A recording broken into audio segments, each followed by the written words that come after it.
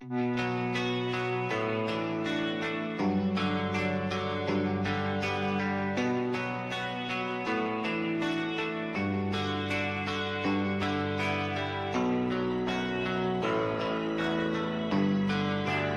are you feeling? How long have you been here? 3 months, May 17th. And what brought you? That's difficult to answer.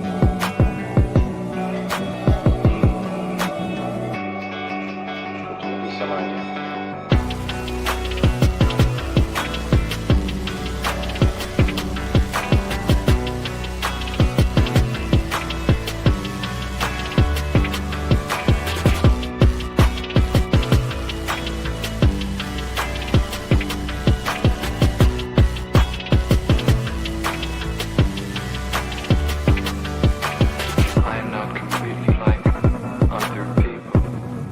What do you mean by that? People dislike me because I am not completely like them.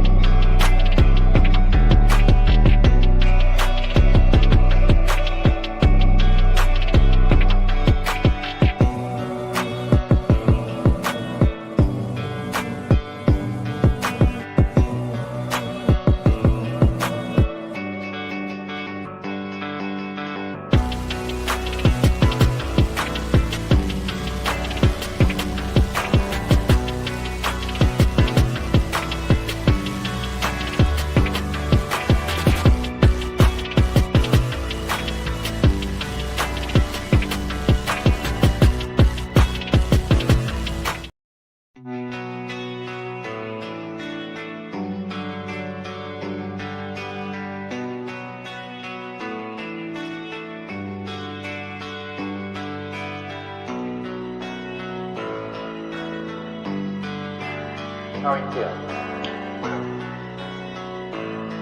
How long have you been here? 3 months, May 17th. And what brought you? That's difficult to answer.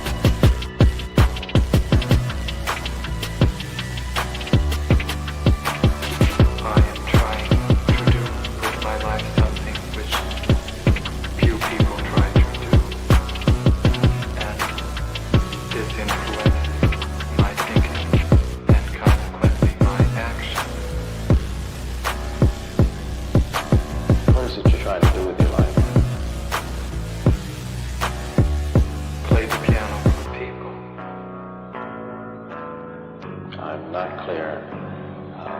How is it that playing the piano for people has eventually resulted in your being here in the hospital?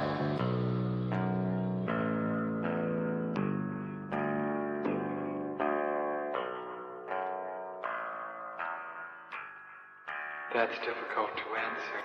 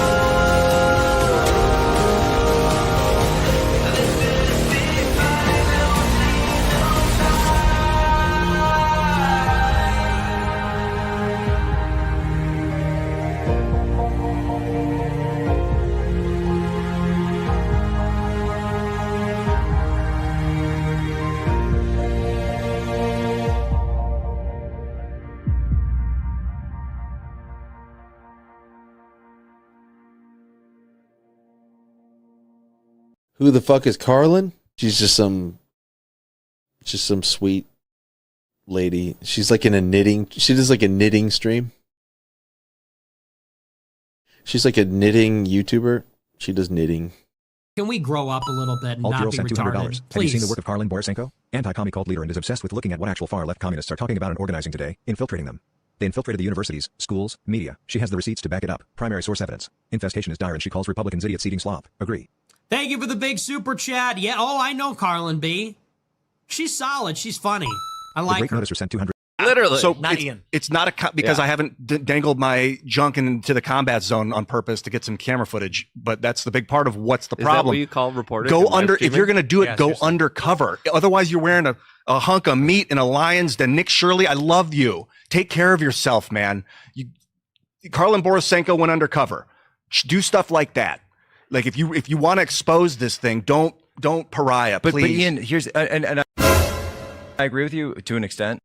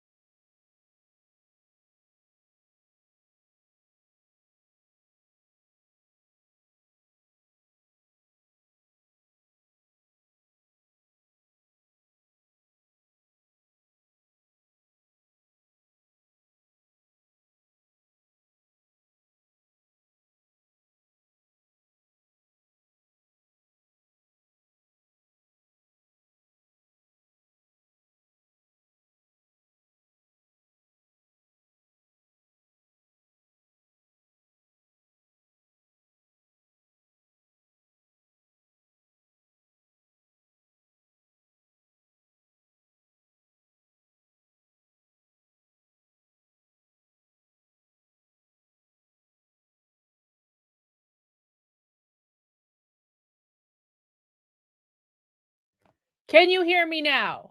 Can you hear me? Can you hear me now? Do you know what happened? Do you know what happened? As soon as I started the stream, my microphone stopped working. Maybe my microphone will work now. Hang on. Maybe if I plug my microphone in, hang on. Will my microphone actually work now? Will it work now or will it still be broken? Looks like it's still broke. Oh, yeah, definitely still broken. Okay. Well, you know what? As soon as I started the stream, my microphone stopped working. And I was like, what the fuck? And so then I was like trying to figure out, I was trying to finagle to get the damn microphone to work. And then I was like, okay, well, I guess we're just going to have to do this on the microphone on my laptop. I guess that's just what we're going to have to do. And that's fine. I can make it work. I can, yeah, it's definitely the Jews. The Jews fucked up my computer. Yep, that's exactly what happened. And obviously we love Jews on this channel. And now I have to get all of my screens back up that I literally just had up a second ago. So you guys are going to have to give me a second here. Wow, because I got a lot of stuff I want to talk about. I got some other stuff I want to talk about other than Nick. We're going to do this in a second. We got beer to do. We got all that stuff. There's lots of stuff going on in the world. Man, but of course I had to restart my browser because in addition to my microphone not working, Chrome decided to update last night. And apparently all I had to do to get the microphone working again was to, refresh the browser, because apparently you just turn it off and you just turn it back on. And that's really all that's required in like 99% of situations in life. You guys know this, right? Like 99% of the time when something goes wrong, you literally just have to turn it off and then turn it back on again. And that's all that's required. That's it. That's all that's required.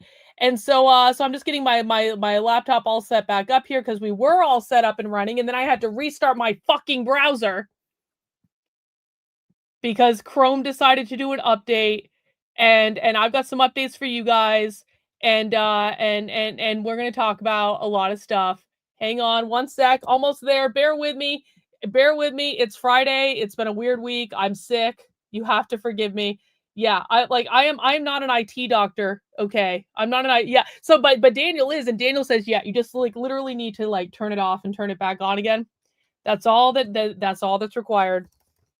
That's all that's required. Just need to get one more thing up on my screen, guys. We're gonna get it up real quick here. I know it because it's not gonna. Well, it may be harder to find than I think. Maybe it's gonna be harder to find than I think. Hang on. Where is the guy who made the Heritage Foundation statement? What is the, there he is. There he is. Got him.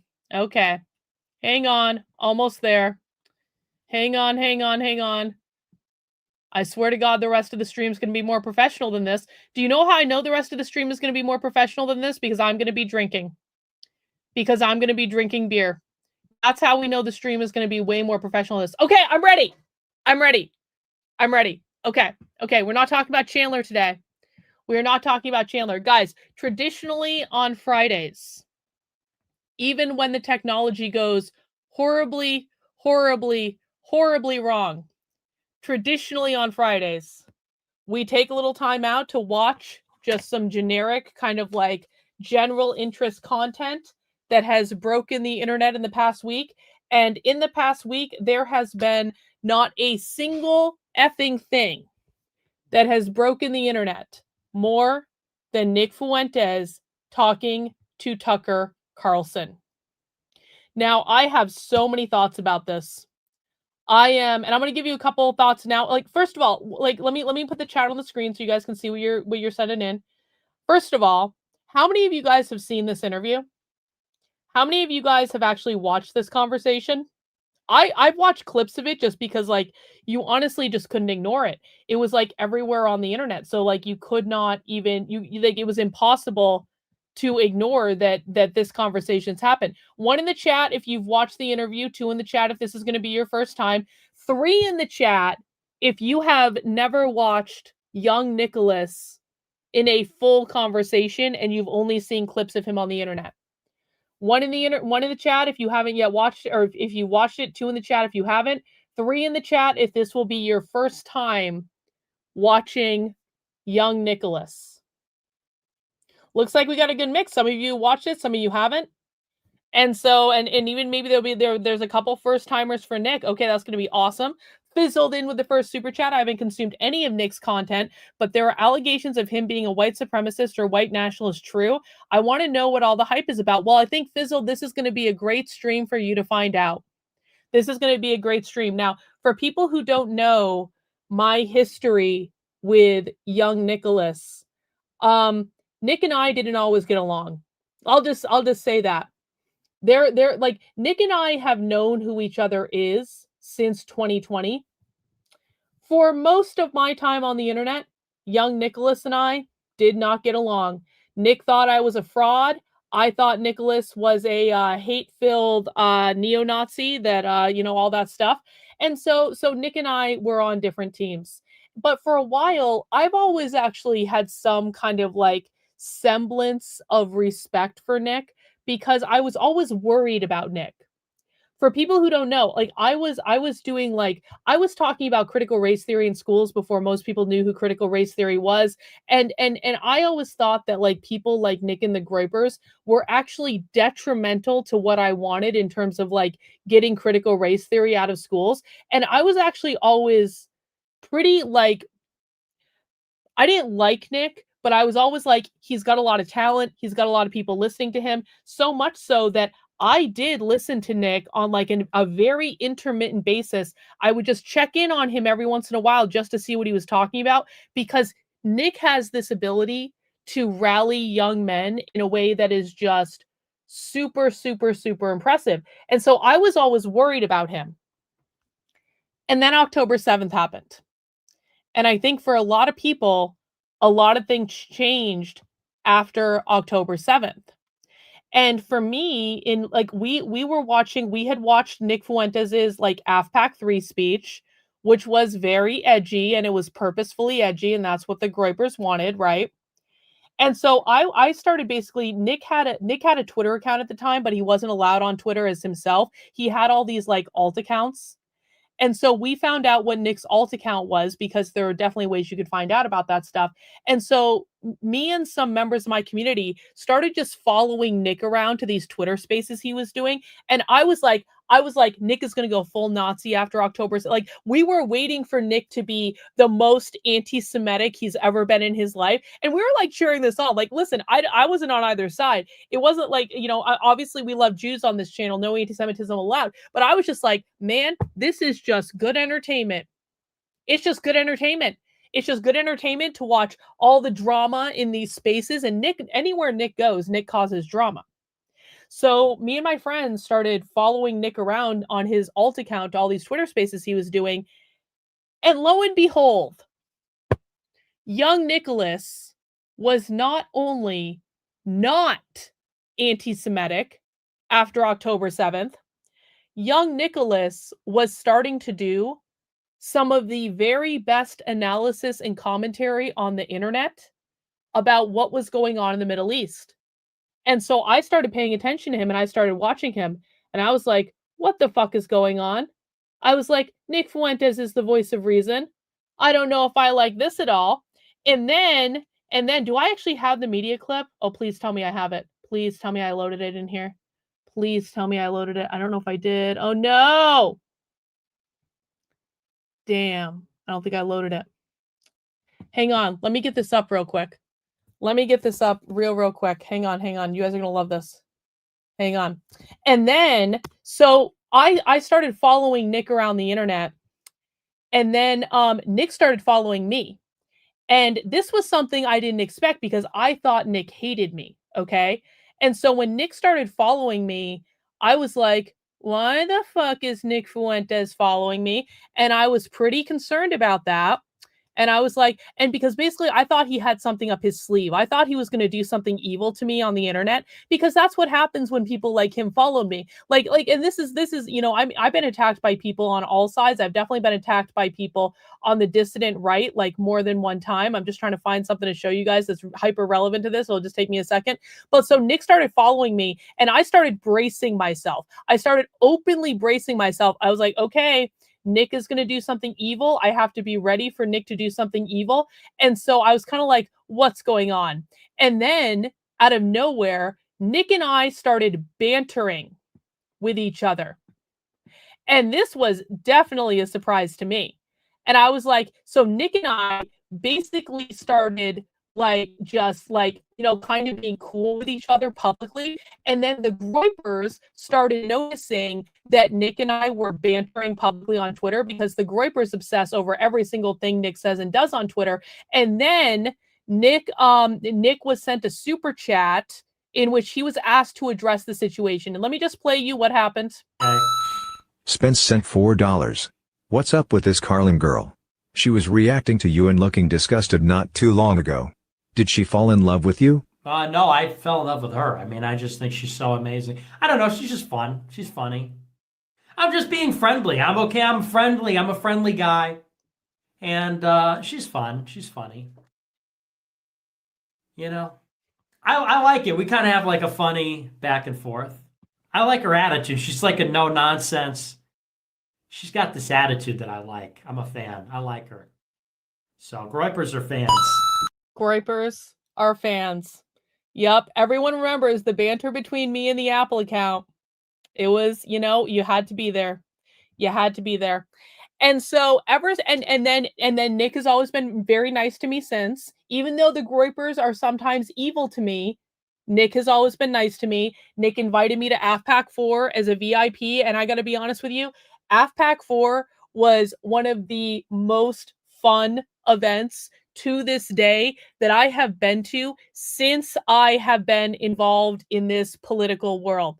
And I've been to conservative events, I've been to right-wing events, I obviously go undercover at leftist events. Those are less fun. But like AFPAC 4, even though the event got canceled and then it was moved to a bar where we eventually ended up getting kicked out and Nick had to be escorted out by police, it was just like, it was the most fun political event that I've ever been to. And even though a lot of the Groypers don't like me, there are actually some Groypers that do like me. And I've met a bunch of them in person. I've hung out with them in person. I went on a road trip with a Groyper last year. Like, I actually do have a great affection for many of the Groypers. And I think that, Nick has built, like, honestly, a really cool community. And I have mad respect for that. I say all this because I want people, hey, thanks, No Mayo, welcome. I want people to really understand, like, I am incredibly proud of Nick. I kind of like, listen, I feel like with Nick and the Groypers, I feel like I have thousands of little brothers on the internet, and sometimes those little brothers are a pain in the ass. But this particular little brother, I have to say, like, I adore this kid. I really do. I don't agree with everything he says. Nick and I have strong disagreements on some topics. But hang on. But hang on, I got a cough. I've still got a cold. Hang on. It's all because I'm saying nice things about Nick.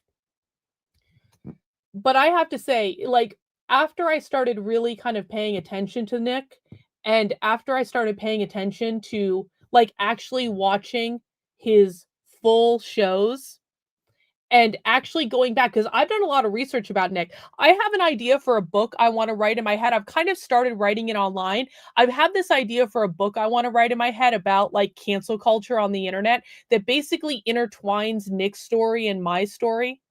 Because one of the things I noticed when I actually started, like, researching Nick's backstory, and I did this separately from anything Nick has said on his shows. He's going to talk about his backstory in this interview. What I realized is Nick and I have been through a lot of the same things. Now, Nick has been through them on a much bigger scale than I've been. I'm not comparing what we've been through in terms of scale, but in terms of being absolutely resoundingly canceled by the conservative right, in terms of being gatekept, in terms of having just massive, massive amounts of shit and smear and defamation spread all over the internet, in terms of having people who just live to hate you every single day, in terms of having just these absurd lies spread about you constantly. Nick Fuentes has been through many similar things to what I've been through, but he's been through it on a much, much, much bigger scale. And I mean, I can't tell you guys, like, for me, I've been doing this for almost 6 years now.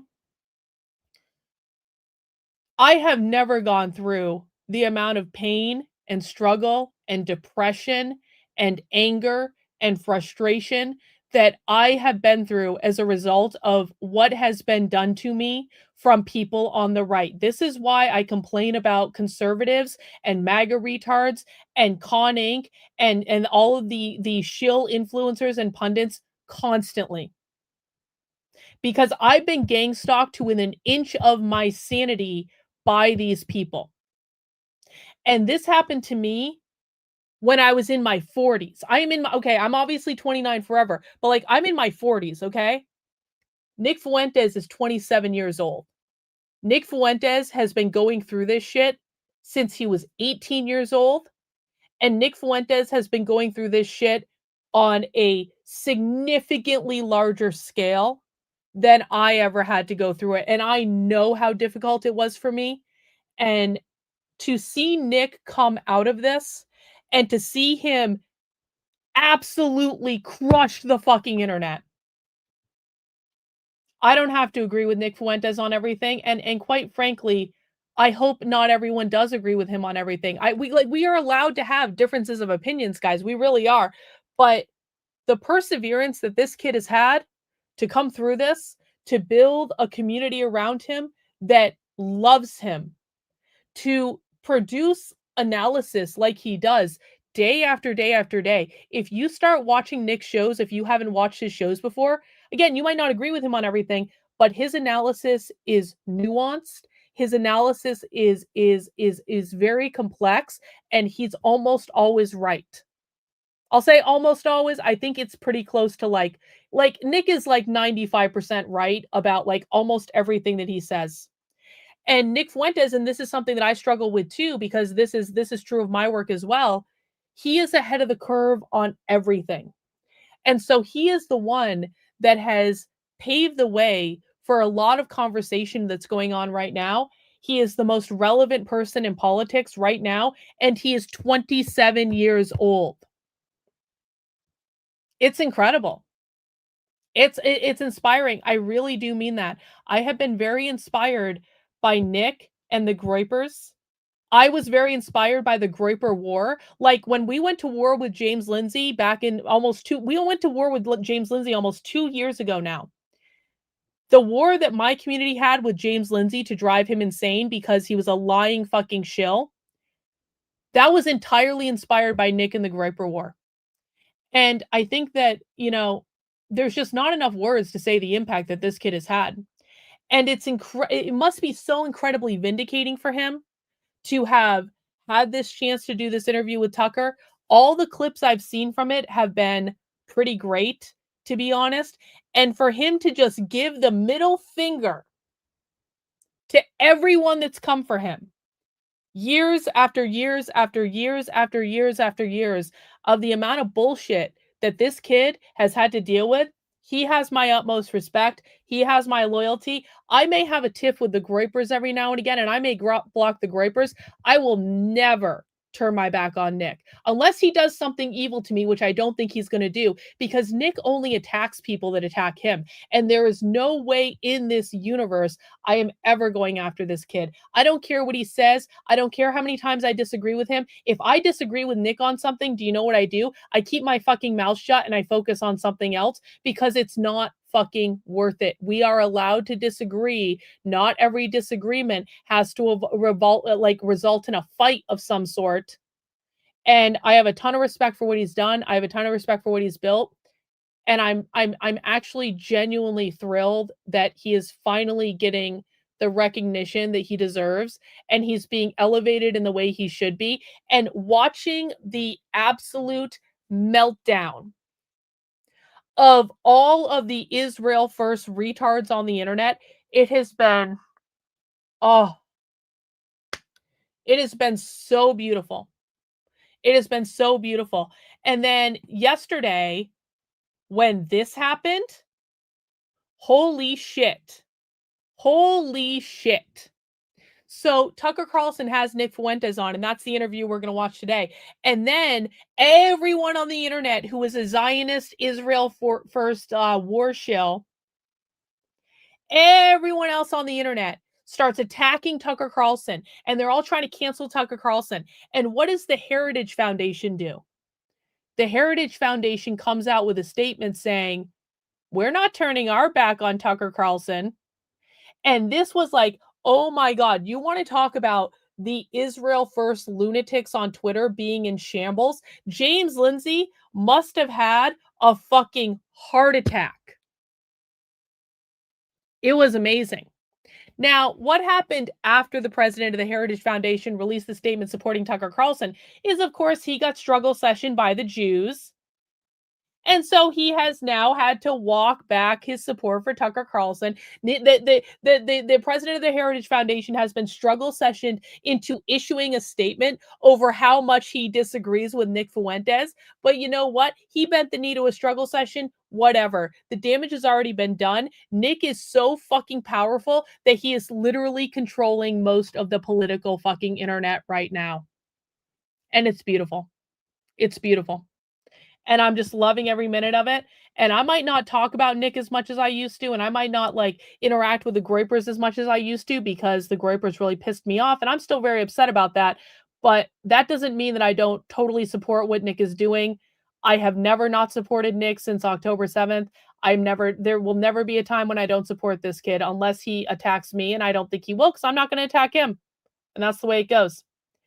And so we're going to be watching this interview today on the channel. And some of you have already seen it, and some of you are going to be seeing it for the first time, and some of you are going to be experiencing Nick for the first time, and I think that's going to be pretty great. But before we get into that, I have a couple orders of business that I want to take care of. Now, the first order of business, do you guys want to do the beer first? Can we do the beer?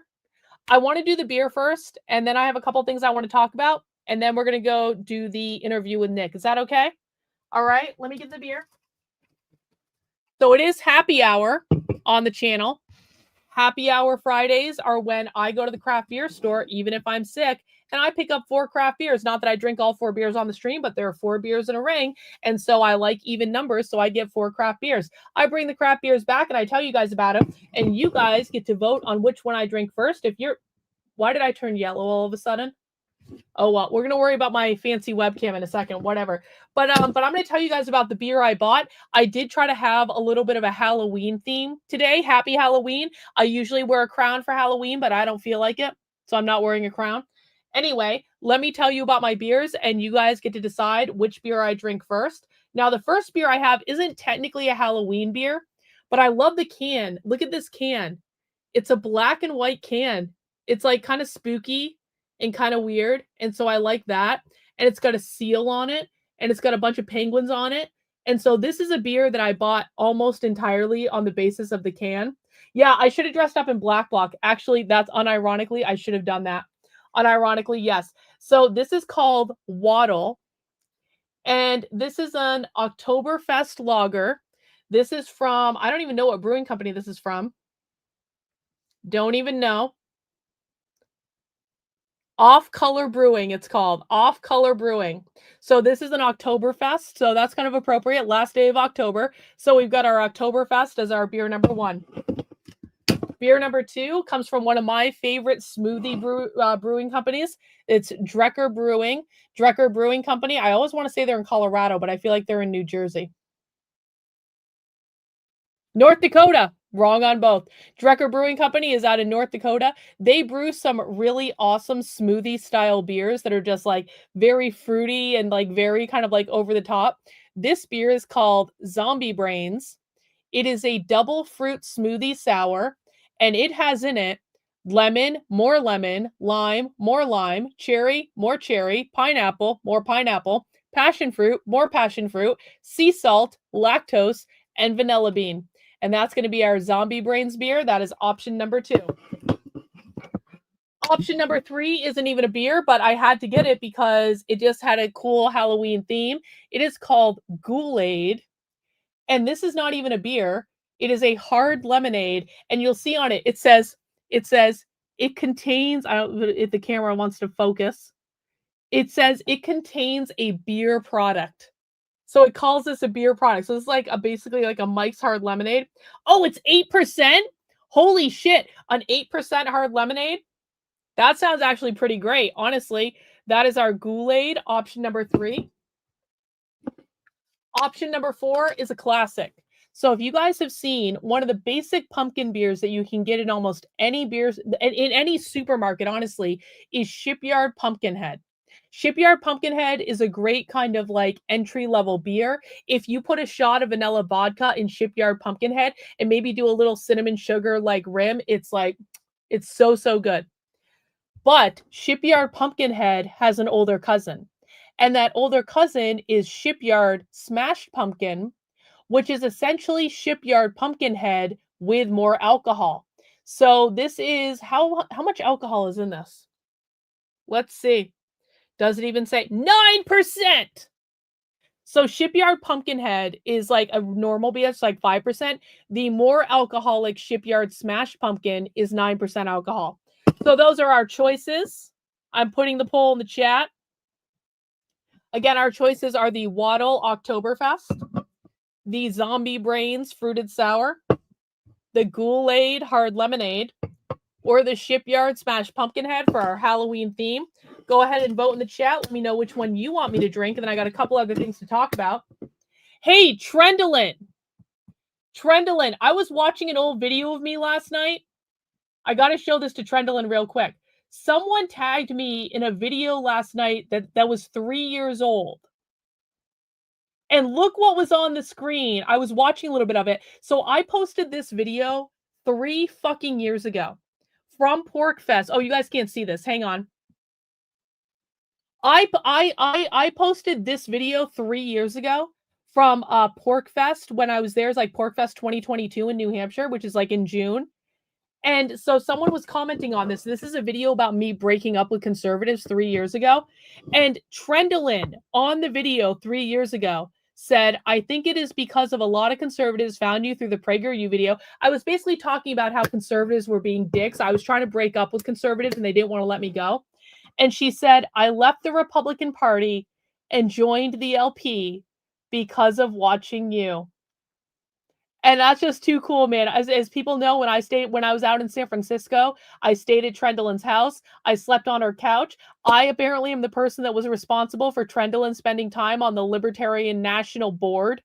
So I'm sorry for that, Trendolin. I take responsibility for getting you into the Libertarian Party and all that stuff. But I thought that was actually kind of really cool because I didn't remember that I was literally the reason that Trendolin joined the Libertarian Party.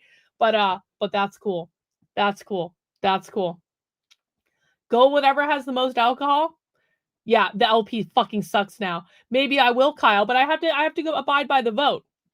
There's still a couple minutes to vote, guys, if you want to do that.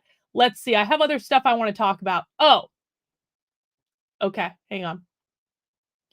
Let me see. Okay. So, guys. Actually, I'm going to get my alcohol first. Has everyone voted in the poll? And shout out to everyone watching on Rumble. I see you guys there too. Okay, Zombie Brains, clear winner. Okay, let's get the Zombie Brains poured, and we are going to talk about the rest of the things I have to talk about. Because I've got a couple more topics to cover before we get to Nick. If you're just here for Nick, hang on a second. This is my stream. This is not Nick's stream, okay? Let's see. Oh, that does look like brains. It's the color of brains. Cheers, everyone. Happy Halloween. Happy Halloween. There you can see it a little bit better. Brain-flavored beer. It's very lime. Oh, shit. That has a lot of lime in it. That's all right. I like lime. Lime is fine. Okay, I got a couple other things I want to talk about. Now, guys, can we be serious for a second? I need everyone to be serious. I need everyone to pay attention. I have a very important announcement to make. You know, I've had some conservative retards attacking me on the internet for the last couple days. And those conservative retards have been going through every single Instagram post that I've ever made. And I have a confession to make to you guys.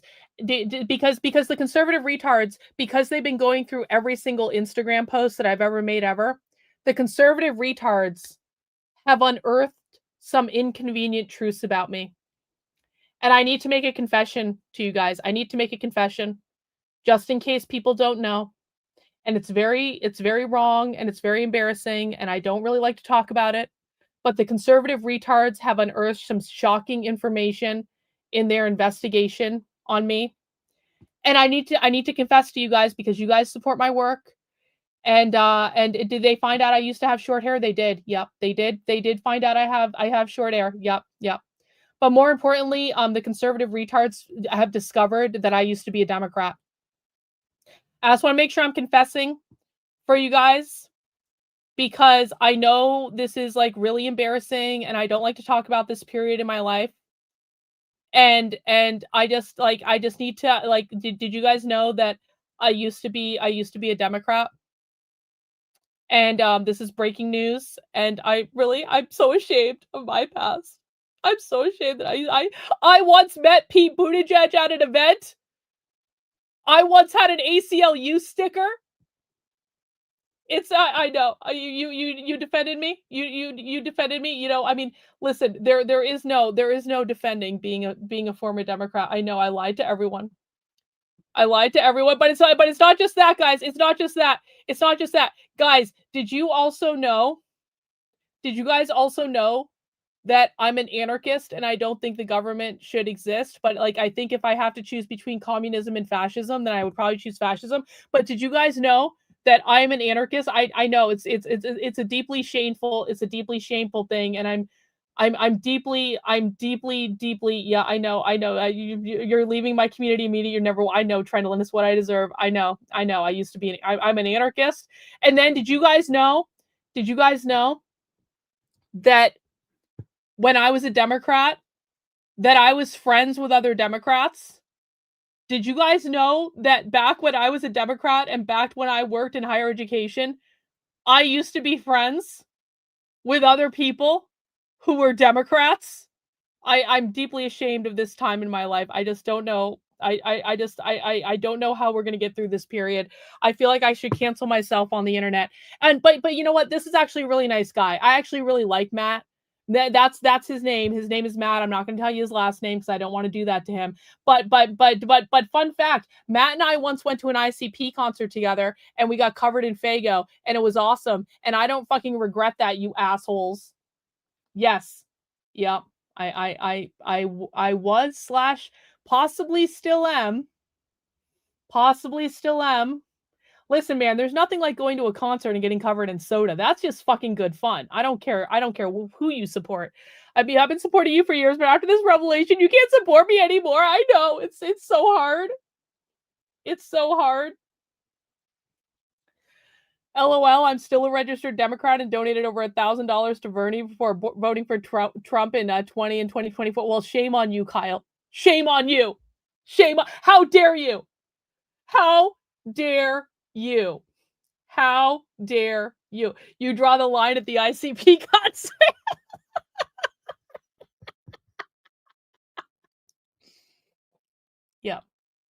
Yeah. But can we be serious for a second? Because I'm actually kind of getting sick of this shit. Can we be serious for a second? You know, last night I did an interview with Chandler. Chandler is like one of the most talked about people on the internet right now because Chandler is the proprietor of the Antifa Safe House.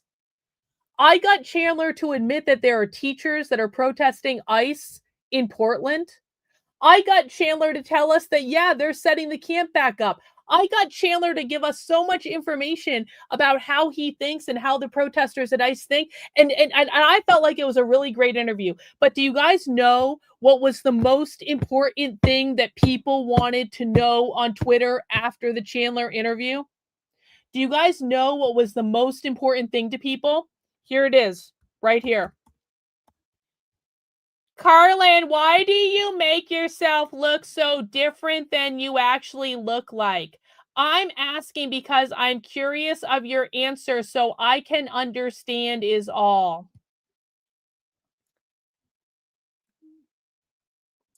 So, the most important piece of information that people on the internet are interested in is my weight. Can I just tell you guys, like, first of all, again, I feel like we do this every fucking day.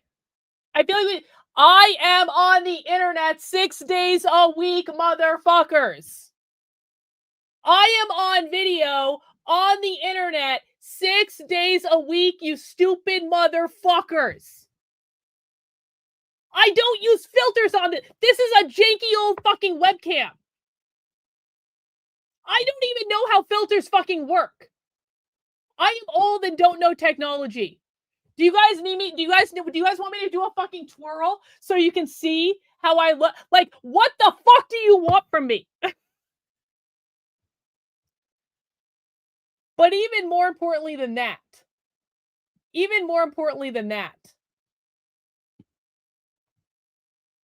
can we just get our heads around the fact, like, listen, if you are so offended that I look different in some pictures than I look in other pictures, that I look different when I'm at different angles and people are filming me doing different things, if you are so offended that I look different when I'm outside the ice facility wearing 3 layers of clothes and have all sorts of shit stuffed into my pockets, which quite frankly, spoiler alert, makes you look bigger than you actually are, but I don't give a fuck. Do you want to know why? It's not my job to be sexually appealing to you assholes. I am a 44-year-old married woman. It is not my fucking job to be sexually appealing to you. And this is what really boggles my mind. I'm not selling myself as some sort of sex symbol here. I'm not even showing you guys my tits. I don't have a fucking OnlyFans. I'm not trying to date anyone. What the fuck? Obviously, I'm 29. Yeah, I'm 29. I'm obviously 29 forever.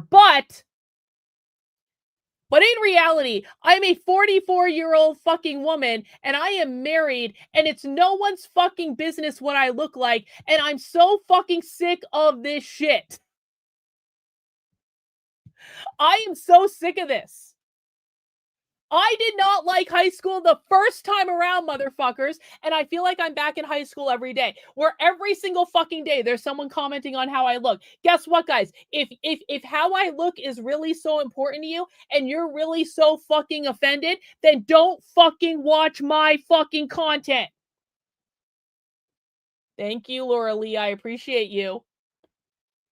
It's just like, you know what, man? You know what? If I wanted to lose weight, you assholes, I would go back to the gym and lose weight. There was a time in my life when I spent hours and hours a day at the fucking gym, probably more than any of the people that are talking about my weight on the internet.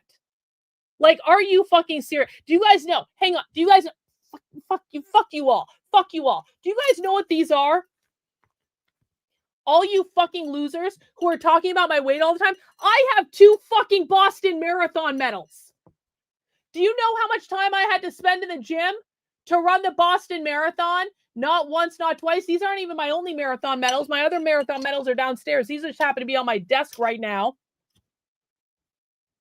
There was a time in my life I was spending 4 hours a day in the fucking gym. Do you guys know that for one of those Boston marathons, I ran 20 miles on a fucking treadmill? Have any of you run 20 miles on a fucking treadmill? Do you know how much that fucking sucks? Don't fucking tell me about working out. If I want to work out and I want to lose weight, I will go back to the gym and I will do it. The reason I don't want to is because I don't fucking want to. I am 44 years old. My back is in pain all the fucking time. I have massive IT band issues from all the fucking running that I did 10 years ago. And I don't give a fuck what you think about what I fucking look like. Maybe I'm working out some feelings right now, okay? But do you guys know I went undercover with Antifa several times in the last 2 weeks? I went to multiple fucking Antifa events in the last 2 weeks. And the number one thing I'm hearing on the internet right fucking now is, you look different than your picture online. Why do you weigh so much? You're fat. Why don't you lose weight? Like, go fuck yourselves. Honestly and sincerely, there is one person in the world whose opinion I care about when it comes to how I look, and that is the man that I am fucking married to. My husband is the only person that's allowed to have an opinion about what I fucking look like. It is so goddamn ridiculous. Why do all of these people on the internet feel entitled to comment on how I look when they're not married to me? They don't have to fucking sleep with me. They don't even have to watch my fucking content. Is this really all the value that that you think I add to the fucking world? You shallow, low-life trailer park fucking trash. So I'm getting sick of this shit. And they can go fuck themselves. And you know what? I will look however the fuck I want to look. I wear my hair like this because I like my hair like this. I usually wear black eye makeup because I like black eye makeup. If I wanted to go to the gym and lose fucking weight, I would go to the gym and lose fucking weight. I don't want to because I have other shit that is important to me right now. I did my time in the fucking gym. I don't want to go back to the fucking gym for hours and hours and hours a day. If you want to, that is your fucking business. More power to you. Have a ton of fun, but stay the fuck out of my Twitter feed. It's exactly like Elon said. Go fuck yourself. Exactly.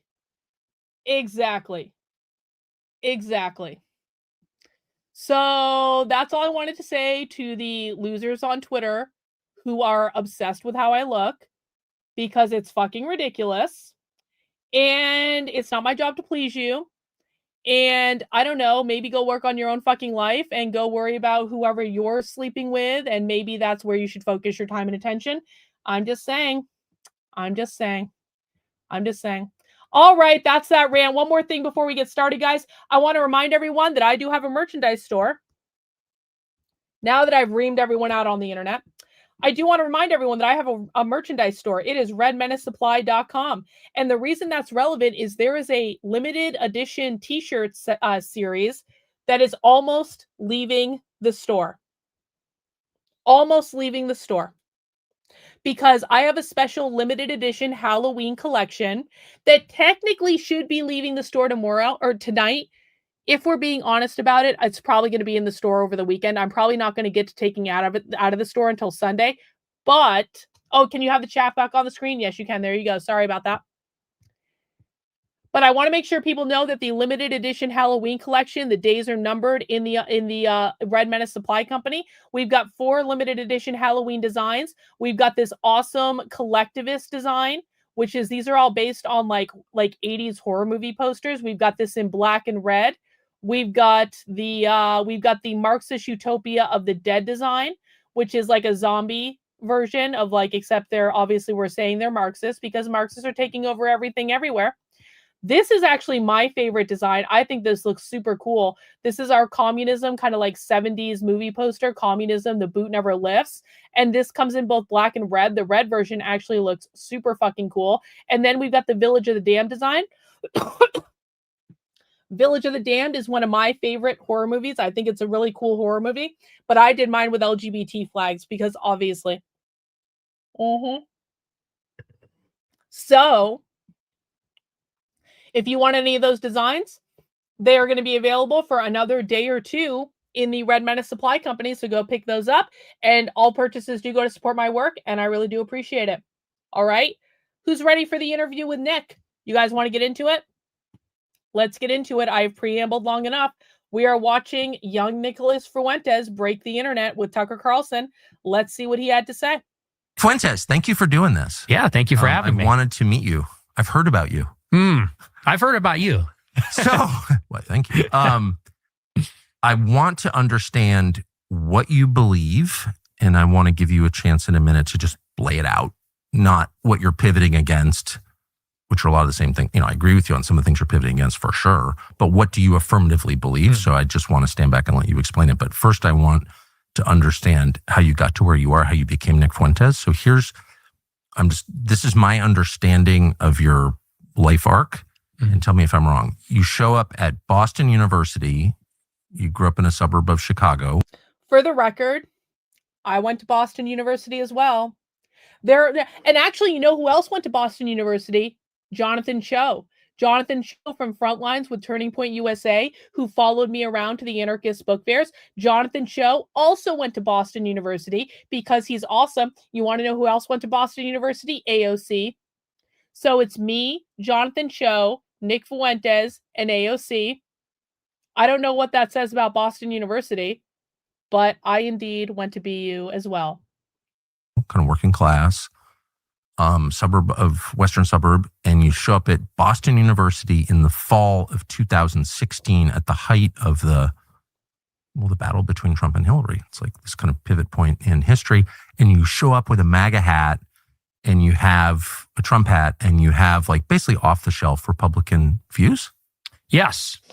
And so describe what the views that you had then, and then describe what happened.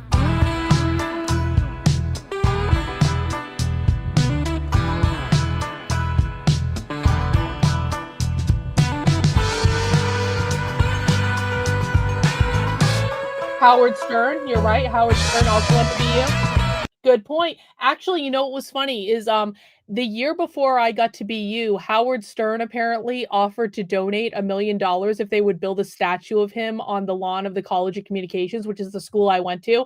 And apparently the university turned it down because there was no statue of Howard Stern, but apparently that offer was made.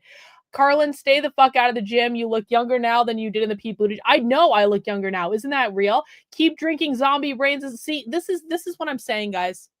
Listen, I was definitely thinner when I was younger and I was spending so much time in the gym. That is absolutely true. But do you know what I get to do now? I get to sit here and smoke weed and drink beer and study socialism on the internet and hang out with you guys. And I look younger now than I did when I was in my 20s, when I was spending all that fucking time in the gym. And you know what? I won. I literally have made a career studying socialism on the internet, smoking weed, drinking beer, hanging out with people who I like, going undercover at things that I find fun, fucking around on Twitter. Like, I mean, I'm living the fucking dream. I don't care what pant size I wear. This is awesome.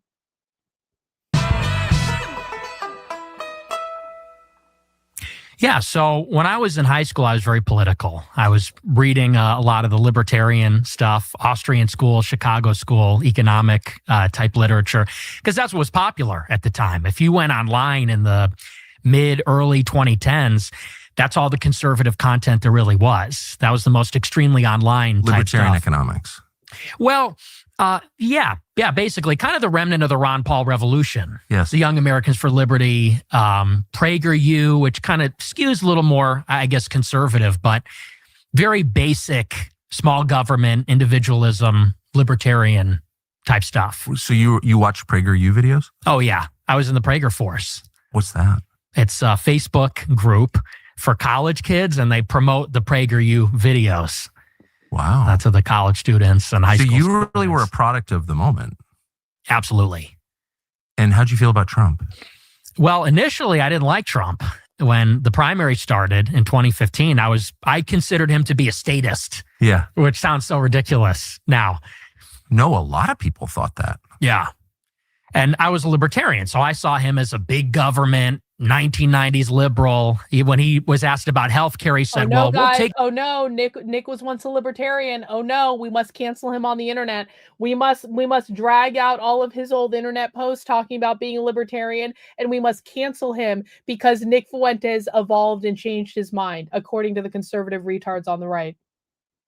Everyone goes through a libertarian phase, guys. Everyone goes through a Oh, well, I should say this. All of the smart people go through a libertarian phase at one point or another. But the thing of it is, I think libertarian is actually a beautiful philosophy. I really do. I love the philosophy of it. In the real world, it's not going to work. And I've seen that directly because I tried being in libertarian politics for years. It doesn't fucking work. Libertarians are fucking insane. They're nuts. You cannot organize to save your life. There's nothing effective that the Libertarian Party is ever going to do. And it's like, I love the idea of it. This is why I say in my heart of hearts, I'm an anarcho-capitalist. I love the idea of it. In my idealized world, yeah, that would be a beautiful reality. But that's not going to work in the real world. And so at some point we have to hinge back into reality and remind ourselves that some libertarians are really fucking stupid and they ruin it for everyone else. And then we have to become fascists. Care of everybody. And I said, I'm a Rand Paul guy, Ted Cruz guy. Those were kind of my people back in 2015. Like Ted Cruz. Like Ted I was Cruz? a cruise missile. No! Does Cruz know that? I don't think so. No, I was actually on his campaign. You were on the Ted Cruz campaign? I don't know if I was on the campaign, but I door knocked in a little village in Chicago in McKinley Park for Ted Cruz. No way. In the Illinois primary. Did he write you a thank you note? No, I didn't get a thank you. He lost, so I guess. Yeah, he did. He did in a very humiliating way. Wow, that's amazing. So what happened? So I, like everybody else in 2016, went through this ideological awakening. And first I shifted to Trump. And the first realization that I had is it started in 2016, actually, because the primaries, started in 15, around April or May, I think was the first announcements. And I had very negative feelings about Trump. And like I said, pro Rand Paul, pro Cruz. But when the actual Iowa caucus happened and the primaries began, I saw that Trump was dominating. And every night in the Super Tuesday, when they had all the big contests, one after the other, I remember the media was furious that he was winning one after the other. And I remember thinking to myself, like, structurally, if I'm a libertarian or a conservative and we want to change the country, we have to win elections. If you want to win elections, you have to bypass the media. I sort of had this realization that the media was really standing in the way. They were the problem. And I had this realization that all the conservatives and Republicans up to that point were afraid to take on the media.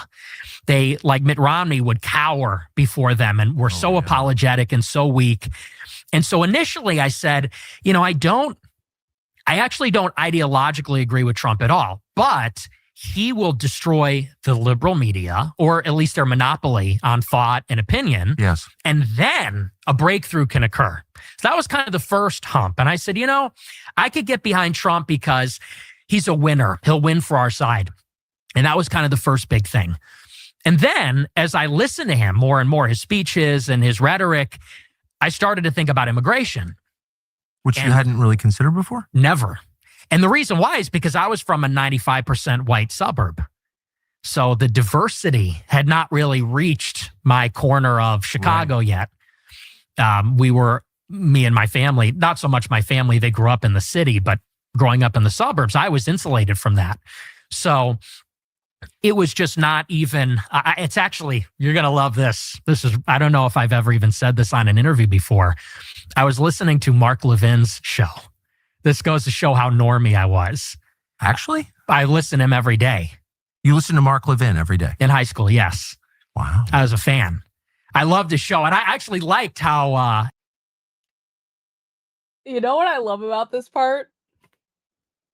I don't know if this is true or if Nick is just doing this to troll Mark Levin. I suspect it might be true, but I also think listen, there is no accident that Nick brought this up. Nick was planning on getting this in there. And I'm kind of like, this is one of the most masterful trolls that has ever been done, because he's playing it straight. I actually think that this might be true, but I think he's also playing it in a way that he knows he is going to piss off Mark Levin. Like, Mark Levin has never been pissed off before. Like, can you imagine? Mark Levin must have blown a fucking gasket when he found out that Nick Fuentes said to Tucker Carlson that Mark Levin was the person that initially inspired him.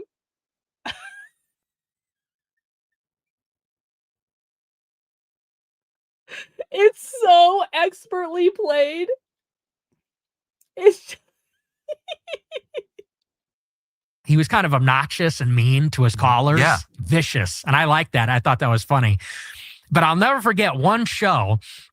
He goes live and he says, America's becoming a majority non-white country. Does anybody think that's a good idea? And I was thinking to myself, yeah, that actually doesn't sound so good. I didn't really even think that America's becoming majority minority like that. Wait, so you were radicalized on race by Mark Levin? Yes. Are you making that up? Or that's a real story. Amazing. Mm-hmm. He planted the seed at least. And then I saw a graphic on 4chan or Twitter, and I'm sure you've seen something similar. It said, this is what the map looks like, the electoral map. If only men vote, if only women vote, if only whites vote, if only non-whites vote. And it became very obvious what the electoral problem is. It's demographics. These immigrants are coming here. They're going to turn Texas blue like they turned California blue. Yeah. I saw it happen. Yeah. And, you know, you look at even the opinion polls. These people don't believe in free speech. They don't believe in the Constitution, the Second Amendment. As a libertarian, the things that are, and as American, things that are important to you, they don't believe, they don't understand these things. And so I said, that's another political obstacle. You've got the media, you've got immigration. So I'm thinking like, well, we're going to vote for Ted Cruz. He's going to be the constitutionalist. We'll vote for Rand Paul. He'll be the libertarian. But what stands in the way of political power for us? It's the media and it's immigration. So I said, well, we got to get Trump to beat the media, build the wall, deport the illegals. And once we set the country straight, then we can actually have our constitutional republic back. That was kind of the idea. And that's the mindset that I had going into college. Amazing. So then what happened? So I go to college and I'm just, at that point, a huge Trump supporter. And you got to understand, for me, for my generation, so I was 18. I turned 18 in August 2016. And to us, That's Trump... amazing. Yeah. Well, because we're like the first generation that was influenced by Trump coming of age in that moment. No, I say it's amazing because when you're living in something, you don't appreciate its full significance. But to be 18 in August of 2016, so this really is, as you're forming your views and really yourself. Yes. It is so surreal to me. Is it surreal to anyone else to watch Nick have a conversation with Tucker Carlson? This is like, I'm watching this and like, I understand that this happened and I understand this is real. And I've seen the clips of this already, but it is still, like, it is a, like, just like, I mean, even just following Nick around for the past couple of years. And I'm sure like many of you in the chat have been following him for much longer than that. And some of you just discovered him. It is a surreal thing to watch Nick Fuentes have just a really civil dialogue with Tucker Carlson. It's like, I don't mean to sound condescending when I say this. I am genuinely so proud of him. Like, I feel like it's wholesome. It's like, it's white pilling. It's like, all the Zionists are losing their mind. Mitchell's saying, yeah, I think that that's true. But it's also just like, I think sometimes we can assume that like stuff like this can't happen. And he did it. Like Nick fucking did it. And it's like, it's a lesson in like perseverance and just like never get it, like, don't, not to sound cheesy like a fucking Disney movie or anything, but like it's a lesson in perseverance, never giving up, never like compromising on your values, and just going hard every single fucking day, which is what Nick does and which is what the Groypers do. And it's like he did it, man. He did it. And I feel like even people that don't like Nick or who are enemies of Nick, it's like even they have to like respect the like kind of like significance of this moment. In the middle of this, we'll admit that we are not the most disciplined snack. No advertisement. No. It's transformative. And you know, so for us, he was like the savior of Western civilization. We looked at him as like and by we, I mean me and all the online kids, teenagers that supported him. We really believed the hype, like Teflon Don, like he could go into any scenario and win. Like he was unstoppable, unflappable. Nobody could score points on him. He just seemed like, you know, they said you can't stump the Trump. Like he could not be stumped. And so he just had this aura of inevitability, invincibility. And I loved that. And so I went to Boston University. I got on campus in September and I was wearing my MAGA hat everywhere, in the dining hall, walking down the street. And it's a city campus. So you're walking down Commonwealth Avenue and, you know, you're in the city of Boston, which is super liberal. And at that time, it's different than it was now. People were getting fired for wearing MAGA hats. People were getting punched in the face. It was like being a Trump supporter was out there actually back then. It was controversial. It was controversial everywhere, not even, you know, just in liberal Boston. But so I was wearing my hat everywhere. You know what's crazy?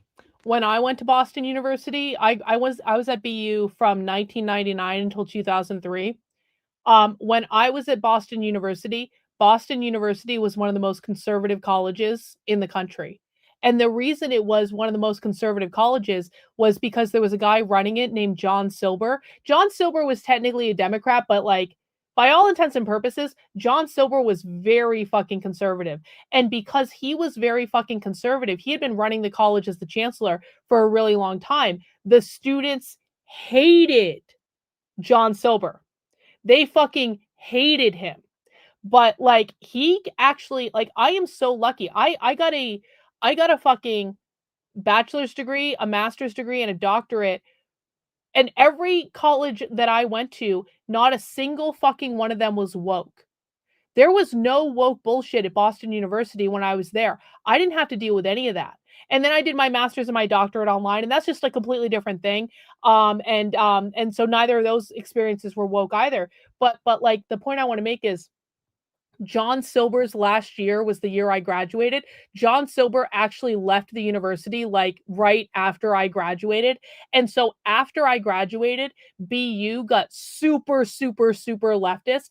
And it's like, I didn't value the college experience I had being at a college that was probably more conservative than most until many years after the fact. And I looked back on it and I was like, oh shit. And that's almost why I almost didn't believe Nick when I first heard his story. I was like, he went to BU. BU was fucking conservative when I was there. BU was not a liberal school when I was there, but it became a liberal school. And Nick went to BU many years after he went to BU, 15 years, 16 years after I went to it. And so in the time between I was there and when Nick became a student there, it had completely changed. And it had completely changed because the one person who I never appreciated when I was at BU, that one person was like the guardian for all the woke bullshit. And as soon as that person left, woke bullshit took over the university. And I have never given BU money since. And BU can go, like, I don't want to say BU can go fuck itself because honestly, I loved BU. I loved going to Boston University. It's like, I love Boston and I had a great time at BU and I wouldn't change a thing. But like, I'm really glad that I went in an era when it was more conservative, even though I didn't appreciate it at the time. And I was just getting accosted constantly. In the dining hall, people would come up and yell in my face. Some black girl in a hijab ran up to me and said, you know what you're supporting? You're racist, this. And I'm trying to get my pizza, I'm trying to get my oatmeal or whatever at the dining hall. This was happening constantly. And so I was going then on Twitter, and I had a small Twitter account with my real name and face. And I had, maybe 200 followers. And I'm posting about my experiences. And I caught the attention of a lot of people on campus for wearing the hat, for posting on Twitter. And they found my Twitter. You've only been there like a month? Less weeks, maybe 3 weeks. This is starting to kick up. And I catch the attention of my peers, and they start going at me on Twitter and giving me death threats. We're going to kill you. How dare you? If I see you, I'm going to beat your ass, that kind of thing. And this is my first experience with this. Now we're all kind of desensitized to it, but that was my first run-in with this intensity from the left. So I file a police report. I get real nervous. And, when you're a student, you can't really avoid other people. You're in a dorm room. Exactly. You're in the, so you're vulnerable. And anyway, long story short, so one of these guys from the campus libertarian group, Young Americans for Liberty, he reaches out to me and says, hey, I'm not going to say his name, but he goes, I go to a school in Boston. I'm from YAL. He said, and I'd like to set up a debate with you and one of these people that's been giving you a hard time on campus because they were doing a lot of events. He said, is that something you're interested in? I said, absolutely. And so he goes around and he asks some of the bigger people that are antagonizing me on Twitter, and everybody says no. And he goes, yeah, no one's going for it. I said, well, can you try again? Can you? And so he finds one guy, and it turns out to be the student body president of the whole university. It'll be you. Yeah, the senior, this liberal douchebag progressive. And he's the student body president of the student government there. And so we set up the debate. It was about a week before the actual election. So I think it was end of October, beginning of November. And they hold it in this auditorium in the center of the campus. And like 300 people show up. So it turns into like this huge, and they're all liberal. They all hate my guts. They're heckling me the whole time. They're yelling at me. we do this debate about Trump versus Hillary. And so I'm there and I'm pro-Trump and I say, I think Trump's going to win. And I'm straight up like ripping the Ben Shapiro talking points. I'm saying, it's got everything to do with culture and nothing to do with race, and diversity's a problem and all this. And I decisively win the debate. It's like not even close. The debate wraps up and this girl who I think I had talked to her on Twitter once or twice comes running up to the stage after the debate, and it's Cassie Dillon. And at this time, she's a fellow at Daily Wire, Ben Shapiro's company. And like I said, I barely knew her. And she comes running up and she says, oh my gosh, I live streamed this debate on Periscope on Twitter. She said, and 30,000 people watched it, and you have like 5 job offers. You did incredible. I said, wow, I don't know what to say. That's great. She goes, you're 18 years old. Yes. So it's like happening very quickly for me, And she goes, do you want to do a post-game interview after the debate? I said, sure. And so she asked me about how I thought the debate went and what my views are and things like that. And, very normal stuff. And then at the end, she says, I just got back from doing study abroad in Israel. She goes, and it was amazing. Would you ever take a trip to Israel? And I said, no, I think I got everything I need right here in America. And she goes, oh, okay. And she wraps up the interview. And that was a little bit of foreshadowing. And this begins a relationship, not a romantic relationship, but we become friends and we start talking. And she's plugged in, like I said, at Daily Wire. She's talking to people at Right Side Broadcasting Network, the college Republicans. I start to develop this friendship with her. And over time, she lands me this show on Right Side Broadcasting Network. And in this time, I'm really starting to lean into America first. I'm becoming more pro-Trump as time goes on. And what really stood out to me was Trump's inaugural address in January 17th. So this was just a couple months later. And in Trump's inaugural, he says famously, a new vision will govern our land. It's going to be only America first, America first. And I said, that's me. Like, that's what I believe. Yeah. I'm an American nationalist. Me too. Fully at this point, not even a conservative. And there was one thing that happened just before that really struck me as strange. And I've told this story before. I'm not going to spend too much time on it, but suffice to say, Barack Obama in the lame duck period. So the Democrats lost the election. He's on his way out. There's a resolution in the Security Council condemning the settlements in the West Bank in Israel. And typically, the U.S. delegation will veto those resolutions condemning Israel. Well, Obama's on his way out. He's got nothing to lose. So the U.S. delegation abstains from the resolution, and it passes. And Fox News and all the pro-Israel conservatives are calling him an anti-Semite. They're saying he hates Jews. He's an anti-Semite. He hates Israel. And I saw that, and it struck me as strange because it seemed hypocritical. It seemed like how when conservatives would critique anything about race, we got called racist, or anything about feminism, we got called sexist. All Obama did was uphold U.S. policy on the West Bank that we've had since 1967, which is we don't support the settlements. I said, how is it anti-Semitic to just be consistent on our U.S. foreign policy? Like I said, which is a Republican-Democrat consensus. And I got attacked for this. I wrote a big article about this. I tweeted about it. I tweeted to Ben Shapiro. I said, I've never seen anything on the Daily Wire that's actually critical of Israel. And he quote tweets me. And at this time, I have 1,000 followers on Twitter. How old are you? I'm 18. I'm a freshman. Still a freshman in college, yeah. Mm-hmm. And this is even before I started my show. And I don't know, I probably got 100 likes on this tweet. It wasn't a viral tweet. He quote tweets me and says, to accuse a Jew of dual loyalty is the surest sign of anti-Semitism. Uh-oh. And this is how it sort of begins. And I see this tweet. And by the way, that was on Christmas. It has got to feel, I'm probably going to say this a lot in this interview with Nick. It has got to feel so good for Nick that is Ben Shapiro even really relevant anymore? I mean, I know he has a show and stuff like that, and people watch him, and he's talking to the Pope, and he's going to Israel all the time and doing all this, that, and the other. But in the ecosystem of the online sphere, is Ben Shapiro even relevant? Do people even watch Ben Shapiro anymore?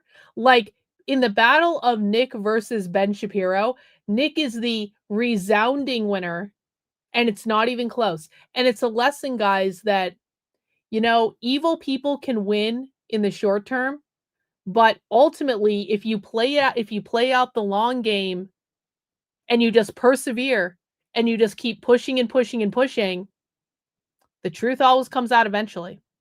Christmas Eve in 2016. He immediately called you an anti-Semite. Mm-hmm.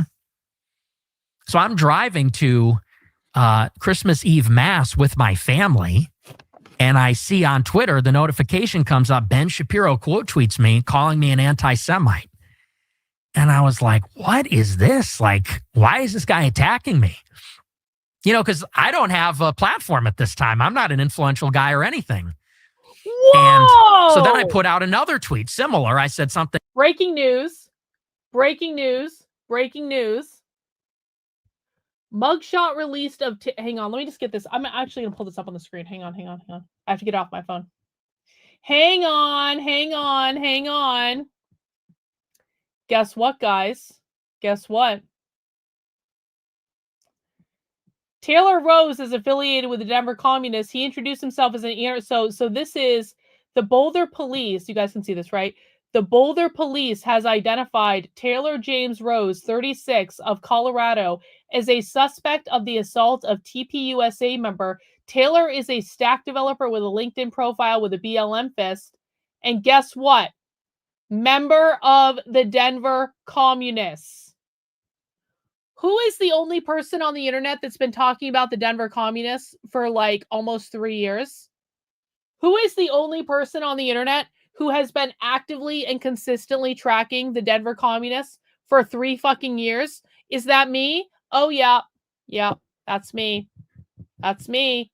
I keep telling guys, isn't it funny that the day before Charlie Kirk got shot, I messaged Harmeet Dillon, who told me that she cared more about capital letters than she did about communists. And I said, Harmeet, someday one of the people that I track is going to start doing things that are violent. And when that happens, I'm going to be giving all of you the middle finger. Oh, wait, someone I track is doing something violent? Whoa. I know we're all shocked at the revelation that people that I've tracked, that I've been the only person talking about for years and years and years and years and years, is doing violent things. I know I am shocked at this revelation. It's an officer with the Denver Communists. All right. W me again. Thing like, if you're China first, you should live in China. If you're Mexico first, you should live in Mexico. If you're Israel first, maybe you should go live in Israel. And again, he quote tweets me and says, you're an anti-Semite. That same night?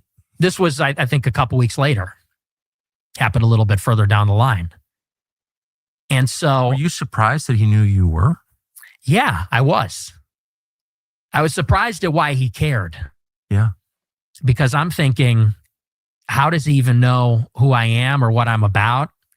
And it turned out that Cassie Dillon, she had texted him earlier and she wanted him to take me under his wing. She texted him after that debate and said, you know, you really like this guy. He's amazing. He did this great debate. She goes, but he's a little too pro-Trump. He's a little too Trumpy. And he goes, I'll take a look. And so I guess the two of them were kind of like grooming me in a sense. They wanted me to go maybe and be a Daily Wire, or maybe looking me as a potential conservative activist or influencer.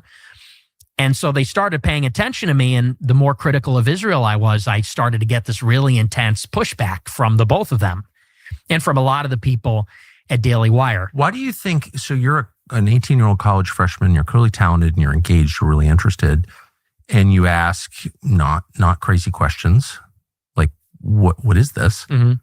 And rather than explain it, they just call you a racist, call you an anti-Semite. Like, that's the first response. That seems like the least effective. Well, it turned out to be not very effective in your case, but that seems like the least effective thing you could do. Why do you think they did that? Well, I think that you have to look at it not in retrospect, because hindsight is 20/20. And so looking back, you could say they made a terrible mistake because look at sort of what they provoked or what they catalyzed. But at that time, you got to consider I'm 18 with no following, with no network. I'm coming from the suburbs of Chicago. My parents didn't go to college. I have no connections. And so for them, it was very easy that if they detected that a promising young guy was going to become anti-Israel in the conservative movement, they could crush that person easily and grind them under the heel. So they sort of were alerted, oh, there's a precocious young guy that isn't on board with Israel. We'll keep an eye on him. And if he gets too vocal or popular, we'll cut him down. We'll crush him. Because at this time, as you know, in 2017, it's a very different time. 2016, 17, any criticism or dissent on the subject was a death sentence. You became radioactive, unhireable, blacklisted, and that's exactly what happened.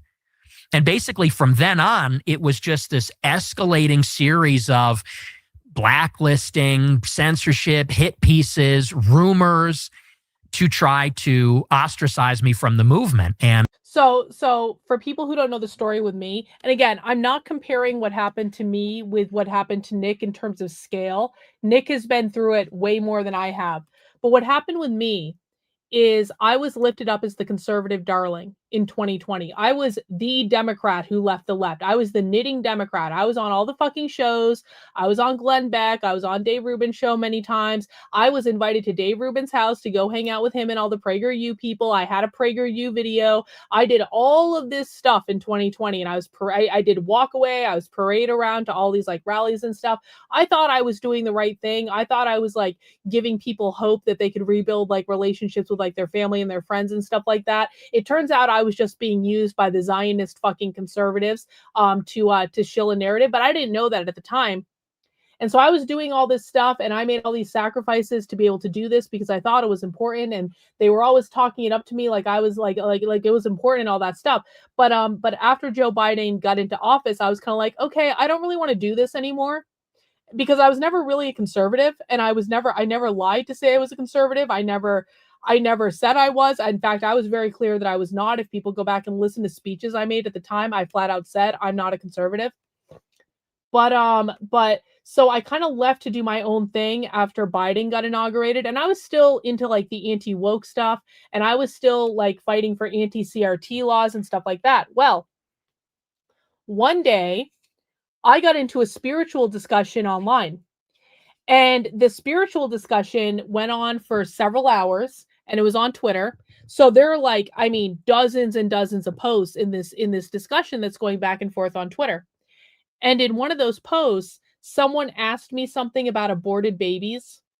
And so my genuine spiritual beliefs are that people choose when they die. And we don't choose it on a human level. We choose it on a spiritual level. We make these choices before we're born. We make these choices for any variety of reasons. We can get into a spiritual discussion another day, but it's not good or bad. It's just like we make choices that are in line with our desires for spiritual growth and spiritual evolution. And so I don't actually perceive death to be a bad thing. I perceive death to be a change in consciousness. I perceive death to be part of what the human experience is. I personally am not afraid of death, because I know that when it happens, it will be the right time and it will be the right moment, and it will happen in exactly the way it's supposed to happen. And I have full faith in that. I'm not afraid at all. I'm afraid of pain. I don't want to be in unnecessary pain, but like I am not afraid of dying at all in any way. So I was being a little bit trolly. And I said, Hitler went to heaven, and people who died in the Holocaust chose to die in the Holocaust. And I do actually believe that, by the way. I do believe that Hitler went to heaven because I don't believe hell exists. I believe that we all go to the same place when we die. There is no such thing as hell. I believe that hell is a human-created invention in order to scare us into submission. I also do believe that everyone who died in the Holocaust did choose to die in some sort of mass event like that. Maybe not the Holocaust specifically, but I do actually believe that we always choose when we die. And so if you're dying in an event like that, that's no different than anything else. And and we can have a discussion about abortion as well. I believe that there's a purpose for that too. Anyway, so I posted that. And again, it was in the midst of a very, very long discussion. Well, I was massively fucking canceled on the internet. I had a hit piece planted on me in Newsweek. PragerU pulled down my video and canceled that. Now, I wasn't actually that upset about PragerU pulling down the video because I was honestly kind of over it at that point. Like, it had gone beyond where I was like, I wasn't really involved at that point. I was kind of like, I just want this fucking video to go away. Like, I was actually kind of over it. I was kind of like, oh, that's actually a blessing. But like, looking back on it now, I'm almost positive the people at PragerU planted that hit piece on me in order to destroy me. And it was like, can you really think, like, I wasn't even relevant in the conservative political sphere. I had already left. Like, I had effectively broken up with conservatives at that point. But because I had developed this following in 2020 and I still had a lot of people following me, they felt the need to destroy me because I was in a spiritual conversation on Twitter and I said Hitler went to heaven because I don't believe hell exists. So where the fuck do you want him to go? Can you really think about, like, I'm just a normal person at this point. I was a normal person just trying to, like, I was working on a book. I was trying to campaign for anti-CRT laws. I wasn't doing anything exceptionally controversial, except that I had a spiritual discussion one day on Twitter, and then all of the fucking PragerU people came after me and started planting stories on me and getting people to post this crazy shit about me, and they tried to destroy my life. They tried to destroy my life. And all of the connections that I had dried up overnight. And it was actually really jarring. And again, like, I think I was in a better position than most because I was really over it. I did not want to be involved in the conservative political ecosystem. I viewed it as like, I did my time. I don't want to do this anymore. I'm not a conservative. I don't agree with you guys on a lot of stuff. But like, it wasn't enough for me to just go away quietly. They had to try to destroy me. And that was very jarring to me. And it was that, along with other things that happened during that time period, I ended up getting really severely depressed because it was like, this is actually, and by the way, at this point, I didn't give a flying fuck about Israel at all. I really didn't care. I didn't know anything about Israel. I kind of knew that the Free Palestine movement was a thing, but I didn't feel any which way about it. I really didn't have any opinion on Israel. I was not anti-Israel. I had never spoken against Israel. Israel wasn't even a factor in my equation. But they still came after me to try to destroy my life, destroy my reputation. Every single hit piece that has been planted on me since then has been directly related to the same people that were involved. If you have heard smear campaigns about me, it's all related to the same thing. And so it's like, I've been through that on the scale that I was. And so when I realized what happened to Nick, and when I realized, like, his whole backstory, I was like, oh shit. They did exactly the same thing to me as they did to him. They just did it at a much bigger scale. And so this is part of why, like, I'm so adamant about, like, I don't give a fuck if Nick and I ever disagree. I really don't. I will never throw this kid under the bus. It will never happen. Because I know, I am very, very aware of the bullshit they put him through because I got put through the same thing on a much smaller scale. And I'll say this too. Once you understand the pattern, it's not just Nick and I that have been through this. It's really not. They do this shit to people all the time that they can't control. And the people that they do this shit to, people have got to stop buying into smear campaigns that are spread on the internet. Because almost any time someone has a smear campaign spread about them on the internet, it is directly related back to this issue. And again, like, Elijah Schaffer is another person. Now, Elijah Schaffer is not a perfect person by any means, but I adore Elijah Schaffer. I think that, like, what Elijah Schaffer has done and what he's built has been incredibly impressive. But they've done the same thing to him. They do the same thing to anyone that doesn't follow the approved talking points. And so it's like, people have got to be smart about this. And one of the reasons I do actually want to write a book about this, and again, I mentioned this earlier, I actually have a book started called Nick and I, because I want to write a story that is not, it's not a story, it's a nonfiction, but like, I want to write a story weaving together like Nick Fuentes' experience with my experience, with the experience of other people who have been through stuff like this. And what I want to do is I want to help people identify what this is. Because if you can identify when this stuff is happening to someone, those are the people you need to listen to. Lauren Chen. Lauren Chen got massively fucked over by the conservative right. Lauren Chen got massively fucked over for exactly the same reason. God bless Lauren Chen, man. For real. Got a couple super chats. Hey, thank you, Wild Style, for the very generous super chat. Dr. KB, what are your thoughts on the NYC mayoral election? I'm not from NYC originally. I'm from NorCal. I'd like to know what your take is in relation to the extensive communism and socialism research. Do you believe the polls that Mondami will win? Oh, yes. Yeah. Zoran Mandami is 1,000% going to be the next mayor of New York City. There is nothing they can do to stop him. The reason is, and I've gone inside Democratic Socialists of New York meetings, so I know this directly from them. There are over 30,000 individual volunteers working for Zoran Mandami. Andrew Cuomo has nothing like that. Curtis Siwa has nothing like that. There is no infrastructure that either the Democrat or the Republican has that's going to beat the infrastructure of the DSA. The DSA has got this locked fucking down. There is no way that Zoran Mandami is going to lose this election. If you want to place a bet, I think that's one of the safest bets that you like. I mean, listen, man, I could be wrong. Obviously, there could be an act of God or something. Like, I don't know. Like, I don't like, you know, there could be an act of God that intervenes, but like barring an actual act of God, there is no way that Zoran Mandami is going to lose this election. And so it's going to be really interesting case study in what happens in New York. And I think it's going to be fascinating for all of us to watch. I do appreciate the super chat. I'm wishing Alex Stein the best on his next endeavor. Yeah, Alex Stein got canceled. 99 Alex Stein got canceled by the Blaze. That's really sad. I love Alex Stein. Alex Stein is incredibly talented. I think Alex Stein is very funny. And, you know, it's not going to be the last we hear from him. That's for sure. Yep. Kim Iverson, also a real one. She's awesome. Love Kim Iverson. While you're a college student? Yes. As a freshman, yeah. Most coffee companies sell weakness, watered down drinks from faceless corporations that don't. What happened is my mic broke literally as I went live. So I'm using my laptop mic right now. We're just dealing with it because I could not control that my mic broke literally as I went live on the internet. Verlnator. Okay.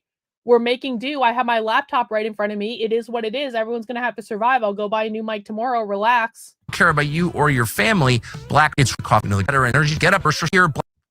Visit coffee. So looking back with that 2020 hindsight, I mean, Ben Shapiro seems like a big part of your political evolution. Yes. You went from a fan / acolyte to an opponent and then just pivoted against everything. Yeah. That he believes. Yep, real. Yeah, it was real. Because it was this new dialectic that Trump forced. Yeah. Trump planted the seed. And the seed was America first. Yes. So once you accept that, a lot of the way we're doing things becomes impossible to support or justify. Right. The contradiction becomes apparent. It gets moved to the center and it becomes unignorable if you're consistent. So what kind of efforts did they make to make you go away? So this is a couple of months down the line. You know, first they would try to dissuade me from asking questions because I was friends with a lot of the Daily Wire writers, not just Cassie Dillon, but many of them were Jewish. And I would ask them point blank. I would say, so why do we give Israel all this money? $3.8 billion per year? What is that for? And they would say, well, you know, there's a really good answer for that, but you're asking it in the wrong way. You're asking it in an anti-Semitic way. I'd say, I'm asking for the proof. You know, what's the argument there? And so first it was the sort of, hey, man, could you kind of tone it down? Maybe just don't bring that up so much. But I was persistent because at this time I was genuinely inquisitive. I wanted to know, is there an actual reason? And I was actually expecting that there was a really good reason for all of it. And the more that I read, the more that I dug into the subject, the more I found out there's a lot of these neocon Jewish types behind the Iraq war. There's the foreign aid complex, which is really unique. There's AIPAC, which is this intense foreign lobby where it's bipartisan. It seems to be the only thing that the parties can agree on. And so it just made me burn more with curiosity. So I just kept asking them. And eventually they said, you know what? We're not going to talk to you anymore. And these are my friends. I met them, went to Christmas parties with them. And all of them one day said, you're done. We're blocking you. We're never going to speak to you again. We're never going to have you on our show. And I said, wow, like this seems like inhuman. I'm struck by how impersonal this is. Like here, I thought we're friends. We're all conservatives. Maybe we disagree on one issue. Now I'm being canceled by the right. So I was shocked by this. When was this? This was February or March 2017. So you're still a freshman in college? Yes. Are you even paying attention to college at this point? No, not at all. And my grades started to suffer because I was just really focused on this. So that's pretty young to get canceled and pretty young to have friendships destroyed over politics. Like that's usually, like decades down the line. Right. What did you do? Well, I just became more emboldened. And so I took this story on my show. At this time, I was on RSBN and I had this show, which I named after the inaugural. It's called America First. And I would kind of subtly bring up the Israel topic and say, this is something you're not allowed to talk about. This seems like an apparent contradiction. It's a big problem. And they escalated their attacks. Cassie Dillon would call my boss, who she was friends with, at RSBN every day for weeks, saying, you'll never believe what Nick said on his show tonight. It's so racist. It's so bad. You got to take him off the air. It's going to make you look bad. And I would then get word from my boss, Joe Seals. He was the founder at Right Side. And he would call me up and say, I don't know what has gotten into Cassie. I thought you guys were friends, but she is calling me every day hysterically, demanding that I fire you. And I was like, wow. So it just keeps getting worse. It starts with this, they're very weird about the subject. Then they don't want to talk to me. Then they're trying to get me fired. And I'm thinking, okay, so clearly what I'm asking about, there's some truth there that they don't want. I should have asked you this earlier. Did anyone during the course of, pre-cancelization say to you, here are the reasons? You're not asking the question correctly, but there are reasons that our foreign aid to Israel is so high. And here's what they are. They did, but in a very general and vague way. As you know, it's never specific. They would say things like, well, they're our partner in the Middle East. They're a democracy in the Middle East. Just as very vague. It's rhetorical. And I read The Israel Lobby by Mearsheimer and Stephen Walt, and they break it down very succinctly that there's no real strategic benefit. Actually, there's strategic liability. Eastern Mediterranean is not a strategically important region. The intelligence that Israel provides is not useful. Actually, it's detrimental because they frequently lie. The technology we give them, they pass along to the Chinese, which was a big scandal. So I would give them all this and say, yeah, that's not adding up. And they would say, yeah, well, you really just can't talk about that. Your friend said that to you? Yes. Wow. Okay, so what happened to your job? The Right Side broadcasting gig? Eventually, I got fired. I got kicked out. Why? Because one of these clips that Cassie Dillon had a problem with, she ran it up the flagpole. She took it to Media Matters, actually, which is a left-wing outfit. They're like a cancel mill. And wait, the Daily Wire person took it to Media Matters? Yes. Are you sure? I'm 99% sure. Huh. What was the clip? It was a clip, ironically, where I was talking about the travel ban, the so-called Muslim ban, and I was defending it. And I said that the First Amendment does not protect foreign nationals. It doesn't protect Salafists, Wahhabis. Right. He's like, I said, they're saying that there's a constitutional right for radical Muslims to come here. And I said that, how are they protected by the First Amendment? They're foreign nationals. And the authorial intent of the First Amendment was actually not even to protect that to begin with. It's kind of anti-Christendom radical ideology. So it's something, ironically, that probably Shapiro and Cassie would agree with, but they recognize the currency that a clip like that would have with the left, because the left could say, you're Islamophobic, you're racist.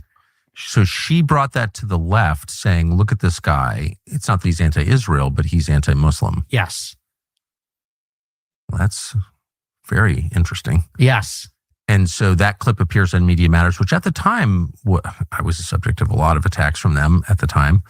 And people kind of listened to them. Yeah. Including on the right, they listened to them. Yes. So what happened? So I had to write an apology. My boss called me up and said, you need to apologize for what you said. For being anti-Muslim. Yes. And so I didn't write, I'm sorry, but I had to write something like, well, I should have chosen my words more carefully and this, that, and the other. And ultimately, then they fired me Anyway. a couple weeks later. Yeah. What was the pretext for that? Well, they wanted to get in the White House press office. They wanted a press pass. And they said, the stuff you're saying on the show isn't like a good look for Right Side. They're not going to let us into the White House if you're with us. But the pressure in this scenario came exclusively from the Daily Wire. Yes. Yes, because, and here's how I know why. My show got maybe 100 live viewers every night. Not a powerhouse show. No. So the Media Matters was not onto me. They were put onto me by people in the right that wanted me canceled. Listen, I've always told people, and I think if you don't believe me at this point with the amount of bullshit that I've had to put up with in the last week, sorry, sick, sorry, forgive me. If you guys don't believe me that most of the attacks that I have to deal with come from the right, not the left, just consider the fact that it was the right that canceled Nick Fuentes. It was not the left that canceled Nick Fuentes. It was the right that canceled Nick Fuentes. And that was true from the very fucking beginning. And that's always been the case with me. And I know people are surprised by this. I know people don't want to believe this. But like, I was undercover with Antifa for like several times over the last 2 weeks. I have all their propaganda sitting in my bedroom waiting for me to not be sick anymore so I have a chance to focus on it, okay? I have not been attacked by the left in the last 2 weeks. The left is annoyed by me. They might be pretty pissed off. They might even put me on a hit wall at one of their events. Okay, whatever. But it's been the right that's attacking me. It's been the right that's trying to cancel me. And that has been my experience for the last 6 fucking years.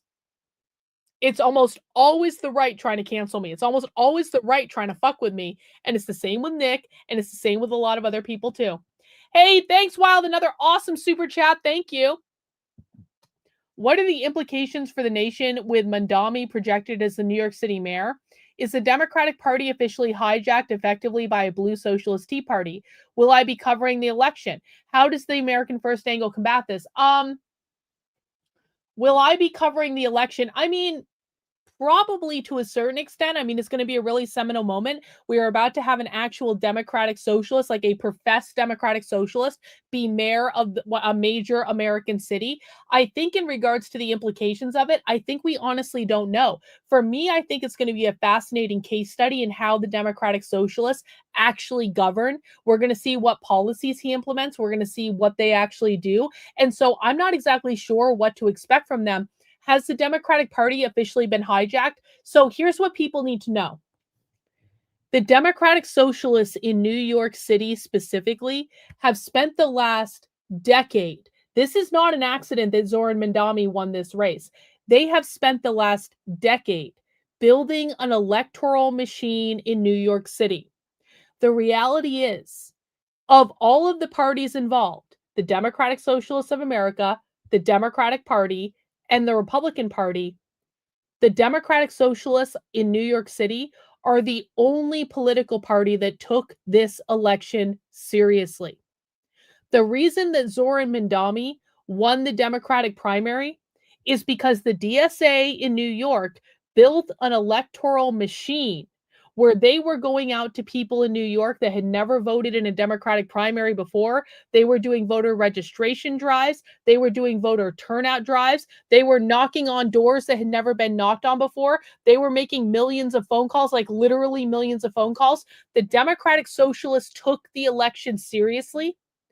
Andrew Cuomo and the Democrats did not take it seriously at all. And the Republicans nominated a radio show host that wears a beret. And I've heard about Curtis, and he seems like a really nice guy, and I don't mean to shit talk him, but the Republicans do not have a serious candidate in the race. Andrew Cuomo took the race for granted and thought he was assured of it because he didn't think the DSA was going to do anything. The DSA took it incredibly seriously. They had over 30,000 volunteers on the ground shilling for Zohran Mamdani. The DSA has built an electoral machine in New York that I don't know how it's matched. So do I think that they've taken over the Democratic Party? No. I think that this is very specific to New York City, where they have built that electoral machine. But the DSA is building a national electoral machine based entirely on what has been done in New York City. And so that's certainly something we're paying attention to.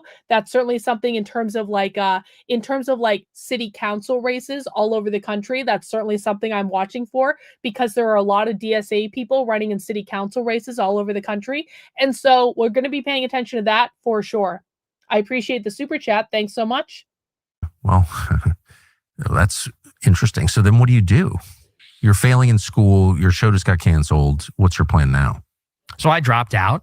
College. Mm-hmm. Yep. And I hated college, and it was very expensive.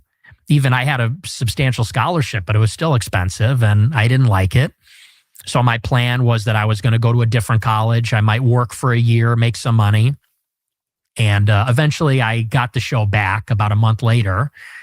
They came back, and by popular demand from my 100 viewers who were very dedicated, Right Side offered me the show back. And so I took the show again over the summer. And then I applied for a job at the Leadership Institute. And that was kind of the next big saga. But you didn't get that job. No, I did not get the job. Why? Well, I was told, because I knew people that worked there, that were field representatives there. It was a field representative job. And so I went out for a job training at the end of July 2017. So after that second semester, and I applied for this field rep job. It was this 2-week training. And I go there, and on the first day of the whole thing, they go around the room of all the prospective applicants. It's like a big tryout, basically, for 2 weeks. And they wanted to get everybody to break the ice and know each other. So we did introductions. They said, say your name, how old you are, and why you're a conservative. And at this time, people are not where, let's say, we are right now. They're not America first. They're not anything like, they're not talking about great replacement. That's not on the radar for them. No. So you go around the room and you hear stuff about small. Thank you. I actually just ordered a new microphone on Amazon, and I ordered like an adapter and stuff like that. So it should be here tomorrow. And it's about $100, but I'll take the 50, and I appreciate that. And don't you dare send the other 50, Murphy Spool. I appreciate it. That was that, but that is a fine contribution, and I really appreciate you. Love you, bro. Appreciate all the support you've given me over the years. Don't you dare fucking send me another super chat, though. I appreciate it, but don't you dare. I know what you're gonna do. You're gonna want to pay for the whole thing, and I don't want you to do that. I already bought it. It's already taken care of. Don't worry about it. All government, free markets, personal responsibility, that sort of thing. And they get to me, and I said, well, I'm a conservative because we're losing our civilization because of mass immigration. America doesn't resemble America anymore. France is no longer France. I said, and if we don't conserve the demographics, forget about the rest. That's what we need to conserve. And I said that. And I was told later on that at that moment, I was immediately disqualified by the people that were running the job training. On what grounds? They said that was too far right. That was too extreme. Worrying about who lives in your country is far right? Apparently. Yep. When we started this show, we were looking for a very specific you changing at this point. So at this point, I'm realizing that something is deeply wrong here in the conservative movement, because we were led to believe in those days of the campus culture wars and Gamergate and all that, is that we're the marketplace of ideas and we're about free speech and the rest of it. And here I am being like nuked from orbit by Ben Shapiro as a kid, and for asking what I thought were reasonable questions. Because I didn't come from some strange background. I come from a normal home. My parents are Catholic. They're married. We came from a relatively affluent suburb. I went to Lyons Township. That's like a very affluent high school. In other words, I didn't wake up as like the son of William Luther Pierce. I wasn't like a skinhead or something. I was like a normal guy that was like, yeah, like country's too diverse. We're too pro-Israel. Like this is reasonable. And I was just getting sandbagged for it and blacklisted. And what's more, nobody cared. Like, because I remember going on Twitter and saying like, why isn't anyone sticking up for me? Where's Dave Rubin? The free speech warrior. Where's he on this one? Where's Shapiro? Where's all these? So fucking real. So fucking real. A week after I was canceled for saying Hitler went to heaven, because again, I don't believe hell exists. I believe literally everyone goes to the same place. I believe God loves all of us unconditionally. A week after I was canceled for saying Hitler went to heaven, Dennis Prager released a video where he said, hell doesn't exist. And I was like, so you're telling me that my life was turned upside down, that you assholes canceled me, that you assholes planted hit pieces on me, and you literally believe the same thing that I do? And you're literally releasing a video a week after this happened saying exactly the same thing I was saying, but none of you would stand up for my right to have that opinion when I didn't think I quite frankly, guys, I don't believe the opinion that God loves everyone unconditionally and there is no hell, and so therefore everyone goes to the same place after we die. I don't think I'm being offensive, and I don't think I'm being anti-Semitic. If I believe everyone goes to the same fucking place after we die, that includes Hitler, whether you fucking like it or not. I believe God loves Hitler unconditionally in the same way that God loves Nick Fuentes unconditionally, in the same way that God loves Dennis Prager unconditionally, in the same way that God loves Dave Rubin unconditionally, in the same way that God loves Tucker Carlson unconditionally, in the same way that God loves literally everyone that has ever been born or will ever be born unconditionally, because we are all from God, and that is our fucking birthright. No matter how imperfect we are, no matter how many times we fuck up, no matter how many times we do bullshit in this lifetime, I believe that God will always and forever love all of us unconditionally, and there is no fucking hell. That is a human created invention. We all go to the same place after we die to evaluate how we live this life and what we can learn for next time. I believe that. And you know what? I don't think that's offensive, and I don't think that's anti-Semitic, and you don't have to agree with me, and that's fine. We are all allowed to have different belief systems.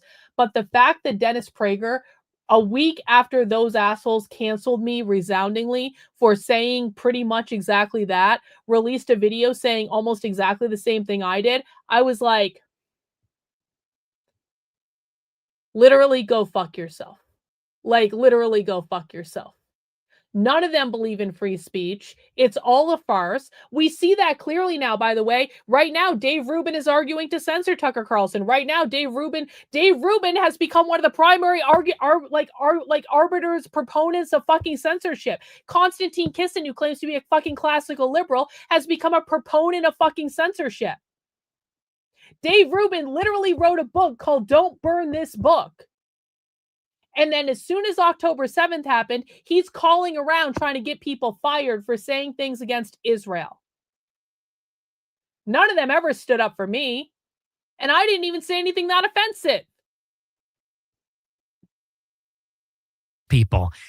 And in some way, they were all sort of complicit in this. So I realized that the conservative movement was completely bankrupt in that way. Yeah. Well, and I became very radical. Well, you became, I mean, let me just say, I'm so familiar with, I was much older when it happened to me and much more insulated. I was not a college student. I was like 45. So, and I was in a much better place to withstand the pressure. But I do think this is my main question to you is, when you get attacked, when people call you names, like they always called me racist, and I would always think to myself, I'm actually not. I would tell you if I was racist. I'm a little sexist, but I'm not racist. And I never understood why they did that. And then I thought maybe the point is to make me racist. Where you just get to a point where you're like, well, if you're going to slander me, then I'll just become the thing you're calling me. Yep. I do think that's a feature of human nature, don't you? Yep, I agree. And if you stare too intently at the accusers, at the, whatever Ben Shapiro's or Mark Levin's or Ted Cruz or whoever it is calling you names, it like distorts you and you actually change and become what they say you are. Have you thought that ever? You know, I never gave two shits about Israel until after October 7th.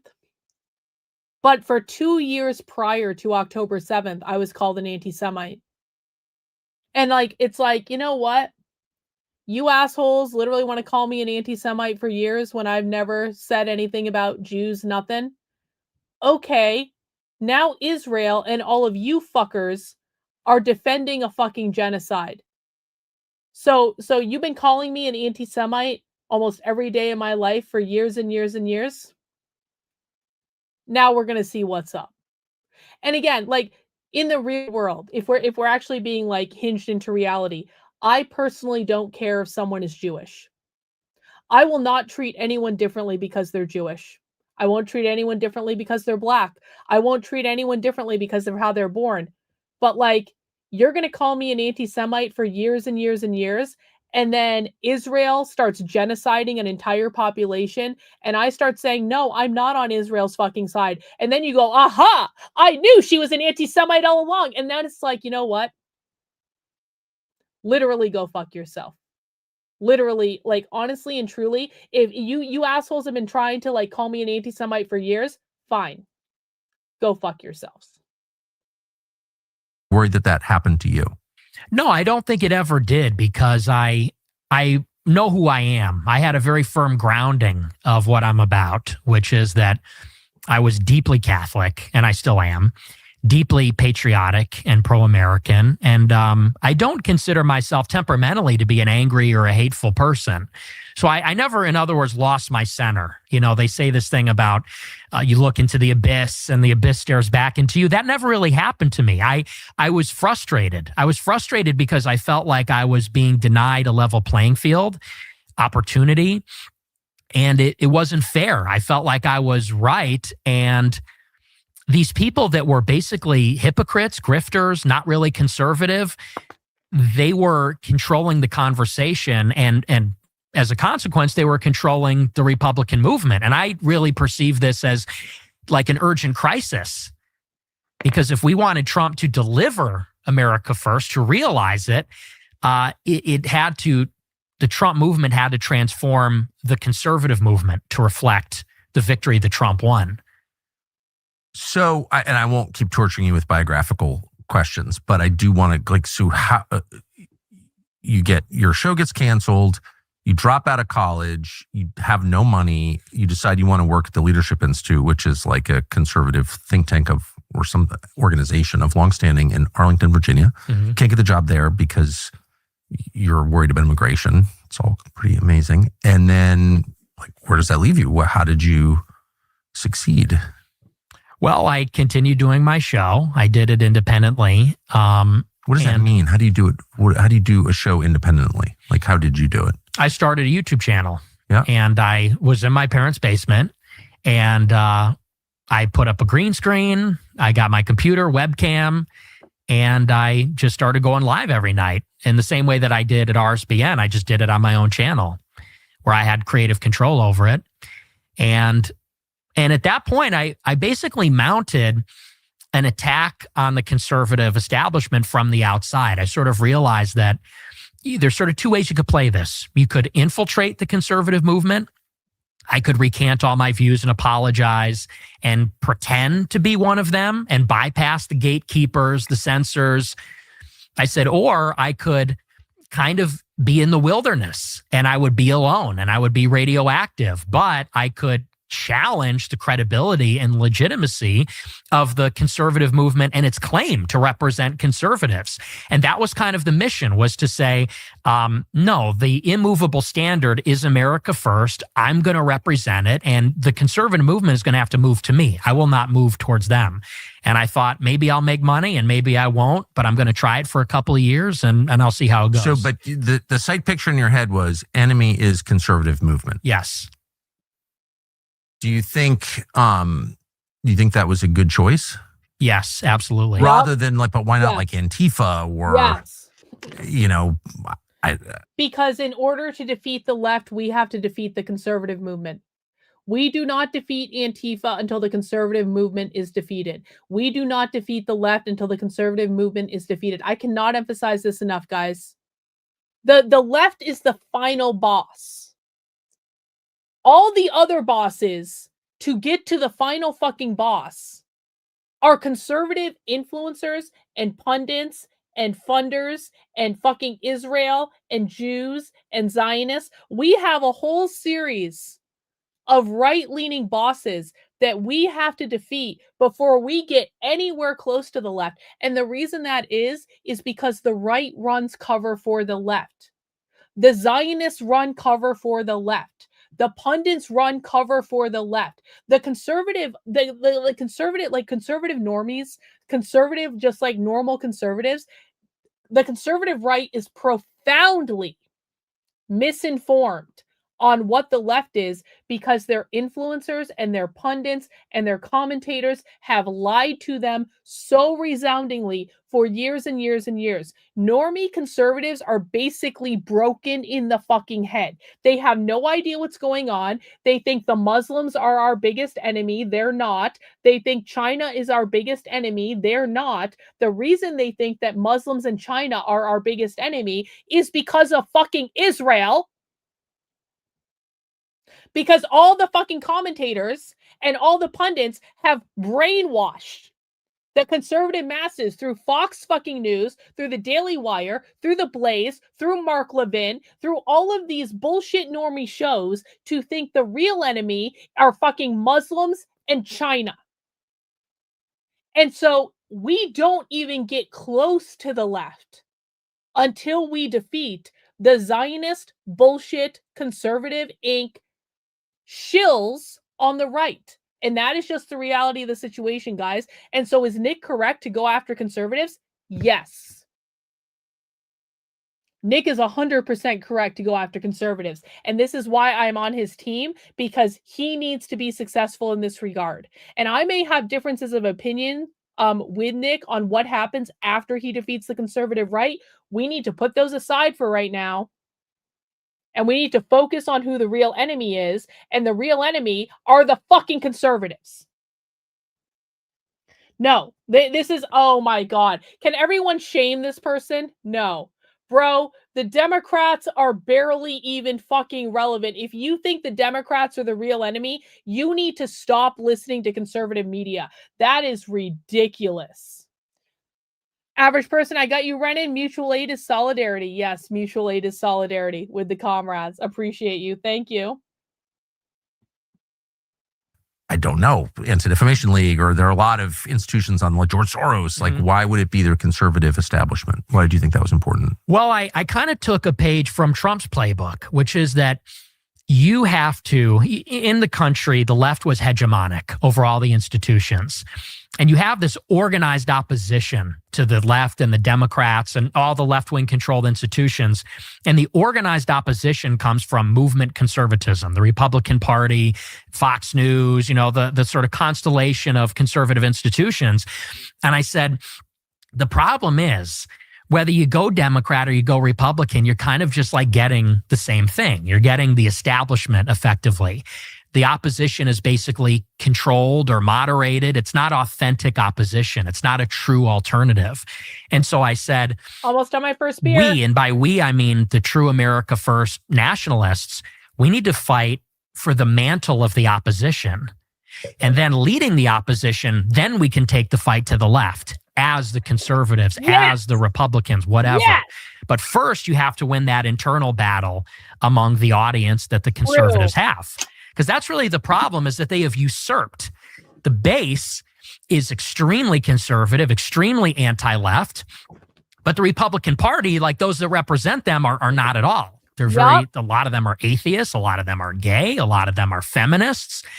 And so I said, like, we kind of need to rally, like Trump did, rally the base against the establishment, and then take the fight to the left as the true alternative. And if you can win that, then you win the country. That was kind of Trump's model. What did you see as like the most important gatekeepers that needed to be over? Hang on. This lemonade, hang on.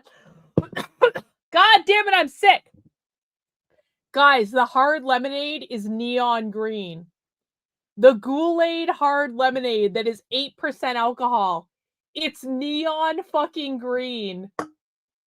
This is a hard lemonade that I didn't know I needed in my life. What a perfect lemonade for Halloween. This is Kool-Aid hard lemonade, and it is 8% alcohol, and it's brewed by, I don't know, who brewed this? Who made this? Who made this glorious concoction? Abomination Brewing Company. Holy shit. Abomination Brewing Company. I salute you for the neon green hard lemonade that I'm about to drink. Cheers, everyone. If anyone else is drinking something fun, please let us know in the chat. Let me give this a try.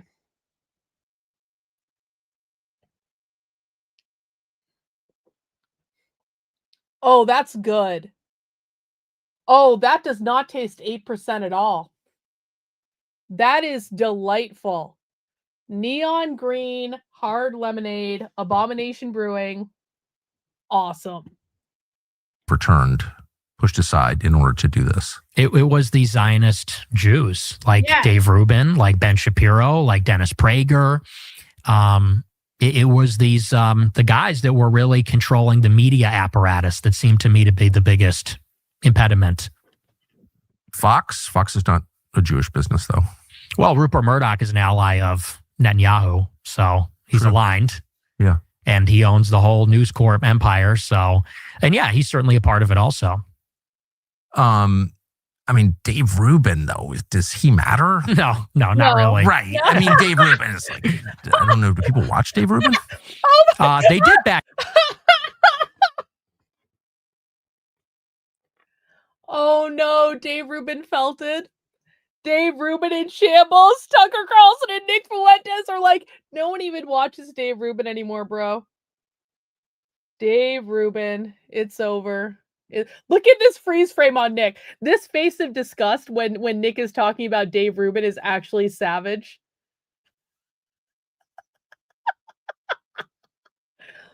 Nick sometimes gives the best freeze frame.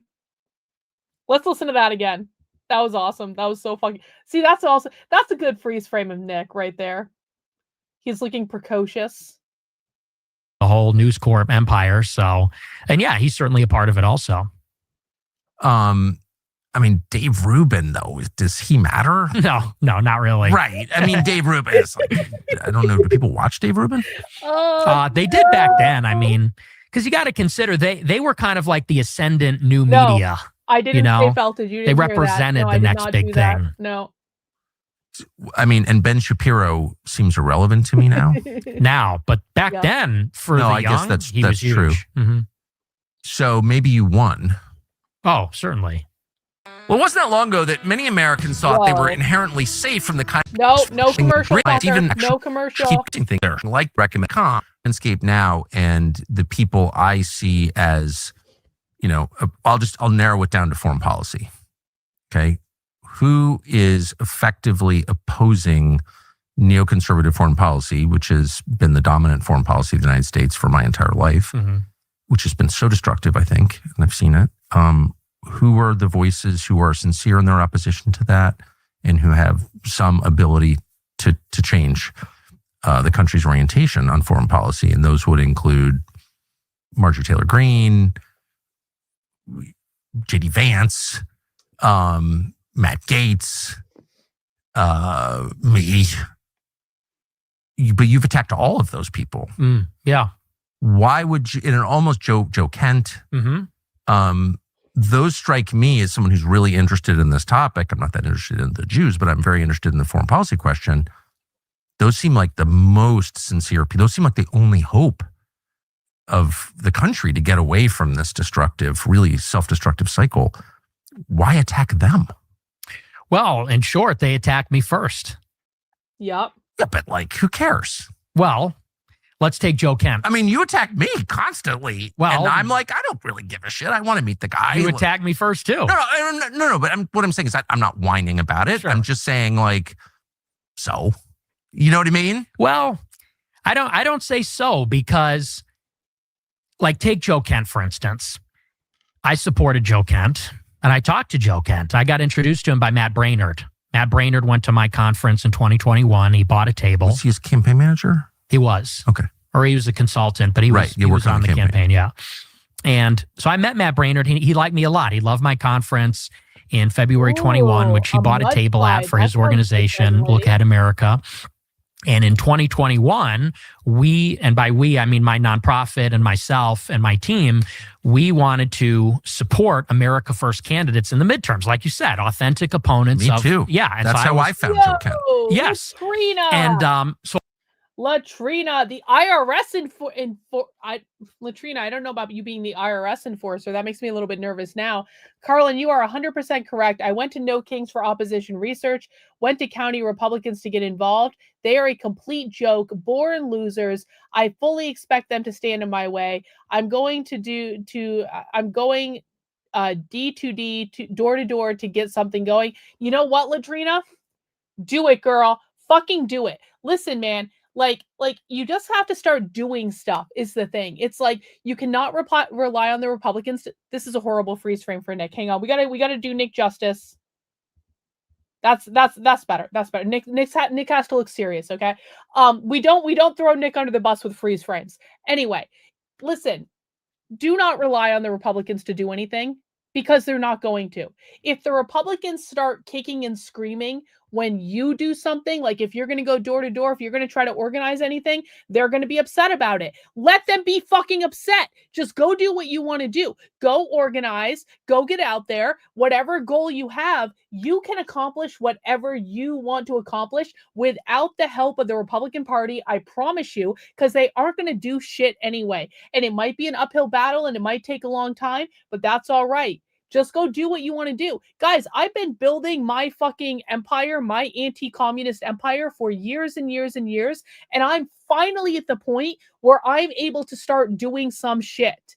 And no, it's not perfect. And no, I'm still figuring it out. And yes, I do still owe a bunch of emails to the volunteers for the Center for Left-Wing Studies. But it's like, you have to take the time to build something on your own, because the minute that you start building something on your own is the minute that the Republicans, the conservatives are going to start bitching and complaining and whining. And then you just need to go do it, and you need to go do it in the face of it.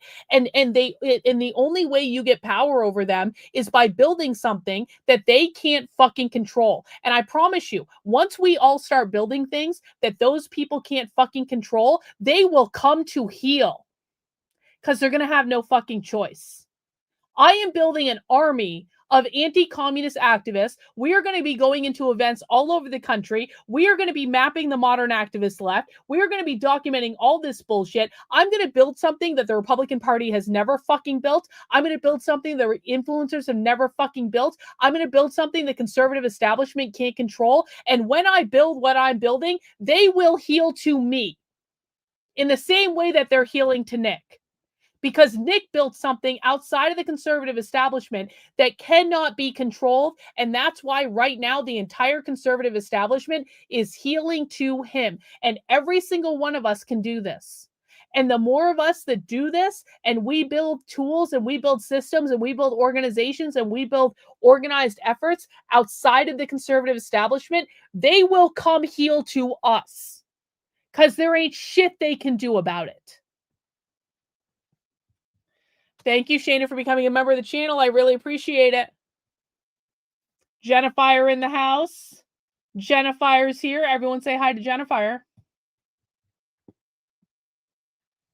2021, we, and by we, I mean my nonprofit and myself and my team, we wanted to support America First candidates in the midterms, like you said. Nah. I'm not trying to be a queen. I am the fucking queen. I am the queen fascist bitch of the fucking internet, and no one's going to come and fuck with me, because there is no one that has what I have that is in my fucking realm. There is no one working against the far left in America that has built an establishment that is entirely independent other than me. I am the queen fascist bitch of the internet. I'm not trying to become the queen. I already became the fucking queen. You just haven't figured it out yet. Authentic opponents. Me too. Yeah. That's how I found Joe Kent. Yes.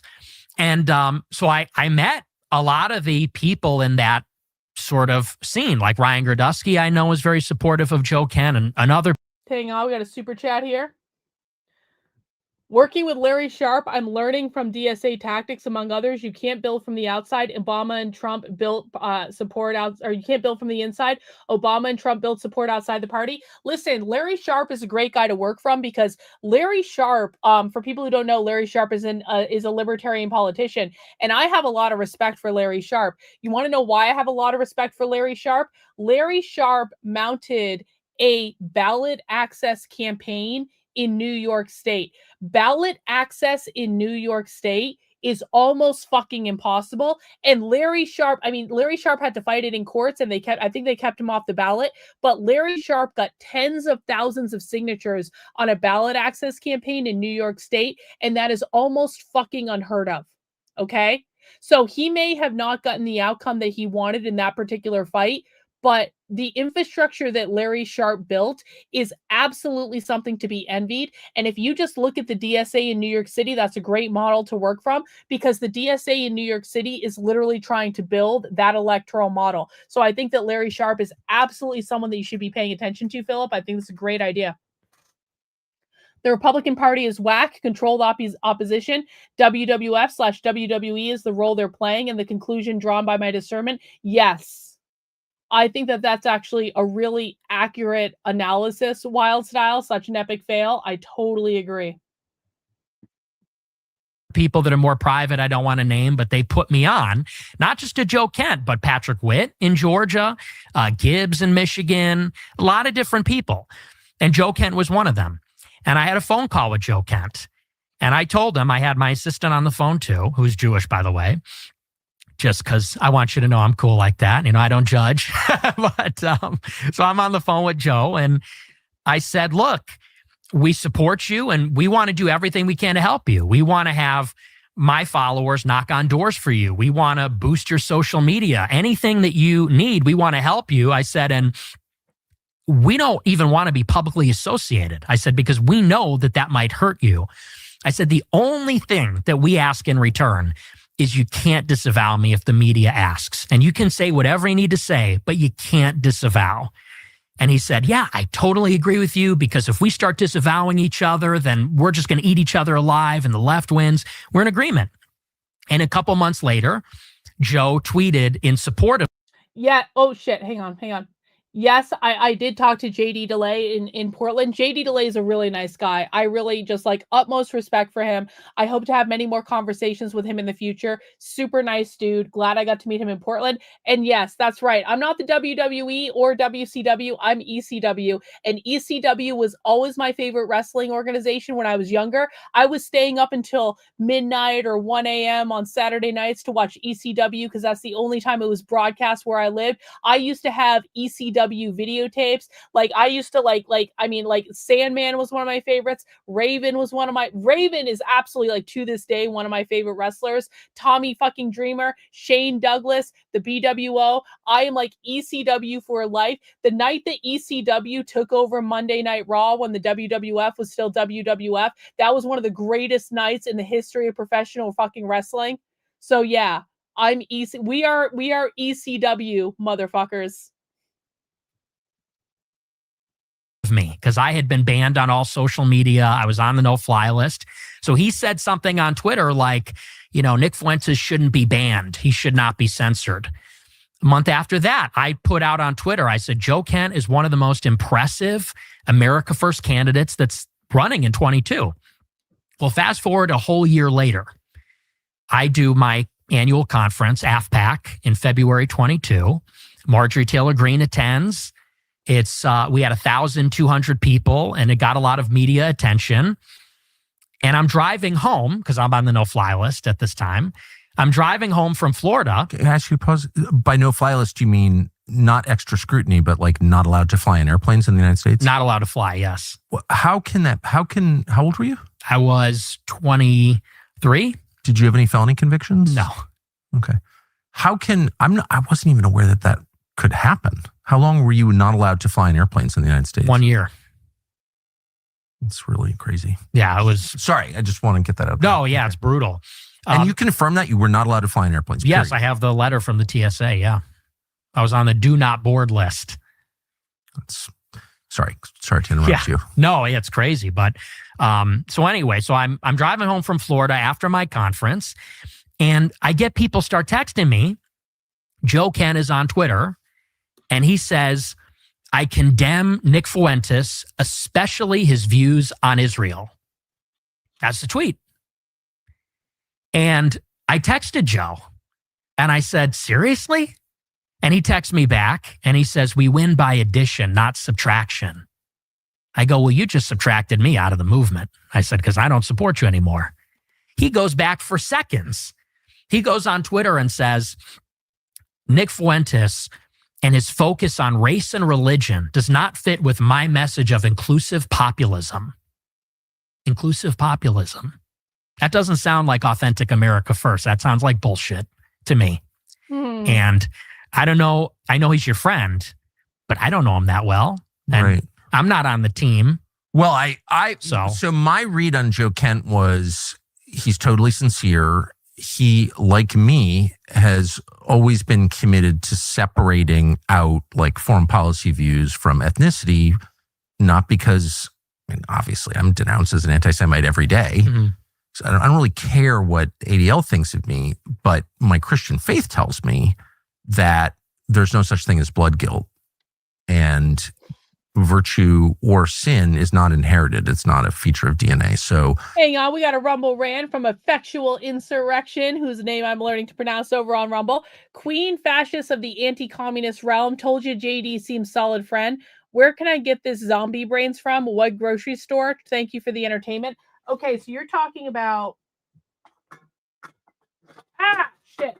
I just dropped the can off my desk. Okay, so you're talking about the Zombie Brains beer from Drecker Brewing. Drecker Brewing is typically going to be in a craft beer store, so just look up a craft beer store. You probably can't get it at the supermarket, but if you have a craft beer store near you, ask them if they have Drecker Brewing. Also, just look up Drecker Brewing online, and you should. There are all sorts of websites that will tell you where to get certain craft beer. So it's DREKER, something like that. So just look up Drecker Brewing, find out where you can buy it in your area, and you'll be able to enjoy some zombie brains as well. Hope that helps. every person must be assessed individually as God assesses each person individually. And that's like a foundational view. So I always thought it's great to criticize and it's question like our relationship with Israel because it's insane and it hurts us. We get nothing out of it. I completely agree with you there. No, but the second you're like, well, actually, it's the Jews. Okay. First of all, it's so here's the story with this. Did I technically run for governor of New Hampshire? Yeah, technically. But hang on. It wasn't a real campaign. The reason I was the candidate for governor of New Hampshire is they wanted a name to put on the ballot. And I said to them, I was like, if you put my name on the ballot, I'm not going to do anything. Like, I'm not going to run a real campaign. I didn't fundraise. I didn't do speeches. I didn't do events or anything like that. So technically, was my name on the ballot? Yes. But was it a real campaign? No. And if you go back and you look at my videos at the time, I was having a ton of fun with this. I was fucking around. I was making all these campaign statements on Twitter. I was even talking about on my YouTube channel at the time. I was like, this is not a real campaign. I'm not actually running for governor. So was my name on the ballot? Yeah. And that was pretty cool. Did I actually run a real campaign for governor of New Hampshire? No, because that wasn't ever what it was supposed to be. It was literally just supposed to be like a name on the ballot because they wanted the name on the ballot. And that was it. Honestly, the race that we were focused on during that time period was actually the Senate race. And the only reason that they wanted a name on the ballot for governor was because we could do ballot access for both races at the same time. So, and then another libertarian ran against us, and that libertarian ended up getting placed ahead of me on the ballot. And so that libertarian got more votes. And it was just a giant fuck off shit show. And I probably really shouldn't have done it. Like, it was actually really kind of like bullshit what happened to me. But like, was it a real campaign? No, it wasn't a real campaign at all. But fuck Chris Sununu. Like, literally fuck Chris Sununu. And my answers were way better than the other fake libertarian that was running. You know, I was part of getting Angela McArdle elected chair of the Libertarian Party. I was a delegate to the Libertarian National Convention in 2022 in Reno when the Mises Caucus took over. I used to be in the Mises Caucus. I was a very big Mises Caucus proponent. I believed in Angela McArdle, and sadly, I was mistaken. I believed in the Mises Caucus, and sadly, I was mistaken. I was, you know what, like, with the Libertarians, like, it had such potential. It really did. It had such potential to be good. Angela McArdle had such potential. The Mises Caucus had such potential. And just watching that whole epic shit show, I feel personally betrayed by Angela and by the Mises Caucus, and it makes me very angry to think about it, because I feel like they used me, and I feel like they used a lot of people. And you guys don't understand, like, libertarians put their own money and their own resources into, like, the political stuff. And it's like, I feel like I was robbed of thousands of dollars and years of my life by Angela McArdle and by the Mises Caucus and by Michael Heiss and by Dave Smith and by all these people that I believed in and I thought were good people that just turned out to be no different than any other grifters on the internet. And I just think it's too bad. I really just think it's too bad. It's extremely disappointing to me how that all turned out. And I don't really like to think about it anymore. I really don't like to think about it. But they are the reason that I do not believe the Libertarian Party can ever be functional in any way, just because of what a colossal fucking shit show that entire thing was. So that's how I feel about that. Against my Christian faith, like, I just don't believe that, and I never will, period. And second, then it becomes a way to discredit. That's when I was like, this guy's a Fed. Mm-hmm. I was totally convinced you were a Fed, because I was like, here he's bear hugging like the one sincere guy who lost his wife in Syria thanks to the fucking crazy wars, neocon wars. And he's discredited. He's doing the David Duke. Like, David Duke would always, every time I rolled out a new show, he would issue. Chase Oliver was not a perfect candidate. Chase Oliver has more integrity than Angela McArdle does. Chase Oliver was not a perfect candidate, but Chase Oliver was not the person that many people think he is. He just wasn't. Angela McArdle and Michael Heiss and the Mises Caucus and Dave Smith lied about Chase Oliver all over the internet. And again, I'm not friends with Chase Oliver. Chase Oliver doesn't even like me. But Chase Oliver is actually a good and decent person. And I disagree with Chase Oliver on some things, but Chase Oliver is a very, very principled libertarian. There are libertarians that believe different things. Some libertarians, well, then you're not a libertarian, bro. You're saying it's a deal breaker. You're not a fucking libertarian then. Like, you're just not. You're a fucking conservative. And here's the thing.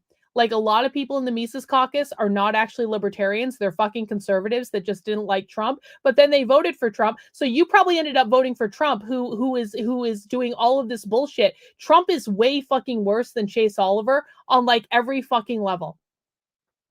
What they did to Chase Oliver was fucking shameful. It was lying. It was defamatory. It was just, they were bitter, sore fucking losers because they couldn't get their candidate the presidential nomination.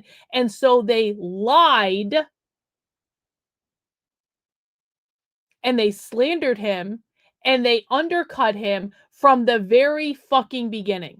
So you can do like on this channel, like I don't throw people under the bus because I disagree with them under an issue or two. And I certainly don't fucking lie about them and slander them all over the fucking internet. If you're lying and slandering someone because you don't like their position on one single issue, you are a shitty fucking human being and you should run right back to the conservative right and hang out with them. That's how I feel about it. An endorsement of the show. I've never met the guy. What's that? Well, it's the feds. Obviously, he's trying to destroy me by association. Whatever. You see the point? Yeah, but so let me ask you this. So if I'm supporting Joe Kent, I'm David Duke bear hugging. If I attack Joe Kent, I'm attacking the only sincere America First voices. I get it. I mean, I do get it. And I just want to say I love Joe Kent. Again, having been denounced by a lot of people I know what that feels like. Mm-hmm. So I definitely am sympathetic to that. Yeah. it was denounced by someone I like last night. I hurt my feelings. You know what I mean? Whatever. I'm not even going to say what her name is, but I helped her. I liked her. You know, it's like, why are you denouncing me? Why didn't you call me? Yeah. Right? I get that. I guess the two problems, but then on the other hand, like one of my favorite people in the world is Glenn Greenwald. Mm-hmm. Yeah, I love Glenn. Oh, what a good man. Glenn must have spent like 10 years attacking me full time. Tucker Carlson is da-da-da-da-da. And some of his criticism was correct, actually. You know, a tool of the neocons, endorsing these fucking wars. Like, he was right. But he really hated me. Wow. And then when we started to agree on stuff, I was like, you know what? It's not about me. I don't care. Like, I don't want personal pique or my hurt feelings to govern my behavior. I guess that's what I'm saying. I'm not lecturing you. I get it. But I feel like... And, you know, listen. I don't like shilling myself out for shows. I really dislike it. I hope I get to go on Tucker Carlson's show someday. I don't actually even think about going on shows. Like people were saying like, you know, they were talking about like, you know, when I got mentioned on Joe Rogan, they were talking about that. And I was like, holy shit, the idea of going on Joe Rogan is fucking terrifying to me.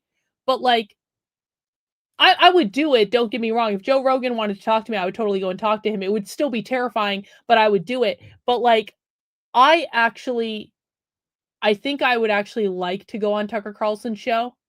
I think Tucker Carlson and I would actually have a really interesting conversation. And I'm not saying I'm going to go out of my way to like show myself for it or anything, but like, I think I would really like to go on Tucker Carlson's show someday. He pissed you off. It's in a campaign. He's got 19 consultants. This kid's a Nazi. Be careful of him. Like, I don't know. Let it go. Well, and I totally agree with you, by the way. And that's why I don't take it personally at all. Like, and I like you. I've said very positive things about you on my show as well. I don't care. And I know, but I mean to say that my goal is America first. Right. It's not about me. It's not about my personality. It's about winning for America, you know, and by winning, I mean, we want to see our vision realized. But with Joe, for me, it was very specific that he said inclusive populism. And I really didn't like that because to me, there were a lot of similar phrases at this time, multiracial, working class populism, this kind of stuff. And I said, you know, on some level, we do need to be exclusive, not inclusive. We do need to be right-wing. We do need to be Christian. We do, on some level, need to be pro-white, not to the exclusion of everybody else, but recognizing that white people have a special heritage here as Americans. And so the reason I opposed him in 22 was not because I was mad, but it was to say, America first cannot backslide into this kind of inclusive populism message, which I perceive to be more like GOP slop. And I'll tell you, when he ran again in 24, I did not oppose him. I did not oppose him. And I would have supported him if he had reached out or something like that. Because for me, it was very political and professional. I wanted to impose a cost. If you disavow someone because they criticize Israel, if you disavow someone for talking about white people and Christianity, I said, we can't let that slide because, and you understand why he did it. Like I don't, on some level, I don't hold it against him in the sense that there's such a strong incentive. It's easy to say, I disavow all these crazy Christians and all these crazy white nationalists, because it buys you wiggle room with people that are attacking you. It's like easy to throw them under the bus and say, I'm one of the good guys. And so I said, it's too easy. We need to push in the other direction and say, you should feel less comfortable saying that people shouldn't talk about their race and religion. Maybe you think twice next time. And so I did it for a very specific reason. And I get that. What I do think is bad, just objectively bad and destructive, is the all Jews are guilty or all anybody is guilty of anything, because that's just like not true. And we don't believe that as Christians. I mean, my hero in life is Paul. I guess you call him Saint Paul, Saul of Tarsus, a Pharisee. Yeah. And meets Jesus and becomes this just incredible man, incredibly brave, smart, loving, like everything you want to be as a man, he was. Jew.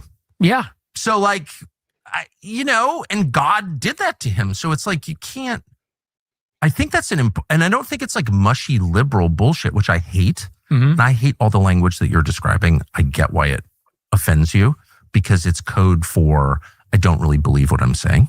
Right. I have a PhD in the subject, so I know. But I also think there's like a true, not just principle, but like spiritual reality that we have to defend, which is God created every person as an individual, not as a group. No woman gave birth to a community. Like we hate that kind of thinking, right? Collectivist thinking like that. That's identity politics. That's what Dave Rubin engages in. That's why Dave is like just a child. Like you don't pay any attention to Dave because he's like shallow. Dave Rubin. But we're not going to be that, right? Or no? No, I completely agree with you. And, you know, like, and not to be that guy and say that thing, but like, my best friend is a Jewish person, No, you know? I So know, like, but here's my substantive disagreement because as a Catholic, I could not agree more with you. Yes. In what you're saying. I love all people, even the ones that don't like us. We have to love them all. And we have to recognize that we're required to. Yes. And especially Aquinas says the Jews are a witness people. And so they actually have special protections under the law, according to Catholic philosophy. But I guess my substantive disagreement, which I've said on the show also, is the idea that neoconservatism and Israel has nothing to do with Jewishness, Jewish identity, the Jewish religion, because clearly the state of Israel and the neocons are deeply motivated by that ethnic identity, and their allegiance to Israel proceeds from that.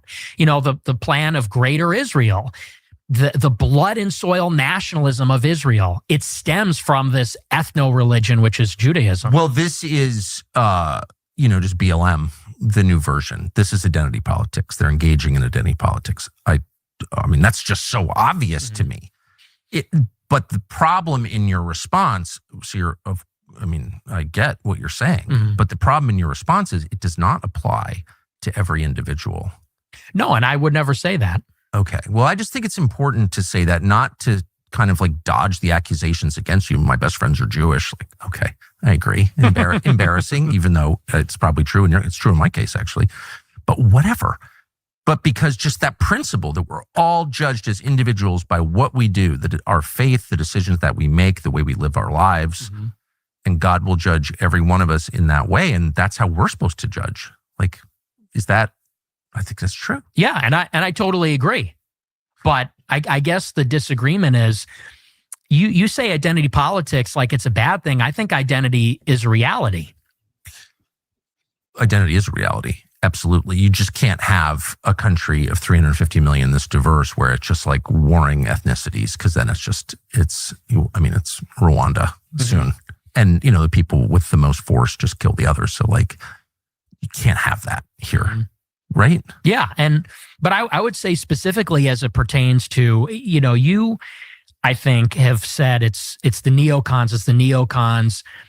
And I think that neoconservatism, where does it arise from? It arises from Jewish leftists who were mugged by reality when they saw the surprise attack in the Yom Kippur War. So true. Yeah. That's a lot of it for sure. But then how do you explain Mike Huckabee, Ted Cruz, and there are a lot like that. John Bolton. I mean, I've known them all. George W. Bush, Karl Rove. I mean, all people I know personally who I've seen be seized by this brain virus, and they're not Jewish. Most of them are self-described Christians, and then the Christian Zionists who are, Christian Zionists. Like, what is that? Right. And I could just say for myself, I dislike them more than anybody. Because what? Because it's Christian heresy, and I'm offended by that as a Christian. That's why. So I don't why not? I'm pissed at the neocons, very pissed. I've said that a million times. I've been mad since December of 2003 when I went to Iraq. And so I went and asked straightforward questions to Ted Cruz, because that seemed like he was a sitting senator who's serving for Israel by his own description. He seemed like a worthy target. True. I'm not going after MTG. Who's the most sincere why not go after Ted Cruz? I don't understand. Well, again, with Marjorie, I was a friend of hers, and she spoke at my conference, and then the day after, she pretended like she didn't know me. And that was in 2022. But it's a continuum. Like you said yourself, you showed up in college, like one set of views, they evolve as you interact with reality, as the reality itself changes, as like you learn things, you grow, like whatever, people change. Well, and look, now that everyone agrees with me, I will graciously forgive them for being But why so make hostile. it personal? Like, who cares? It's not personal for me. Like with Marjorie, if she wanted to, be aligned or whatever, I would totally be on board with her. But where do you disagree with her? I don't know, because I don't know what her new views are. She's really only come around on Israel this year, and I've been talking about this issue for 10 years. And right, okay, all right, you win. But like, no, but it's not. But it's not like that. It's just it feels like BS to me that, and I said this on Twitter the other day. It's like I got treated like I didn't exist. Right, I get it. Canceled for 10 years for saying these things, and that's really where all this drama comes from.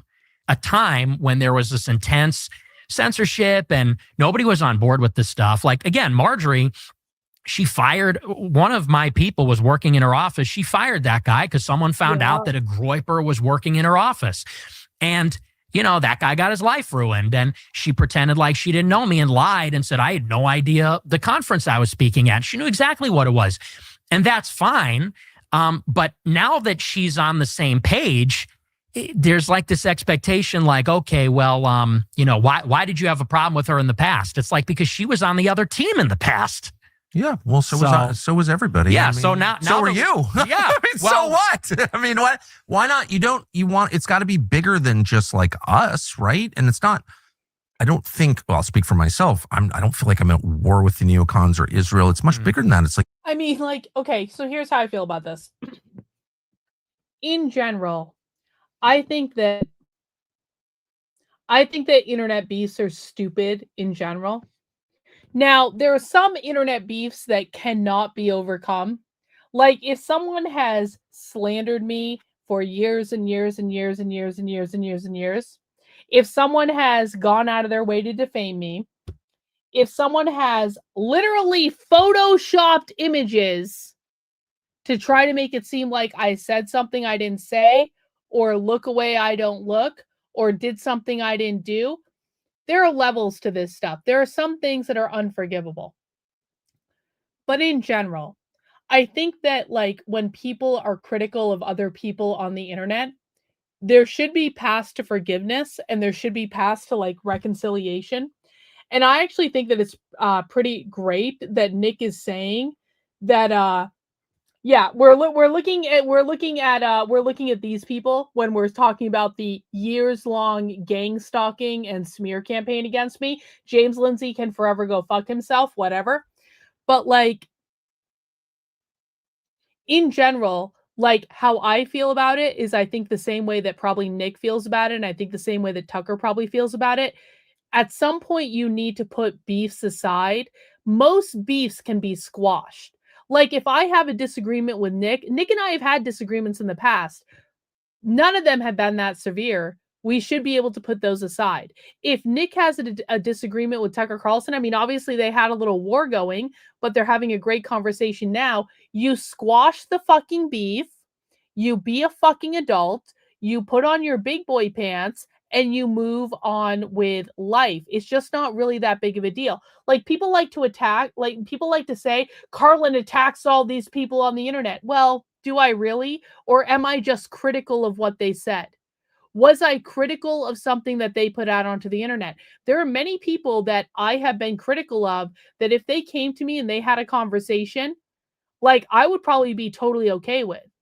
Because you know what, we might have a disagreement, but I'm allowed to be critical of people on the internet. Nick Fuentes is allowed to be critical of people on the internet. Tucker Carlson is allowed to be critical of people on the internet. I'm not comparing myself to Nick and Tucker. I'm nowhere near as relevant as those two. So I'm not saying on the same level, but I'm just saying like, at some point, if we can get on board with the idea that we are not beholden to fucking Israel, that we are not Israel first people, that we don't like Israel first people, that we don't like the conservative establishment, that we want to end the fucking Zionist bullshit in this country, we need to put our differences aside and we need to be adults. And that's what adults do, guys. Adults don't hang on to beefs forever and ever and ever. The internet is a fucked up place where people get it twisted in the head, where they're like, if someone has said something I don't like on the internet, I have to be their enemy forever. Well, no, you actually don't. You actually don't. People are allowed to have differences of opinions on the internet. People are allowed to be critical on the internet. That's part of what we do. Part of what my job is to offer my opinion on the internet. But like, we should be able to put that stuff aside. And I love seeing this conversation. I mean, Nick and Tucker were fighting a couple weeks ago. I love to see this. I love it when people who I think are smart people come together. I love seeing these two come together because Tucker Carlson is very smart. I've always liked Tucker Carlson. Even when I was a fucking Democrat, I liked Tucker Carlson. I may not like everything he says, but I like him. I may not like everything young Nicholas says, but I like him. I love seeing these two talk. This is a great interview. You want to restore America to a place where your grandchildren would enjoy growing up. That's it. Yeah. Right. Well, and as far as Marjorie, so it's not who cares. You know what I mean? Like, yeah. Okay, lots of people hurt if Dave Rubin called me tonight, which he would never do, though he has my cell, and said, I'm really sorry I called you Hitler. Like, I didn't mean it. You're raising lots of legitimate questions, which I think I sort of agree with or am thinking about in a deeper way. I'd be like, great. Yeah. Like, I don't care. And look, Tucker, that's why I'm sitting here, Right. I mean, because we had a contentious dialogue. Well, I thought you were a Fed. I thought you were a Fed. I was a Fed. Yeah. I'm not a Fed. But whatever, I don't care what people think. We showed each other a badge as we know well. No, but I thought you were a Fed because I was like, why not? It's not cucking to say you're not talking about all Jews when you oppose a foreign policy position. It's not. There's nothing liberal about that. It's just true. That's the Christian position. Okay. And two, why are you attacking like the best people and not the worst people? Well, yeah. I mean, again, he disavowed me for my views on Israel and said I talk too much about white people and Christianity. And to me, that's like a sincere ideological disagreement. I get it. And, same thing with Marjorie. Marjorie fired my guy. She disavowed me. And, and you worked with Blumenthal on that article, but you called me on the phone and we talked. Yeah. I mean, I was like, what?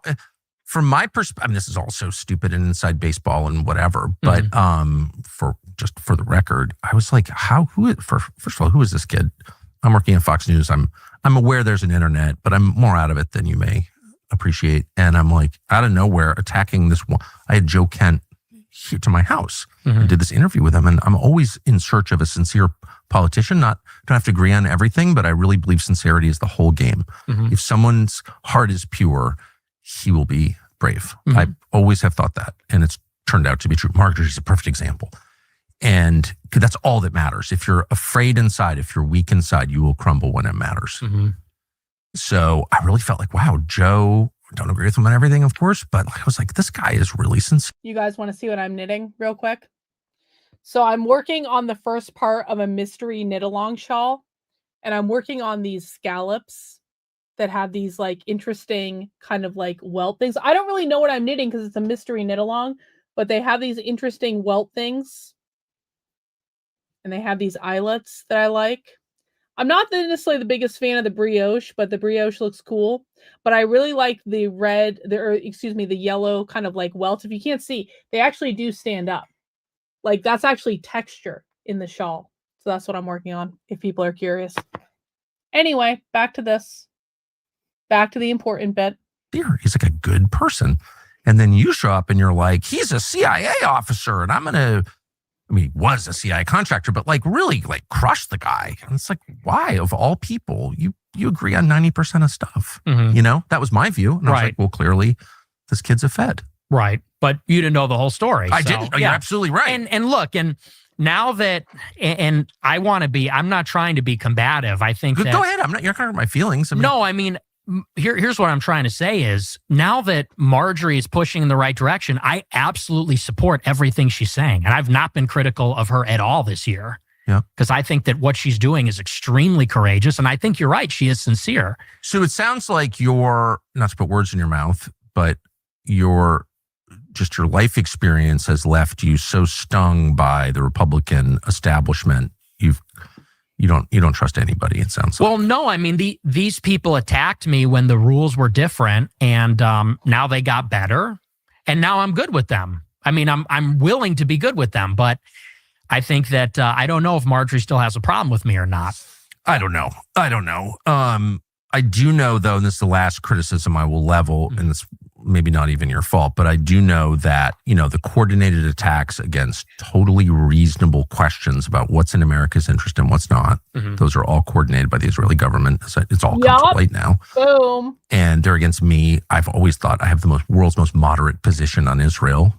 Don't hate Israel. Just don't want to get involved in their wars. Don't want to pay for this. Don't want to pay for abortion on demand in a foreign country. Sorry. When we're cutting food stamps on our own, that's outrageous. It's not America first. That's my view. Not embarrassed of it at all. They are totally determined to take me out, I think because I'm reasonable. Who would disagree with that? And call me all these names, the most dangerous anti-Semite, when I'm not even an anti-Semite. And they're not doing that to you because, this is my view, and this is not necessarily your fault, but because they're like, Fuentes discredits the reasonable people because he's always banging on about the Jews. And so he makes everyone else look like a Nazi. And so it's like he's playing a pretty valuable role in the same way that Israel has always funded extremism throughout the Middle East, including Hamas, because it discredits the reasonable people. That's a fact. Yeah. I would just say I disagree. I mean, because you said the other day, they like me. I don't know what you're talking about when you say that, because I don't know. Let me just kind of rebut that. By the way, I'm not saying you have anything to do with this. I'm just saying I've noticed the phenomenon. Totally. And I just reject that because they have been messing with me for my entire adult life. I mean, the ADL got me banned on YouTube. The SPLC posted my house on their website. What do you mean posted your house? They posted a photo. Yeah, I got a good comment from Trevor over on Rumble. He said, "Women knitting has always been something I admired and also took for granted. As a kid, I just thought women would always do that stuff. It's a tragic loss." Listen, knitting is like, I taught myself to knit 20 years ago. Knitting is one of those things that, like, if it's not passed down from mother to daughter, or it's like one of those, it's an art that's going to be lost. Like, I have been knitting for a long ass fucking time. That's why I can do it without looking at my hands. But I really think, I think that there is something deeply just deeply compelling about making something tactile with your hands, about I have a bunch of string here. This is string. This is yarn. This is yarn that came off a sheep and then was made, and then it was spun on a wheel somewhere and made into something usable. And I'm making something cool out of it, right? I feel very strongly that whether they're young women or young men, I feel very strongly that people should learn how to do this, whether it's knitting or crocheting or sewing or quilting or any sort of craft or any sort of hobby thing.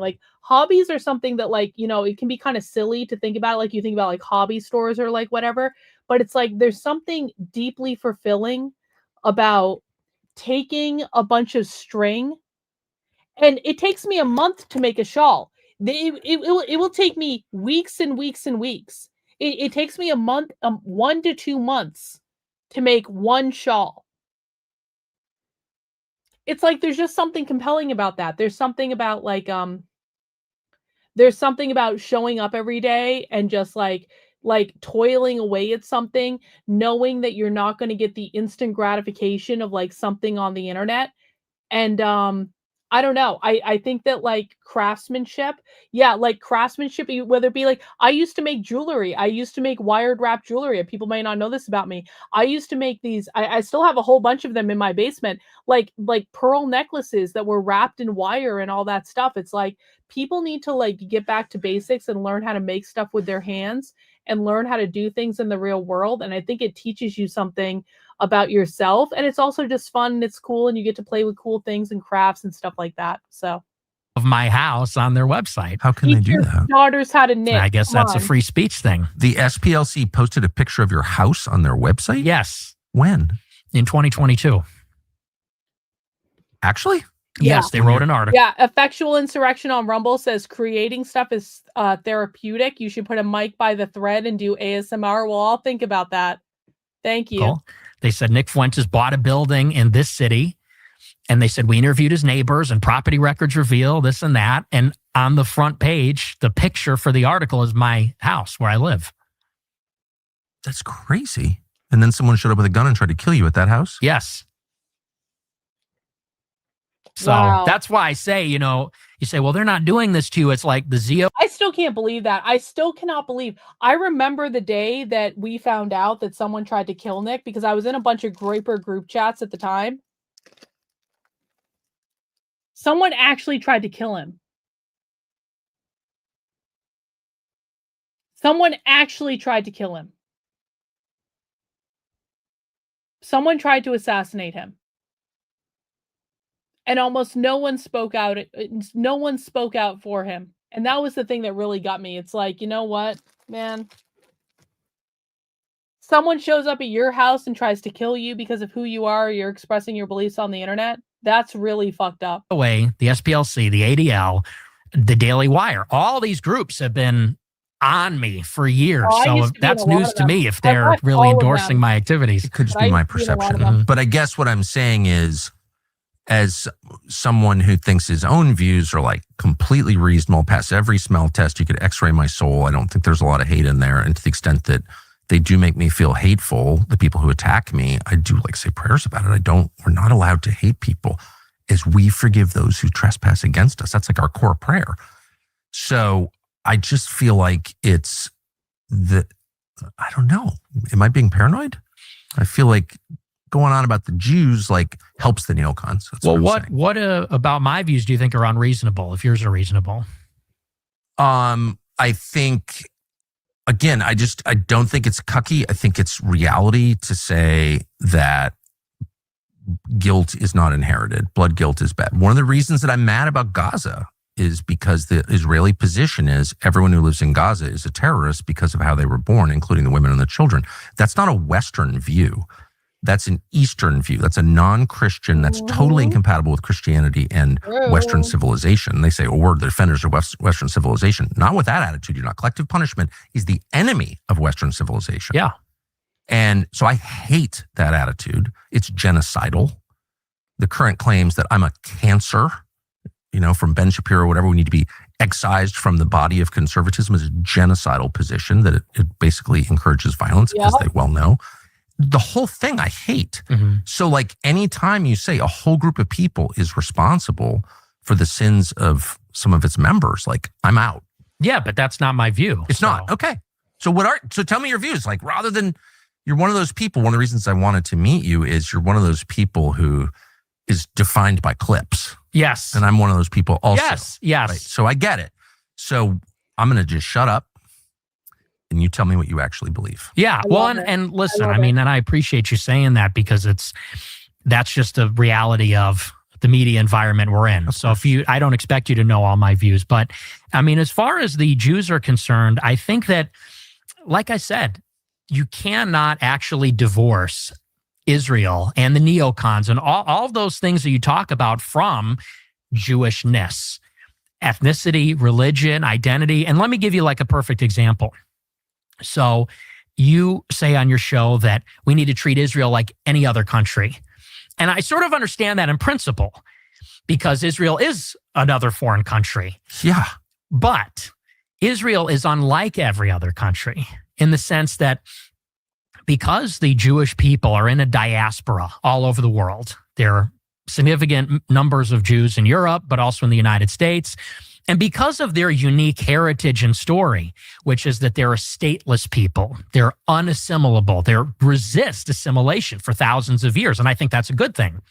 And now they have this territory in Israel. There's a deep religious affection for the state. It's bound up in their identity, the story of the Exodus from Egypt, the promise of the land, all these things. So let's say in the United States, for example, somebody like a Sheldon Adelson, he's not Israeli. Is he an ideological neocon? Does he believe in the promise of democratic globalism? I don't think necessarily. His heart is in Israel. And it's because he is a proud Jewish person. And I guess what I'm saying is that if you are a Jewish person in America, you're sort of, and again, it's not because they're born, but it's sort of a rational self-interest politically to say, I'm a minority. I'm a religious ethnic minority. This is not really my home. My ancestral home is in Israel. There's like a natural affinity that Jews have for Israel. And I would say on top of that, for the international Jewish community. They're extremely organized. And many of them are critical of Israel or Israel's current government or the project of Israel. But I guess what they have in common, unlike, let's say, like Singapore, for example, is that they have this international community across borders, extremely organized, that is putting the interests of themselves before the interests of their home country. And there's no other country that has a similar arrangement like that. No other country has a strong identity like that, this religious blood and soil conviction, this history of being in the diaspora, stateless, wandering, persecuted, and in particular, the historic animosity between the Jewish people and the Europeans. They hate the Romans because the Romans destroyed the temple. That's why Eric Weinstein goes to the Arch of Titus and gives it the finger and takes a picture. We don't think like that as Americans and white people. We don't think about the Roman Empire in 2,000 years ago. They do. And so I guess that's really, and I don't think that's me saying the Jews, the Jews, the Jews. I don't think that's me being hateful. I don't think that's me being collectivist. I think that's understanding that identity politics, whether you love it or hate it, whatever you feel about it, it's a reality that we live in a world of Jews and Christians, of whites and blacks. These identities mean something to us and they mean things to each other, and we can't sort of wish them away. And it feels like white people and Christians are the only ones that do that. Well, there's no question about that, your last point, for sure. One of the reasons they do that is because they've been taught to hate themselves, of course, since the Second World War. Another reason is, however, the reality of a multi-ethnic country requires you to sort of set aside community or group interests in favor of corporate interests, universal interests, national interests. And you have to do that or else it doesn't work. And so, I agree those attitudes. I mean, certainly in other parts of the world, people think this way, but you can't have that here. And so it's just important to remind everybody that, things may be generally true, but again, they're not always true. And there are people who just strongly disagree. And by the way, in the specific case of Israel, there are a ton of Orthodox who I know who are opposed to the state of Israel. They're just they're more Jewish than Dave Rubin, a lot more. Actually, and yet they I actually unironically feel bad for all of the Orthodox Jews that are like, fuck Israel. Cause it's like those Jews are totally getting the shaft by all the fucking Zionist Jews, because the Orthodox Jews are like burning the Israeli flag and the Zionist Jews are like, they're not real Jews. And it's just like, you know what? Shut the fuck up. Oppose it. Jeff Sachs is like the most a wonderful man, the most who's Jewish, the most articulate kind of critic of the state of Israel that I'm aware of. So I don't know, that's just meaningful. You can't, if everything is inherited, then there's no hope for the continuation of America. Mm-hmm. Do you see that? Yeah, I don't think it's genetically inherited. And what you're saying about putting aside the tribal interest for the corporate interest, yes, that's absolutely the case. And that's the only way the country's going to stay together. Exactly. And that's my concern. And I absolutely agree with you. I would say, though, that the main challenge to that, a big challenge to that, is organized Jewry in America. I don't think Bill Ackman is capable of that. I don't think Sheldon Adelson is capable of that. I don't think Yoram Hazony is capable of that, for that matter. And many other, on the right and the left. And I see Jewishness as the common denominator. And you're right. It's not all Jewish people feel the same way. No one would say that, but that does seem to be the common denominator. And I just feel like it needs to be called out explicitly. And I like what you said. If the other day, if you're serving in another country's military or have dual citizenship, you really can't be a part of this project. Well, that's an easy one. But I am much more comfortable as a Christian and an American keeping it on that level because, it's easy to just set universal rules that apply to everyone, not just the Jews or the Christians or the anybody, just like Americans can only serve in the U.S. military or they lose their passport. I mean, I don't know. That's not hard. And I don't know. Why not just say that? Why not just say what? That. Why not make every statement about how Americans ought to behave applicable to all Americans? Like it's the defense of universal values that will hold the country together and the emphasis on parochial group values that will break it apart inevitably. Because this is a particular issue and it's acute. Like I said, I think they are unique in that way. I think that's a unique issue, especially in the Republican Party, especially in the conservative scene. So how would you like this all to be resolved? What I would like is for the U.S. government to not be influenced by these kinds of foreign allegiances, not with money that comes from, American citizens like Sheldon Adelson, not from foreign lobbyists. So, I mean, in terms of tangible things, I don't think we disagree on any of it. Like registering AIPAC and FARA, banning dual citizenship. Like I'm basically in agreement. I think 80% of the public agrees with those things. So that's kind of what gets me a little bit annoyed. It's like these are like America First, the concept. It's the most popular, self-evidently true idea you could have. Like, don't let foreign powers, especially tiny ones far away, control your country. Like, of course not. Everyone agrees with that on both sides. Yeah. So the trick is not to let that idea get subverted. Does that make sense? Yeah, and I think we agree on that. But it's subverted when they're like, that's hate. No, that's hate. It's not hate. Yeah. Well, and, here's what I will say. I think that there is increasingly a contingent, because what you're talking about exists. When you say that there are people that legitimately detract from this, there is legitimate racial hatred out there. Big time. And it's growing. And I know people on our side are afraid to talk about it because they know, like you said, they're going to get called a cuck or a squish or whatever. And I agree with you. The people that are detracting from that need to be called out. And I think there should be no harbor for cruelty, hatred, prejudice, those kinds of things. And some of them, I'm sorry to be a conspiracy nut. I really try not to be a conspiracy nut because it's embarrassing, But after January 6th and just finding out the number of FBI personnel in the crowd, it's like, and I've just seen this. David Duke is a great example. Some of these are the Charlottesville rally. Had a bunch of feds there being like, we're white supremacists. We hate the blacks, using the N-word, whatever. It's like, that's not real. Like there is some of that going on. Don't you think? I think that, there's a lot of sincere people. Well, for sure. Oh, I completely agree. And they're just numbskulls. And some of them are legitimately, they see the opening that there's legitimate critique of this, and they see an opening to air out their grievances. They get a license they think it's okay now. And I'm going to say this about the whole race thing. I don't personally like the race stuff. And I know, listen, I hang out with some of these guys. I'm definitely friends with some of these guys. And it's kind of one of those things where it's like, I feel like I understand their perspective on the race stuff. I think there are some incredibly smart people that are involved in this. And I don't think they're smart because of their stance on the race stuff. I think they're smart because of other reasons.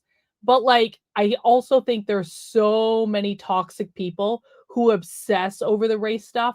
And it's like, when you make the race stuff all that you're about, it's just like, it's off-putting to me. So although I may interact with some of these people, and I do, and I'm not ashamed of it, I understand their position on it. I understand their perspective, but sometimes they go a little far for my personal tastes. And I do think it's important to differentiate and say that fundamentally, I guess the word that I would use, I've been thinking about this a lot lately, is reassurance, because I think there's a legitimate, need to reassure people. And this is kind of what I've been doing on these podcasts, that we don't want to harm anybody. Don't make us. We don't want to kill anybody. We don't want to harm anybody. Yeah, we just want to put America first. And I guess to the extent that I've been taken out of context over the years or things like that, I'm trying to set the record straight and say, and I appreciate you've given me this opportunity. These are my real views. I'm not one of those haters, let's say. Yeah. Well, I think people should be allowed to describe what they think. Mm-hmm. I mean, that's like a basic human autonomy question. Yeah. Like if I want to know what you think, I should just ask you and let you talk. Mm-hmm. Right? Yeah. So who's going to be president? Who should be president next? Who should be president? Well, yay, of course. Kanye. You had dinner with Trump. I did. And Kanye. Yes. What did you think of that? It was surreal because those are my two heroes. Those are my two number one heroes of all time. I've always been a Kanye West fan. You like the music first? Yes. The music, the fashion, everything. Really? Yes. Do you wear those weird one-piece shoes? I do. You actually do? Oh, yeah, absolutely. Like in public? Yes. You don't think that's cool? No, I do. I don't know what I think. I'll get you some. I've worn the same clothes since high school. Don't ask me about clothes. I'm not good at that at all. That's hilarious. So you've always been a fan. Oh, and yeah, then huge you fan. Described your love for Trump, like sincere childhood love for Trump. So what was it like to find yourself at dinner with them? It was funny because it was literally Thanksgiving dinner. It was 3 days before Thanksgiving. So not only was it dinner, but I'm having Thanksgiving dinner with Ye and Trump at the same table. And these are like my heroes.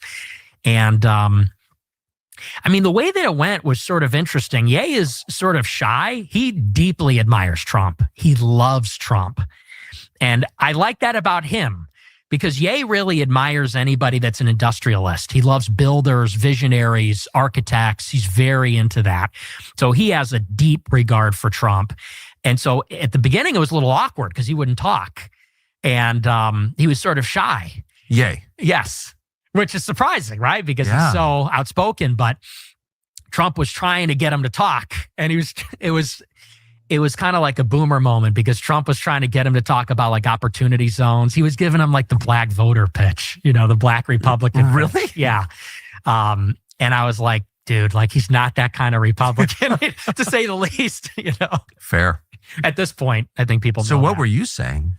Well, so eventually, Trump didn't have a lot of luck with him. So he's kind of fielding the table and he's talking to me. And Trump does like other people to talk. Yes. Well, he likes to talk too. He does, for sure. Yeah. But he asks questions. Yeah, he does. More than you would think. Well, he's a good guy, fundamentally. Yeah. He's a very warm guy. So he was asking everybody, what's up and who are you? And we got to talking. And, I guess it was going too well because I was being very complimentary of Trump. And Ye was kind of kicking me and saying a couple days prior, we were talking about if Trump and Ye wind up on the debate stage, what is that going to look like? And I was coaching Ye these are his weak areas. This is where we got to attack Trump. Can you guys imagine Donald Trump debating Kanye West? Look at this freeze frame on Nick. Nick's face sums that up. If Donald Trump had debated Kanye West, that would have been one of the greatest fucking debates.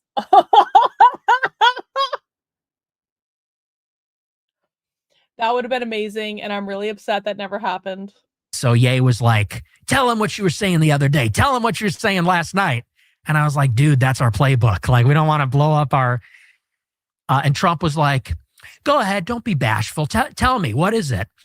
And I said, you know what? I said, I think you're one of the greatest living Americans. I said, I'm a young guy. I said, I really have nothing to say other than thank you. I have nothing but gratitude for what you've done for the country. I said, it's really not my place, to give you advice or correct you.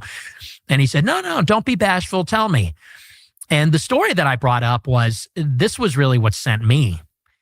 In the first Fox News debate in 2015, in the Republican primary, yes, Bret Baier, the first question said, raise your hand if you will not pledge to support the eventual nominee. Yes.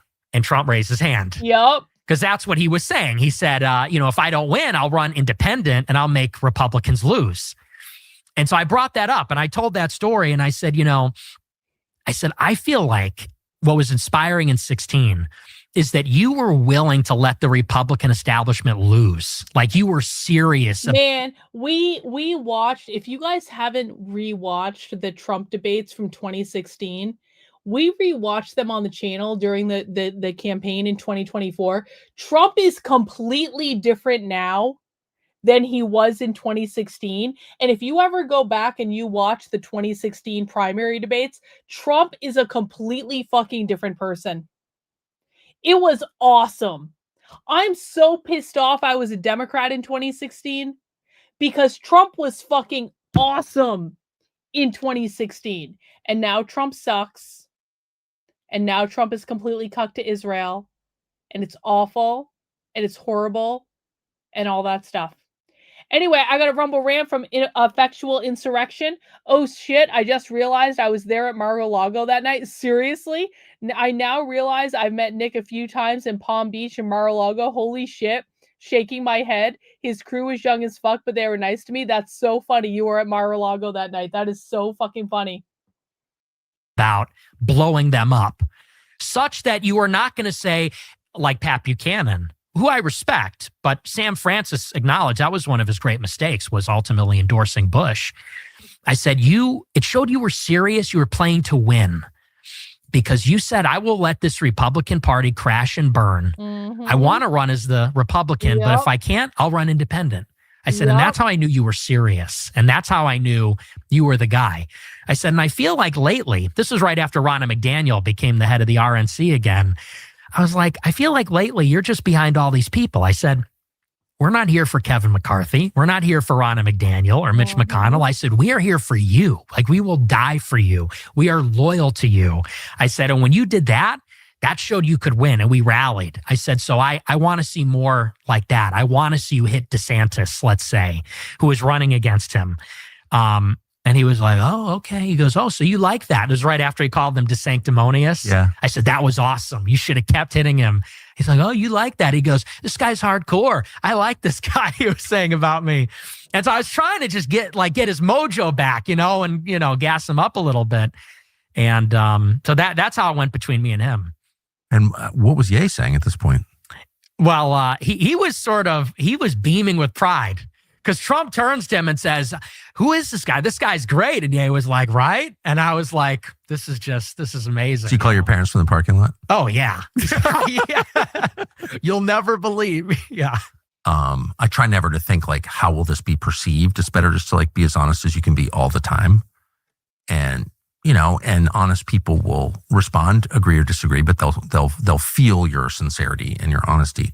But there are always people who are going to distort it. And I recounted basically the Christian gospel at Charlie Kirk's memorial service, and everyone's like, you're an anti-Semite. I literally didn't have one thought about Jewish people. It had nothing to do with that. It was whatever. Yeah. So, but I was thinking about this conversation, which I'm sure can't imagine what that in the ways that it'll be distorted. But I do hope that people who want to learn what's happening and who you are will watch the whole thing. It's probably naive hope that it won't be reduced to whatever you're saying something naughty and me laughing and see they're both Nazis. I mean, that's going to happen, of course.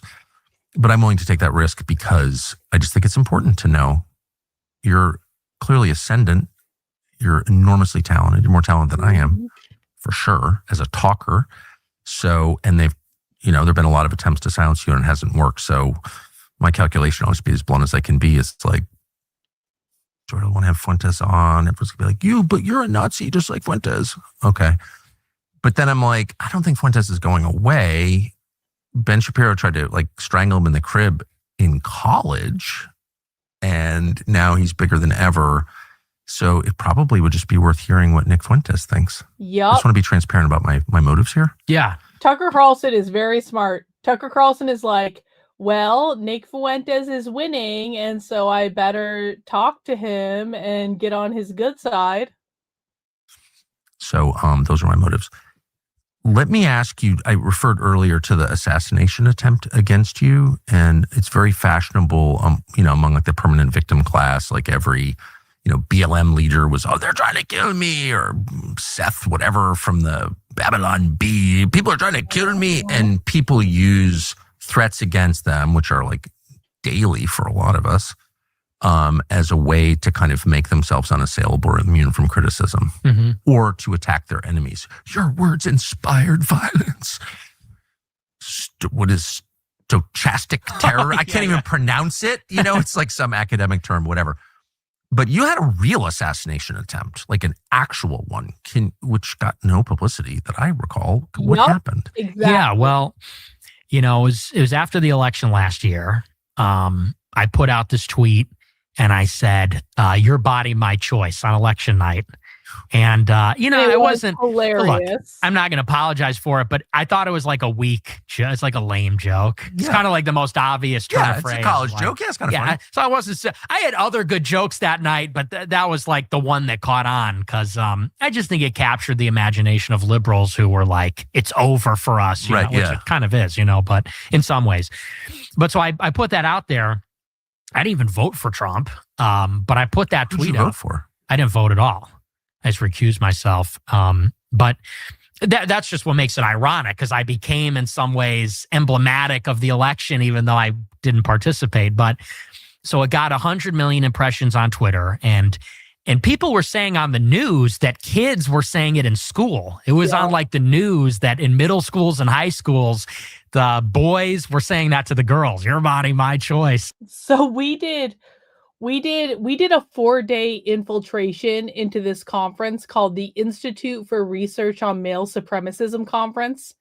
When was that? Was that in April or May? That was in April or May of this year.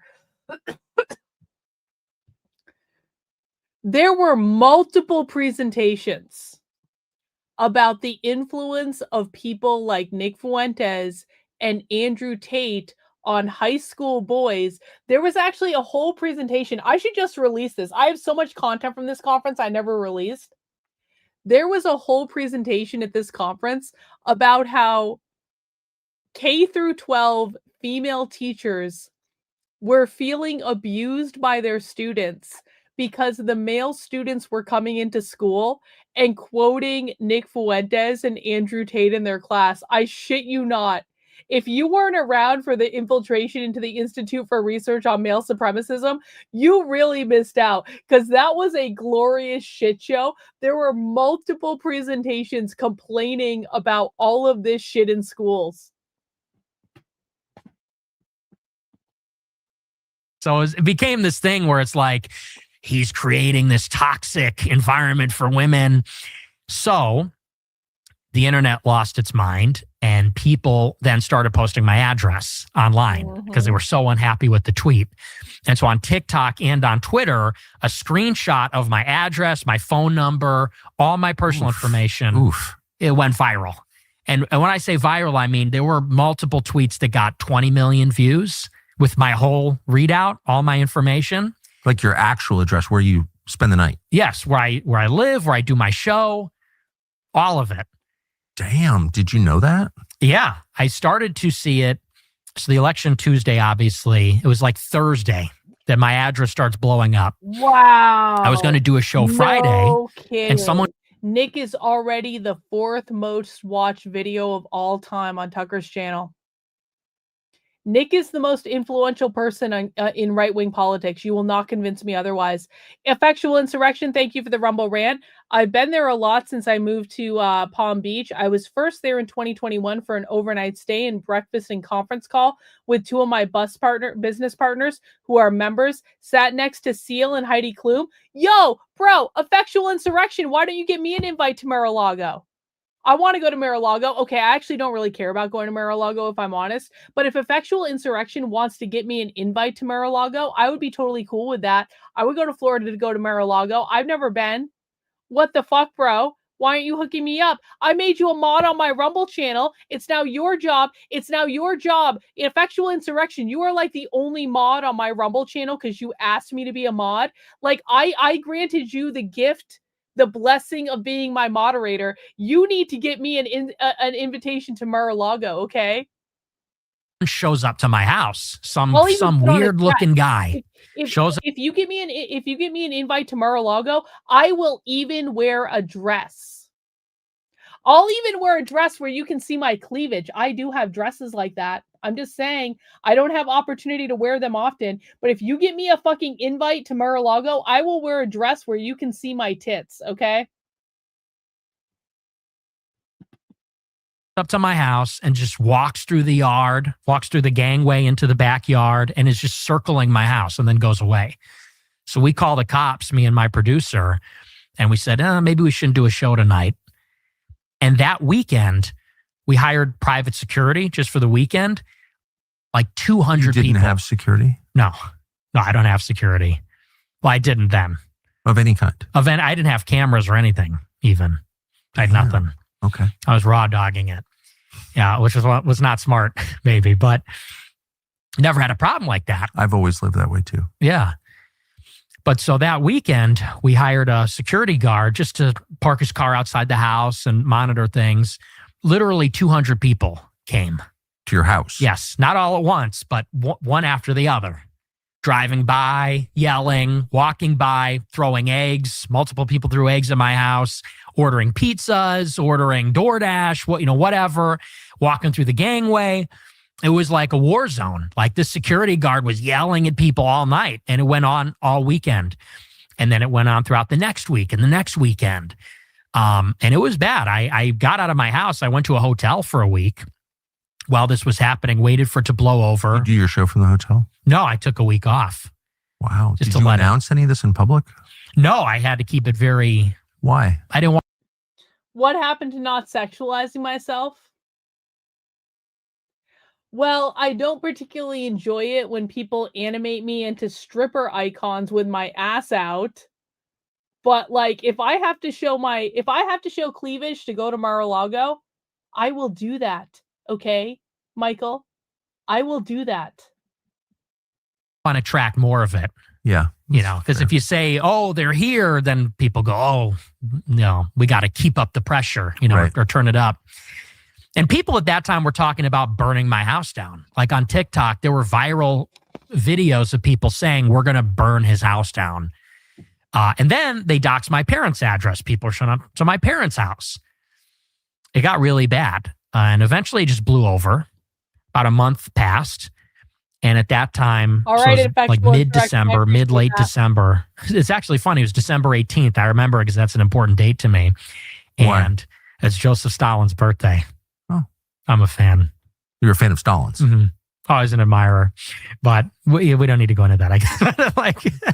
Well, that's okay. Let's get back. We'll circle back to that. It was weird because the reason I mentioned that, it was almost like, because I woke up that day and I was like, oh, it's December 18th. And I was just like very acutely aware of like, today's like a strange day. This is the day that the attempt happened. And so nothing had been happening for weeks at this point. So elections like November 3rd, month and a half has passed. Nobody's coming to my house anymore, rarely. And I'm doing my show like normal. And I'm reaching the end of the show and I see out of the corner of my eye, I get an alert from my Ring doorbell camera that somebody's at the front door. And so I'm reading through my super chats. I'm going through live You're chat on the messages. Air. Yeah, I'm live. And, I'm working through the messages and I'm keeping an eye on it. And I see that this guy has a loaded gun. The guy's standing. Laugh. Yeah. Well. So you're live, and you see that there's a guy with a gun outside your door. Yes. He's got a motorcycle helmet and a backpack. He's got a gun drawn and he's knocking on the door yelling. So fucking crazy.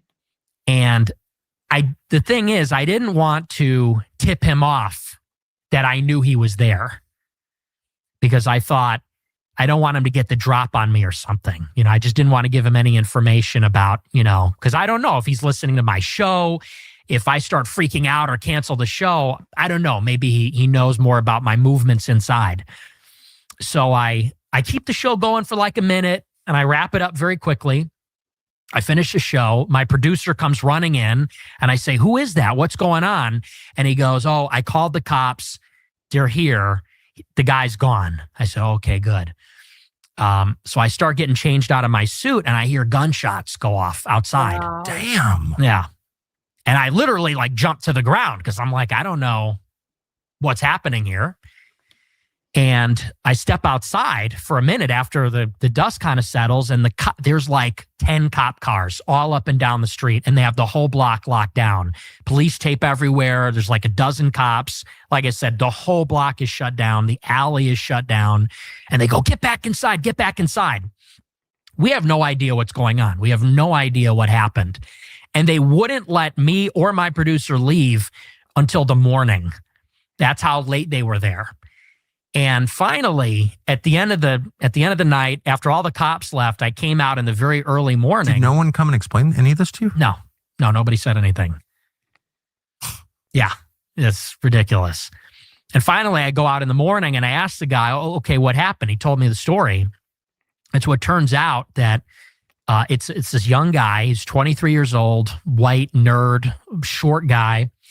He was at U of I, University of Illinois in Urbana-Champaign, about 2 hours south of where I live. He killed 3 people earlier in the day. He went to his roommate's house, college roommate's house, Crazy. Killed his roommate, killed the sister, the guy's mother, got in his car and drove directly to my house, parked outside my house, got out a .22 pistol and an automatic crossbow. Weird choice. And he knocked on the door, which is where I saw him. He went around the house. He tried the back door, tried the front door, and the cops pulled up. He took off running through the gangway, hopped the fence, ran into the neighbor's house. I guess he went into the neighbor's basement because the door was unlocked. He was hiding from the police. He shot 2 of their dogs, which is devastating. My impression is that Michelle Malkin, it's not like she doesn't support them. It's just that she's kind of like retired and isn't really doing public stuff. But I don't think it's a matter of like she doesn't support Nick. I think it's just a matter of she's not a public person right now. He runs back outside. Correct me if I'm wrong. And the cops see him. He shoots at the cops. The cops shot him in the face and he dies on the spot. What was his motive? They never told me. To this day, I have no idea. They never told you? No. So what contact did you have with the police after this? They came by about a week later. Illinois State Police came to retrieve the ring camera footage of the whole incident. And so they had me download that onto a thumb drive. Yeah. And that's it. I never heard from the cops, never heard from the government. Not at all? No, nothing. A guy comes to murder you. He's murdered 3 other people and 2 dogs. He gets shot to death and no one bothers to tell you anything? Nope. Yeah. Nothing. Is it really a country at this point? No. I mean, it's ridiculous. And so what was his motive? Do you have any idea? I have no idea. So the story that I read online, because obviously the news followed up on this, and they said that, so he was like 5'5". I guess he was involved with drugs, actually, with his roommate. They sold drugs together, something like that. They had a falling out over the drug money or something like that. The roommate beat the shit out of him so bad he dropped out of school. He had this major falling out with the roommate, but they were close, had a big falling out. The shooter took him to small claims court over some money. And I guess this guy was just in a downward spiral. He lost his job. He got in a hit and run crash and ran from the police. Then he was swearing at the cops when they showed up to arrest him. And I guess his life just kept getting worse and worse and worse. I assume he took it out on the roommate and popped off. Yeah. Killed the whole family. It's horrifying, but how do you fit into that? So this is just my opinion, speculation. This is like a month after Luigi Mangione. He had on and the shooter at my house had on a motorcycle helmet and like a costume. And so I think he was maybe like a copycat of Luigi Mangione. He thought he was going to be like a hero and assassinate some reviled political figure who was going viral at that time, being hated for that tweet. So I think that might have been the motive, but that's pure speculation. I have no idea. I mean, it's a well-documented fact that all kinds of bad actors use unstable people for political assassinations, right? It's happened. We know it's happened. Mm-hmm. So do you think this might be an example of that? I don't think so. but it's certainly possible. The reason I say I don't think it's kind of funny. I mean, I think of you as conspiracy minded, but you don't have a conspiracy in mind here. No, because I really believe that when you look at all these things, and by these things, I mean these like really disturbing instances of violence like Luigi Mangione or Charlie Kirk or these school shootings, there is something going on with these kids. It's nihilism. It's these people that are maybe mentally defective, extremely online. I think there's like a real problem there. And I don't doubt that sometimes these people are involved with maybe a foreign government or they're being groomed or put up to it by an operative. But I think to assume that it's always that ignores that, like, there's a very real problem of nihilistic, surrealist violence that comes from young people. And, you know, like this guy it's a triple homicide out of nowhere. And then he tries to kill me. I think he just went crazy, but I could be wrong. Describe the circumstances that have led to this violence. Like, how does a normal kid, young man, go from being a normal young man to being a murderer? I think that it has a lot to do. If you read through all these stories, they always have a few things in common, which is that, and people have pointed this out, this is not new, SSRIs are always a big one. Of course. But what that points to is a depressive streak. It's always somebody that is a loner, socially dislocated, or socially dysfunctional. You know, they don't have many real life friends, engage in real life activities, slip through the cracks. That's always how it starts. Then they get into either they're medicated by a therapist with SSRIs or they self-medicate, which is extremely common with alcohol, weed, which is extremely potent now. And you could get THC from like a vape pen. So it's very powerful, very accessible. You know, when I was in high school, my stoner friends would have to like go on a walk to the park and roll a joint. Now with the vape, you can hit that anywhere, I guess. Of course. It's very discreet. They also do psychedelics. I think that's a huge part of it. No. And no. that a huge part? No. No. Wrong. No. Nick. No. You know what it is? It's the fucking trans hormones, Nick. It's the fucking trans hormones. Psychedelics in tune you with who you are, Nick. It is not. See, this is Nick's lack of experience, okay? Highly disagree. Okay, I can kind of get behind the weed stuff. People like, I don't think young people should be smoking weed. I smoke weed because my brain is fully developed, okay? I didn't start smoking weed until years after my brain is fully developed. I am a highly fucking functional stoner. I can produce, you guys should see the mass amounts of fucking writing I can produce while high. I do my very best research when I'm high. I do my very best ideation, but I started smoking weed when I was older, okay?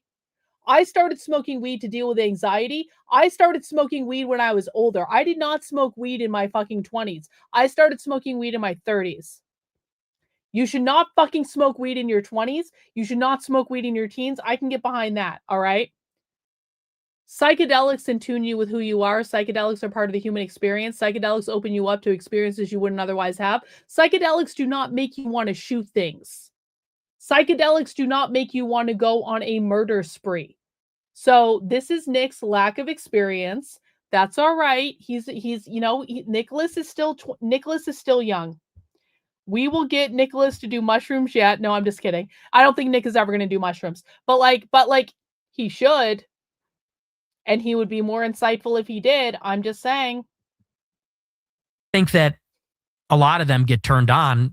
They'll do alcohol, marijuana, and then I think they get into psychedelics like LSD or MDMA. And I think MDMA is not a psychedelic. Those things induce psychosis. These psychoactive drugs, whether it's marijuana by itself or it's LSD, I think they tend to induce psychosis and exacerbate those like existing problems. No. And basically what happens, I would say that is maybe the next step.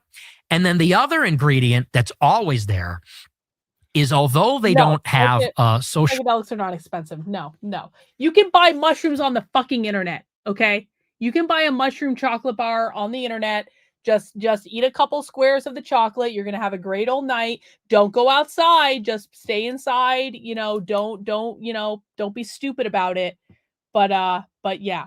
Effectual Insurrection over on Rumble says they get radicalized by intel operators, both foreign and domestic, online in many groups and chats, Discord, etc. Therapists are in with intel. They radicalize people to become violent patsies. I actually think that that is more likely than people getting radicalized by doing mushrooms. I think it is more likely that people get radicalized by being too online than they get radicalized by doing mushrooms, like to a significant degree. Yeah, Nick has now turned into, this is the Laura Ingraham segment of the Tucker Carlson interview. Listen, again, I don't blame Nick for this. Nick has never smoked weed. Nick has never done psychedelics. And you know what? Nick is still in his 20s. Perhaps he should hold off. But I would fucking love to get Nick to do ayahuasca someday. That would be a fun, unironically, that would be a trip. That would be a trip. Nick Fuentes doing ayahuasca. Ayahuasca is a plant and a vine, Nick. It's made by God. God put the plant and the vine here because he loves us and he wants us to be happy. It's part of your birthright, Nicholas. You need to go to Peru, and this is decided. Nick needs to go to Peru and do ayahuasca for a week, and he's going to come back. He's going to be a whole new person. It would be glorious. It would be a When I did ayahuasca, I felt the pure, beautiful love of God shine down on me. And it was one of the most beautiful experiences of my life. That's what Nick needs to do. The life in the real world, they have a social life on the internet. Yes. And so they're deeply involved in obscure internet forums, Discord, gaming communities. Increasingly, ChatGPT is inducing psychosis. People talk to ChatGPT all day, all night. And you basically have, between the three of these things, they kind of go into like a different world. Between the psychoactive substances, the make-believe reality of the internet, totally disconnected from the real world, I think they enter into like this delusional state. And I think that's where that shooter in Minneapolis, I think that's what that was. I think if Tyler Robinson is found guilty, there's been some interesting screenshots about him and his transgender boyfriend. It's the same story there, if that's true. And I would imagine it was not dissimilar with the guy that showed up and tried to kill me. I think those are always the ingredients that produce that kind of violence. It's interesting, your audience, as I imagine it, I've never seen any of your numbers. I don't even know how big your audience is. It seems big to me, but I think of them as young men. Mm-hmm. That's the bulk of your audience, right? Yes. And yet here you are criticizing weed and video games and the internet, and you work on the internet. You are a creation. I mean, you wouldn't exist without the internet, of course. You didn't get a job at NBC News. So what kind of reaction do you get when you criticize weed, gaming, and the internet to young men? A lot of them agree with it because they get it. It's their life. A lot of them, that's their life. Their life is, and another thing we didn't even bring up is the porn thing, which is there also. This is their life. Weed, gaming, porn. And I think they know it's bad. I think they know there's like some sense of guilt. And so it's interesting. I would say it's maybe an 80-20 split, where 20% say, oh, you're against weed? Not cool, man. It's just a plant. Well, they're very defensive about it, about these addictions. And I think 80% say, I know I have a problem. Like I have a guilty conscience. I know it's bad. I know it's terrible. Why are you against weed? Hang on. I'm gonna stop Nick right there. I smoke weed all the fucking time. I do not have a problem. I'm totally in control of it. I can stop. So I'm not addicted to weed. I can go days without smoking weed and be just fine. It's not a problem. It adds benefit to my life. Nick is wrong. I'm sorry. Like, I firmly fucking believe this. Listen, man, there are people who overuse things and there are people who are not. I feel like I'm getting defensive about this. Nick is like, people get totally defensive about smoking weed. And I'm like, no, I don't, you fucker. But I smoke it. But I'm going to argue this point. Like, I am highly functional when I smoke weed. I produce more content when I smoke weed. I produce better content when I smoke weed. Again, I think this is an issue of age. I don't think people should be smoking a lot of weed before their brain is fully developed. I really don't. But to say that it induces psychosis for everyone is just not correct. Does Victor smoke weed? No, my husband would never do that. My husband would never do that. Don't put my husband on the spot. My husband would never do that to go to sleep at night. That would never, ever happen. Well, okay, so admittedly, yeah, not everyone can do that, but I'm just saying that like different people are different, okay? Different people are different.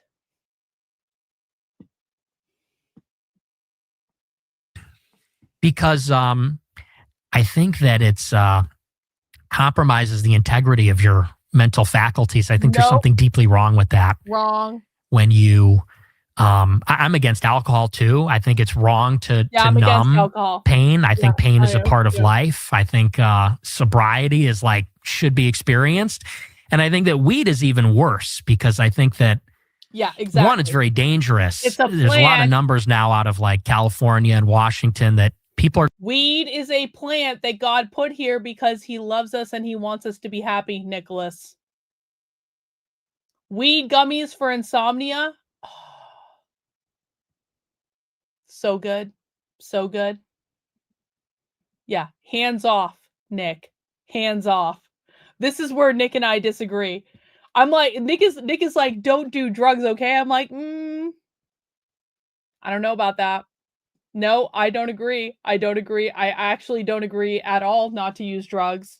Disavow. Going to the hospital for psychosis. People are going crazy because of It's also more subtle and therefore more insidious. Like you can't, I've done it. If you have a, 12 pack for breakfast, like everyone knows.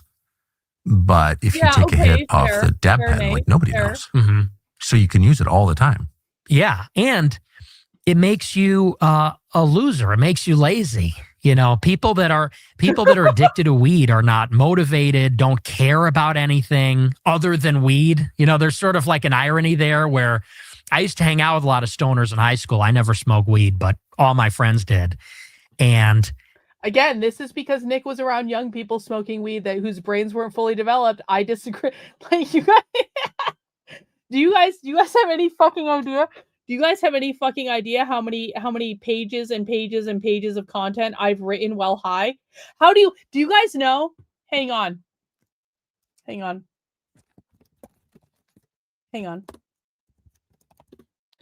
you guys know?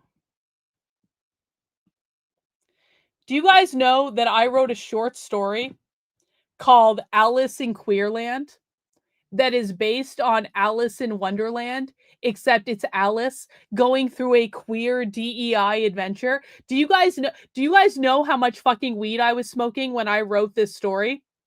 Do you guys know that this book would not have been produced was it not for marijuana? I'm just saying, I was high when I came up with this idea. I was high when I wrote like 90% of this fucking book. And this story is fucking great. I fucking love this. Not enough people have bought this book, by the way. Like, I mean, okay, it's a short story, but I am actually deeply fucking proud of this work. Do you guys know I wrote another book? Do you guys know I wrote my favorite book that I've ever written ever? And whoever gave me a low rate, whoever gave me the 1-star rating can kiss my ass. This book is fucking awesome. Do you guys know that I wrote a dystopian fairy tale based on the Communist Manifesto? Do you know what the origin story for me writing a dystopian fairy tale based on the Communist Manifesto was? Weed.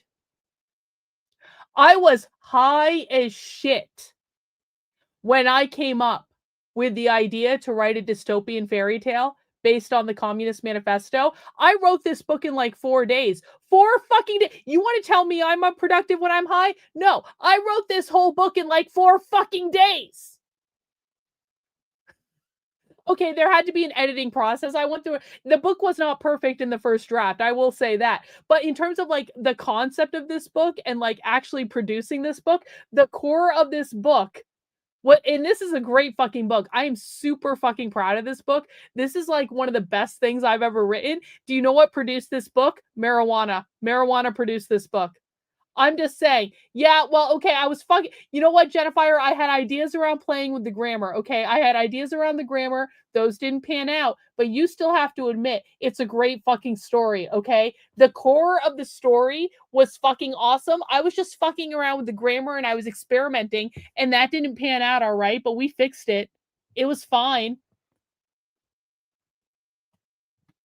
I'm just saying. Nick is wrong.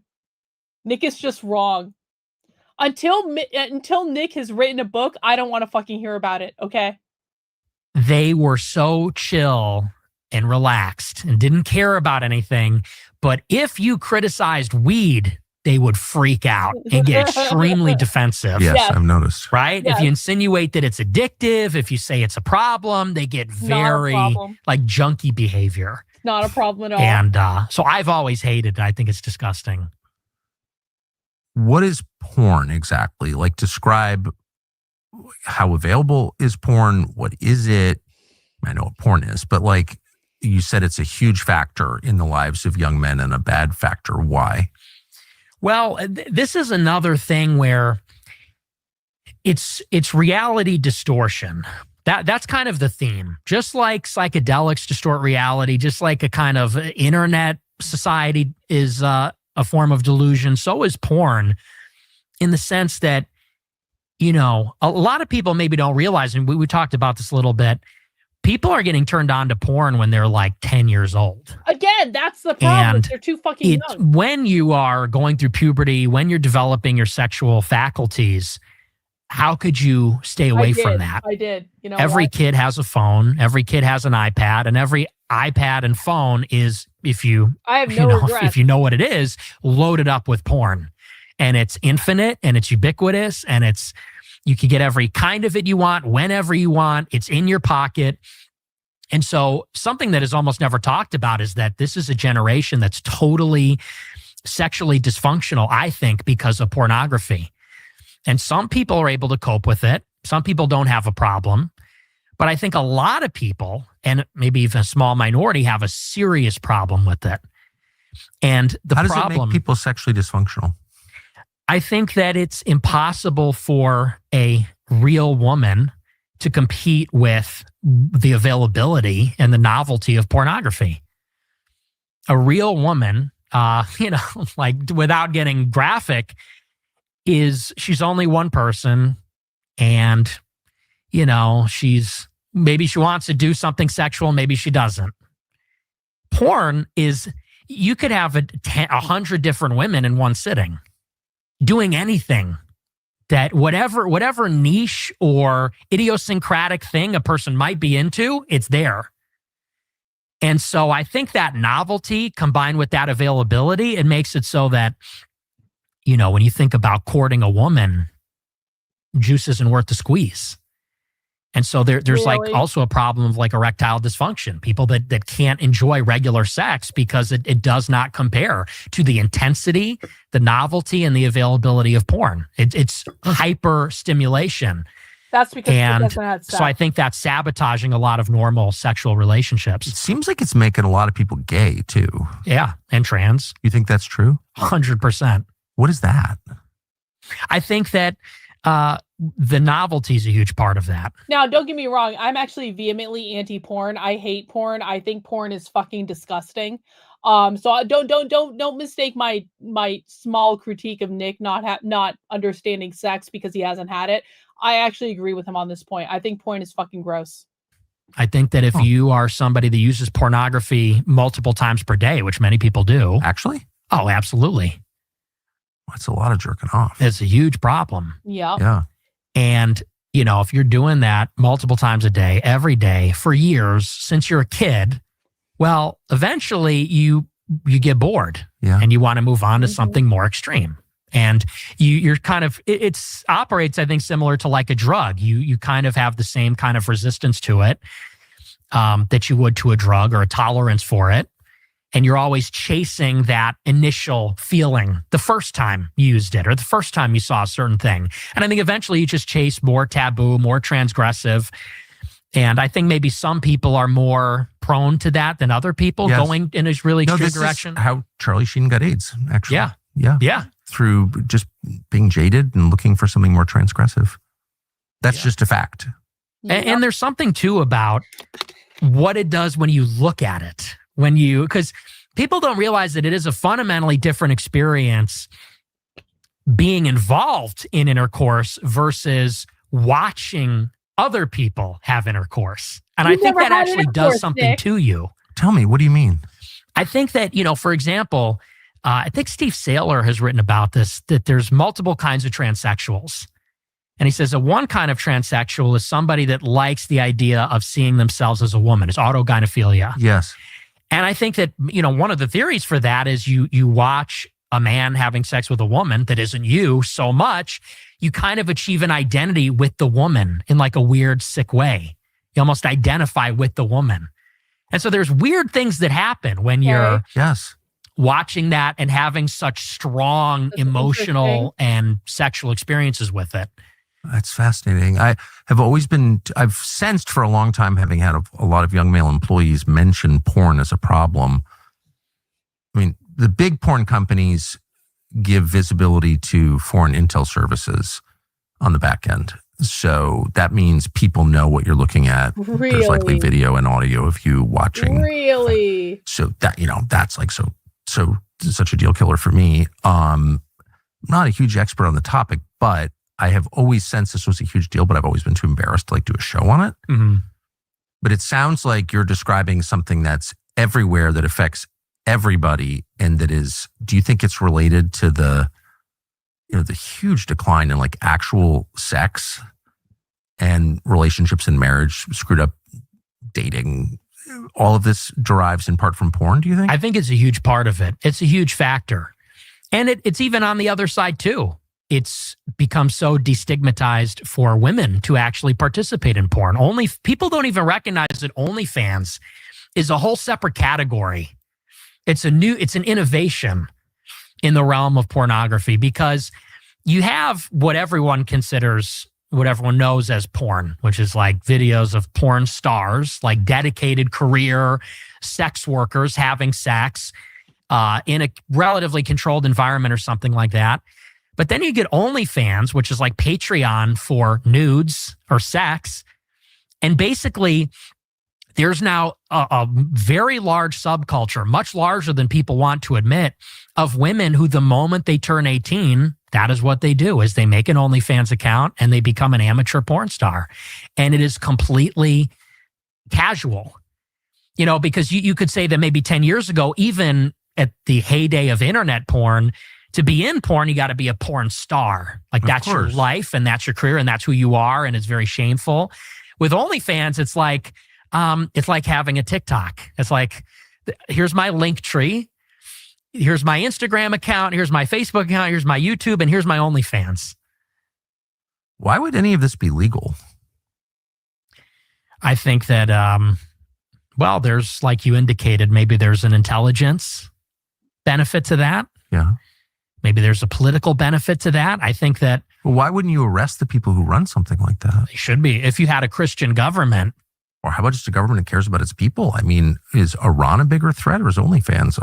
Iran's not turning my daughters to prostitution that I'm aware of. Right. Right? I mean, that seems like one of the worst things that could happen to any society.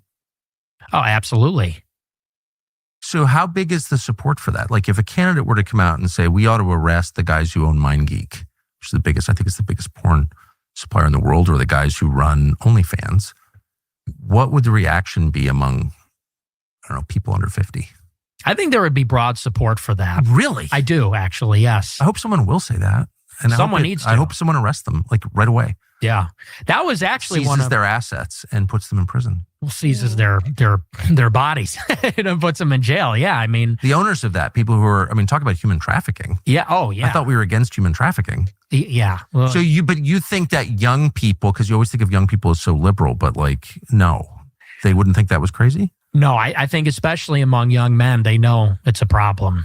It's ruining their lives. And they know it.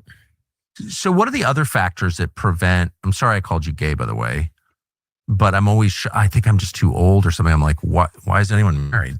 You tell me, why aren't people married? Well, I mean, honestly, it's the women. The women are extremely liberal. No one talks about that.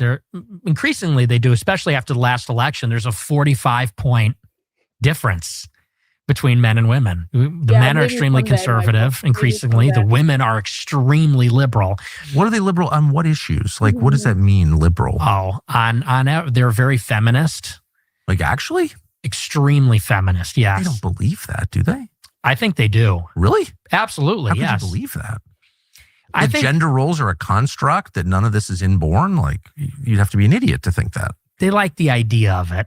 They like because of course I think all women naturally want strong men. Of course, obviously. They naturally want a Chad. They want like a tall, buff guy. But I think they like the idea of none of them want to work either. None of them actually want to work. No, that's what I'm saying. Of course, right. It's obviously true. It's always been true. Work outside the home. Right. They don't have enough work at home. There's a lot to do. But no, I completely agree. So that's why I question, like, they're feminists in what sense? Yes.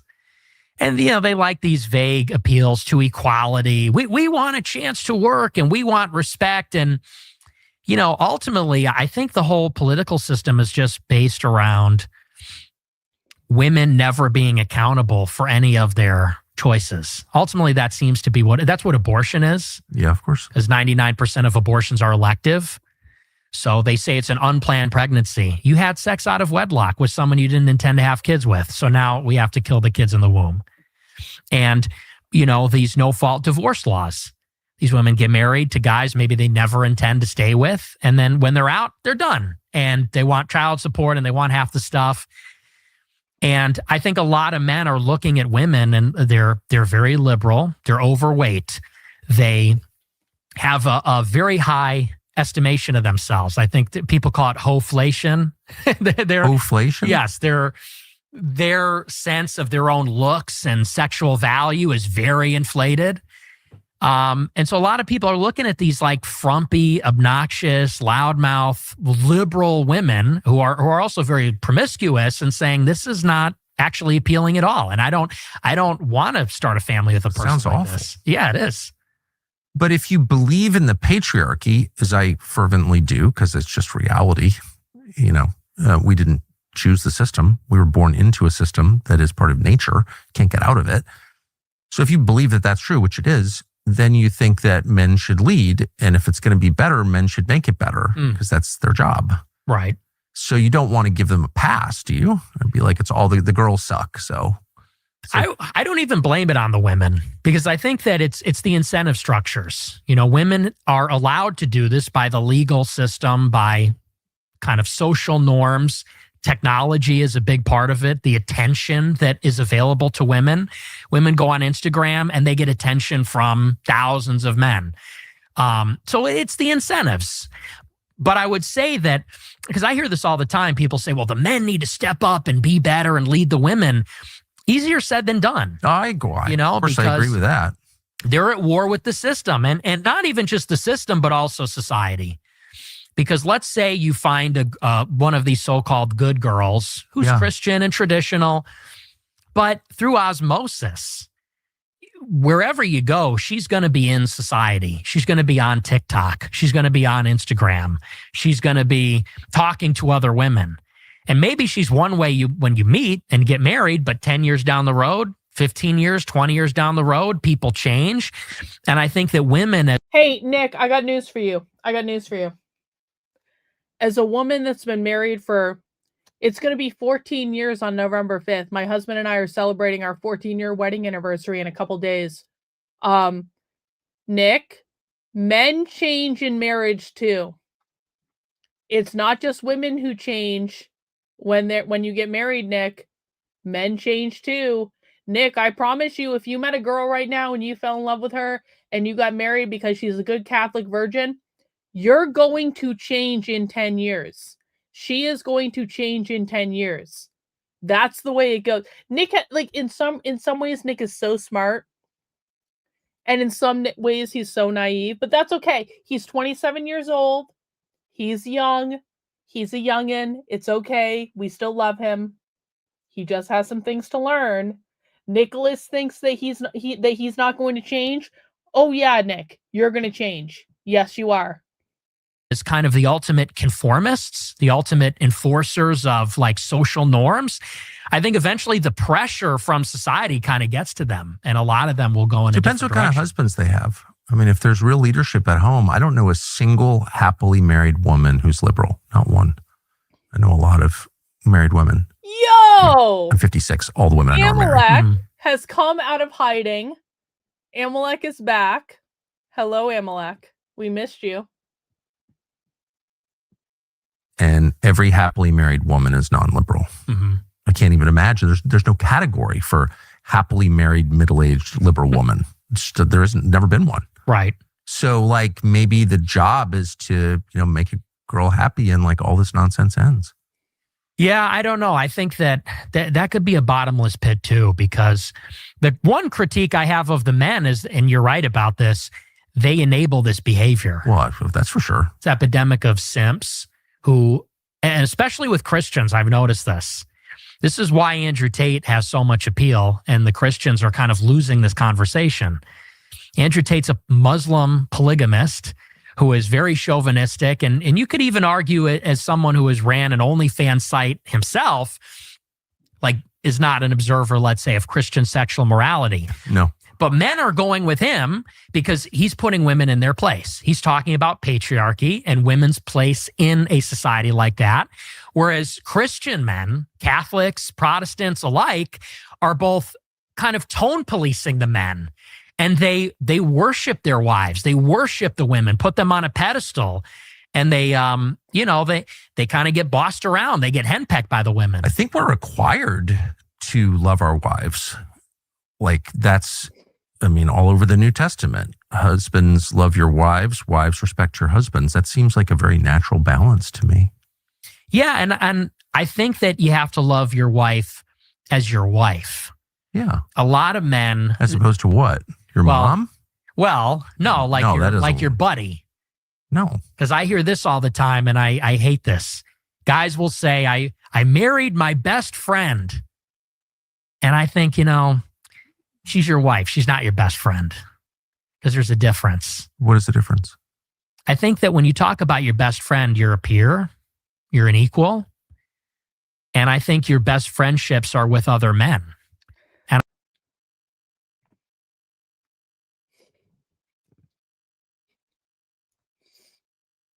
we're going to forgive Nick because Nick is young and Nick has never been in a relationship and Nick is not married and Nick has a lot to learn. I'm sorry, Nick, your wife should be your friend. I'm sorry. Like that's just that you are not like Nick, you are not going to have a happy marriage if your wife is not your friend. I'm sorry.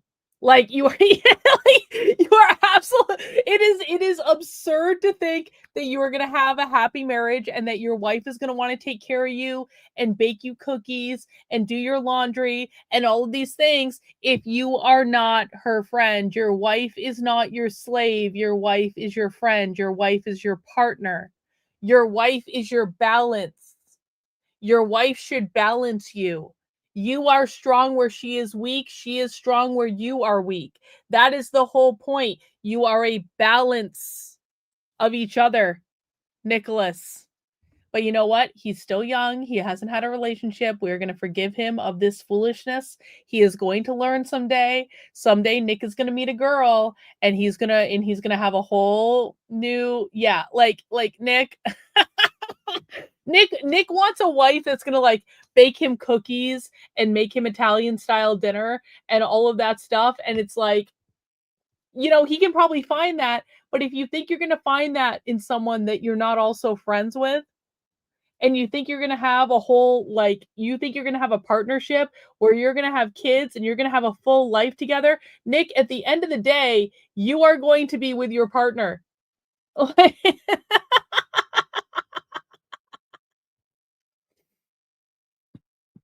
No, Victor's fine. Victor's fine. Victor's hanging out. He's drinking a beer right now. Victor's fine. Okay, my husband can handle himself.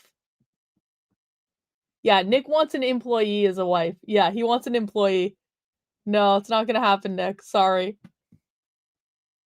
I think that your wife ultimately is subordinate to you. Firm handshake. She's your helpmate. And ultimately, as the man in the marriage and as the father, you have authority, the final say over the household. Well, and she can give advice. It's not to say I'm not a freak where you say, shut up, woman. I mean, of course, you discuss things with your wife and your wife gives input, but the authority rests with the man. Of course. Of course. But Nick, you have to like each other and you have to like being in each other's company. Like in many respects, marriage is fucking boring. Marriage is sitting around the house when there's nothing else to do and talking and watching movies and going and doing stuff or maybe you're just doing stuff separate. Me and Victor do a lot of stuff separate. Victor has his friends. I have my stuff that I do. Like, marriage is fucking boring as shit. Dating is fun. Dating, when you're in those first stages of a relationship, like, you don't really know and you're like testing each other and you're like playing with each other and you're flirting with each other. Marriage is boring as shit.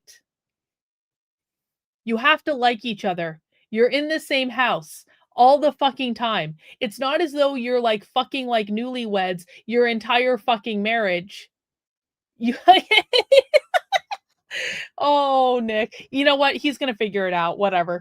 But God set up this kind of amazing system where men are physically stronger. Mm-hmm. So, like, of course, you could make your wife do whatever you wanted. You're bigger than she is. Right.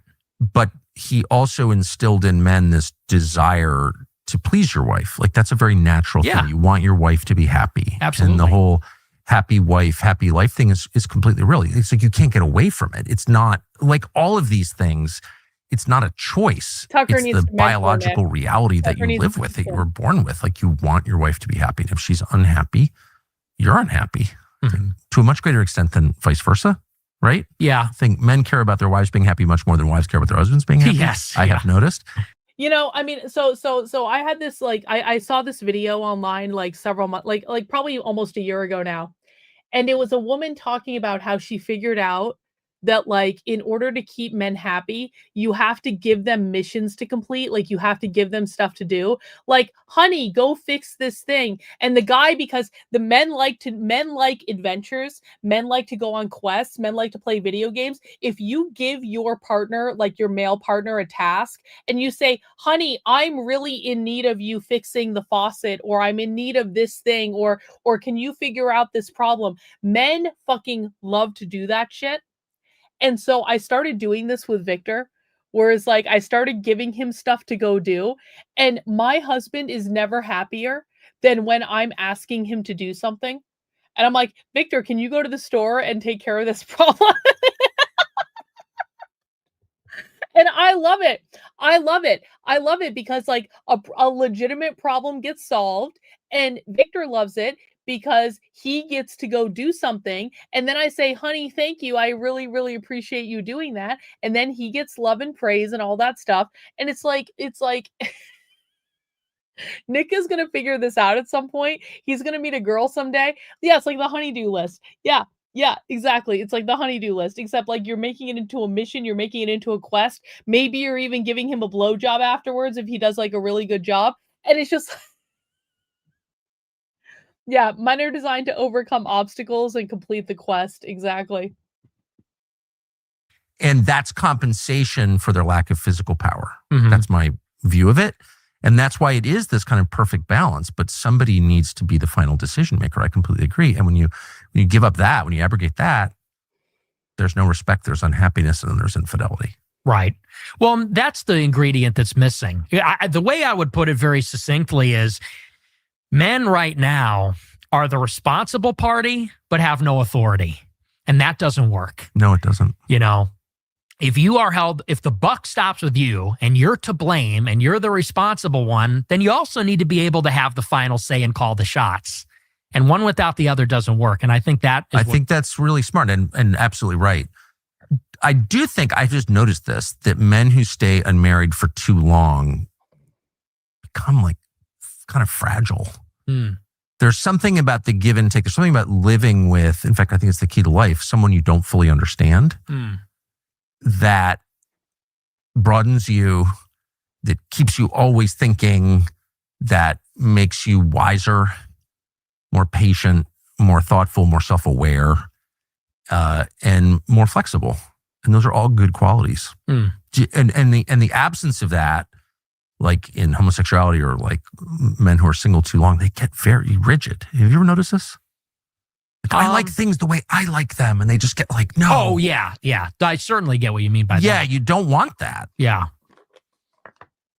I would say that when you say you don't fully understand women. To me, I feel like women are very simple in terms of. Have you ever lived with one? No, I haven't lived with them, but I mean, and don't get me wrong, maybe it's difficult, but I feel like they're pretty simple. We're all pretty simple. I mean, no one's more simple than I am, but we're all pretty simple. But what I mean is, like, on a day-to-day, on the level of experience, like, you don't always understand what they're saying because it's never about what they say it's about. Right. And men are just tend to be kind of dog-like in their straightforwardness. I'm hungry, I'm horny, whatever it is. I disagree. I feel like men are complicated. I feel like women are like, I'm hungry, I'm horny. I feel like men are very complicated. Really? How? Yeah, men are not. Because men are masters of the universe. Women are the universe. This is what Spengler says about them. And so I think that men have like a deep connection to things like math and space, and they want to conquer the world. Of course. And, things like this. And women, I feel like, are actually very primal and instinctual. Yes. They want security. Earthier. Yes. Chthonic. They're of the 100%. Never embarrassed by bodily functions. Men are so squeamish. Yes. Women are not at all. I fucking hate bodily functions. No, that is absolutely true. But I mean, in the way that women present their concerns, there's almost always something that's not being fully expressed. Like, I got mad at you last night because I was pissed about something last year.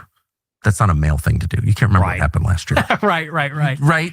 And so, but anyway, but whatever the point, men and women talk past each other constantly. They don't always know what the other one is saying. And that frustration actually gives way to like great beauty over time, I would say.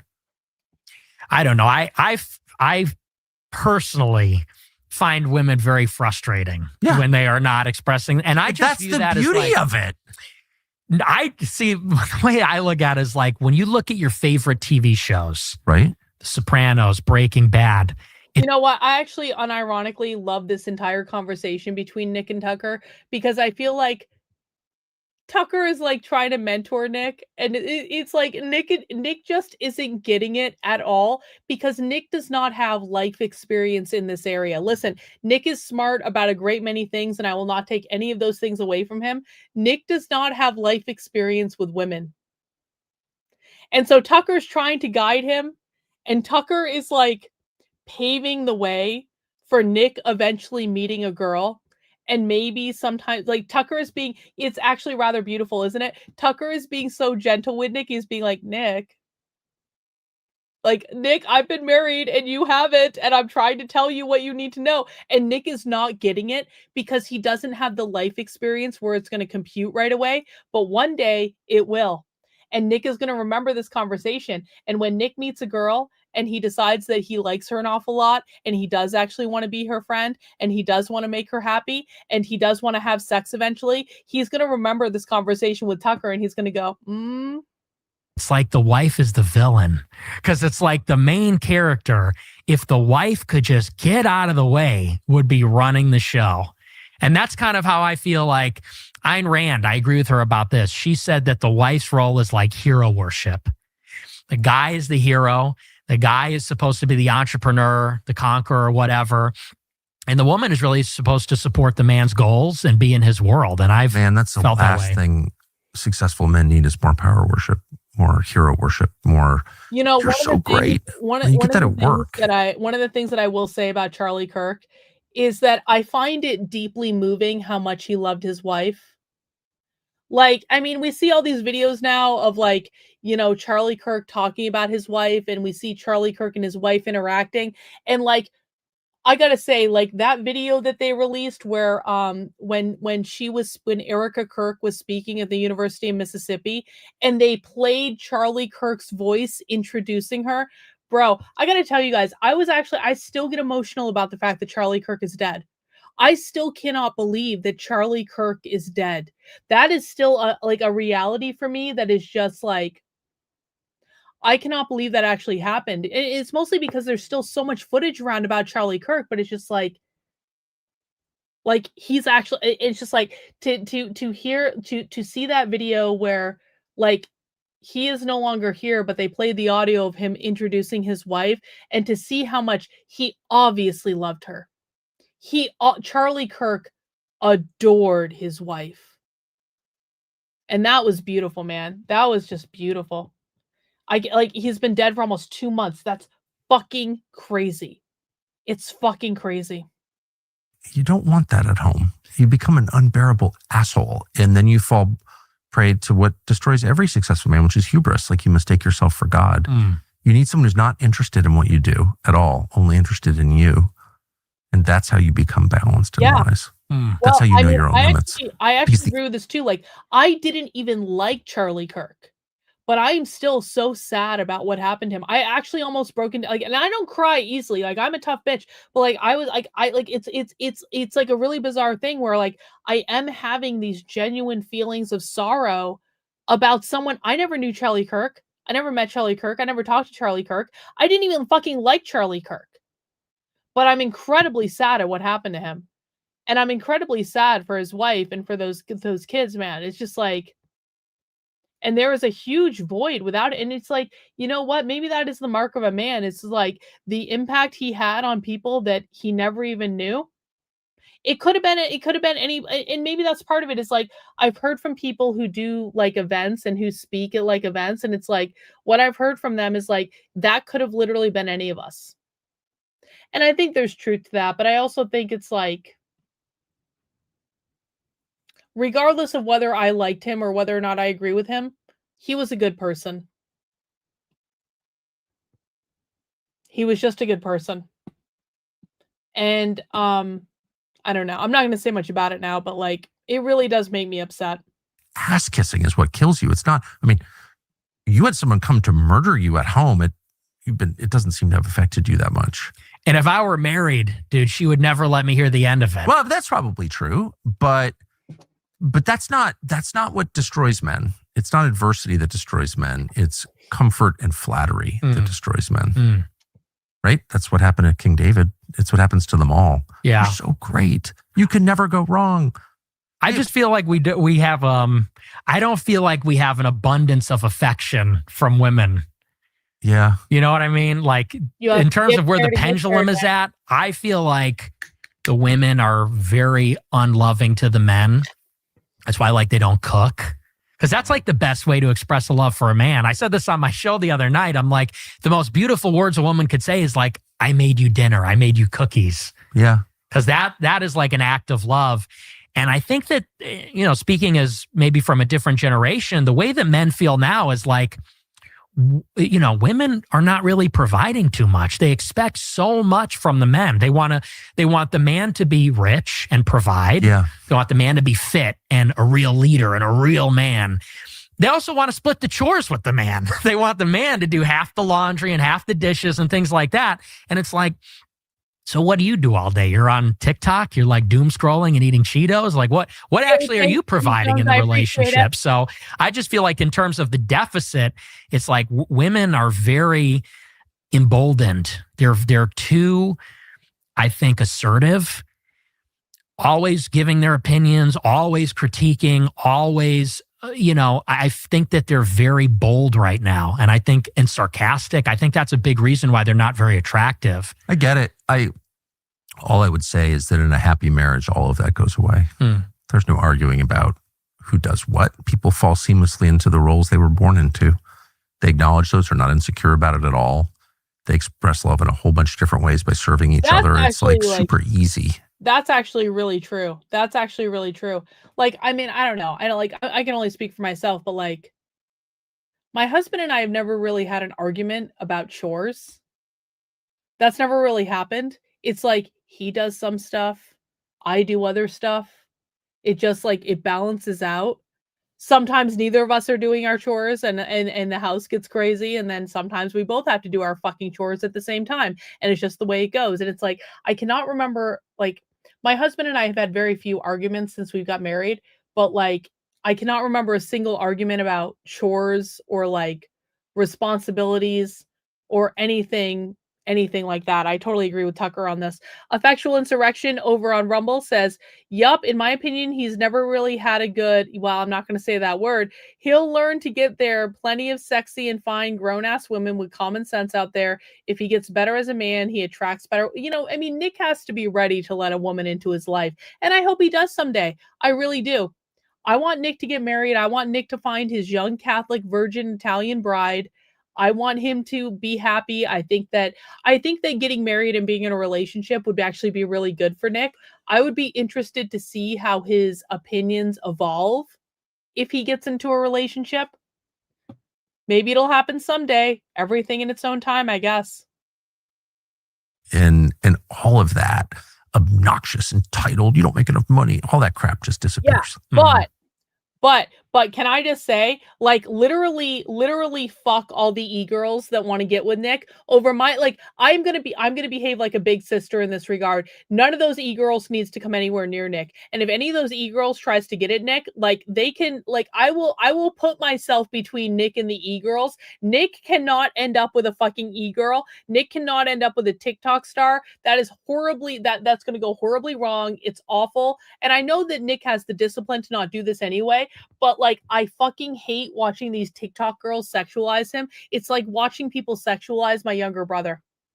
It's not okay. It's not fucking cool. I've never felt as protective as someone in my life as I feel over fucking Nick Fuentes, which is bizarre in so many respects. But I'm like, no, you will not sexualize him, TikTok girl. No, I will not allow it.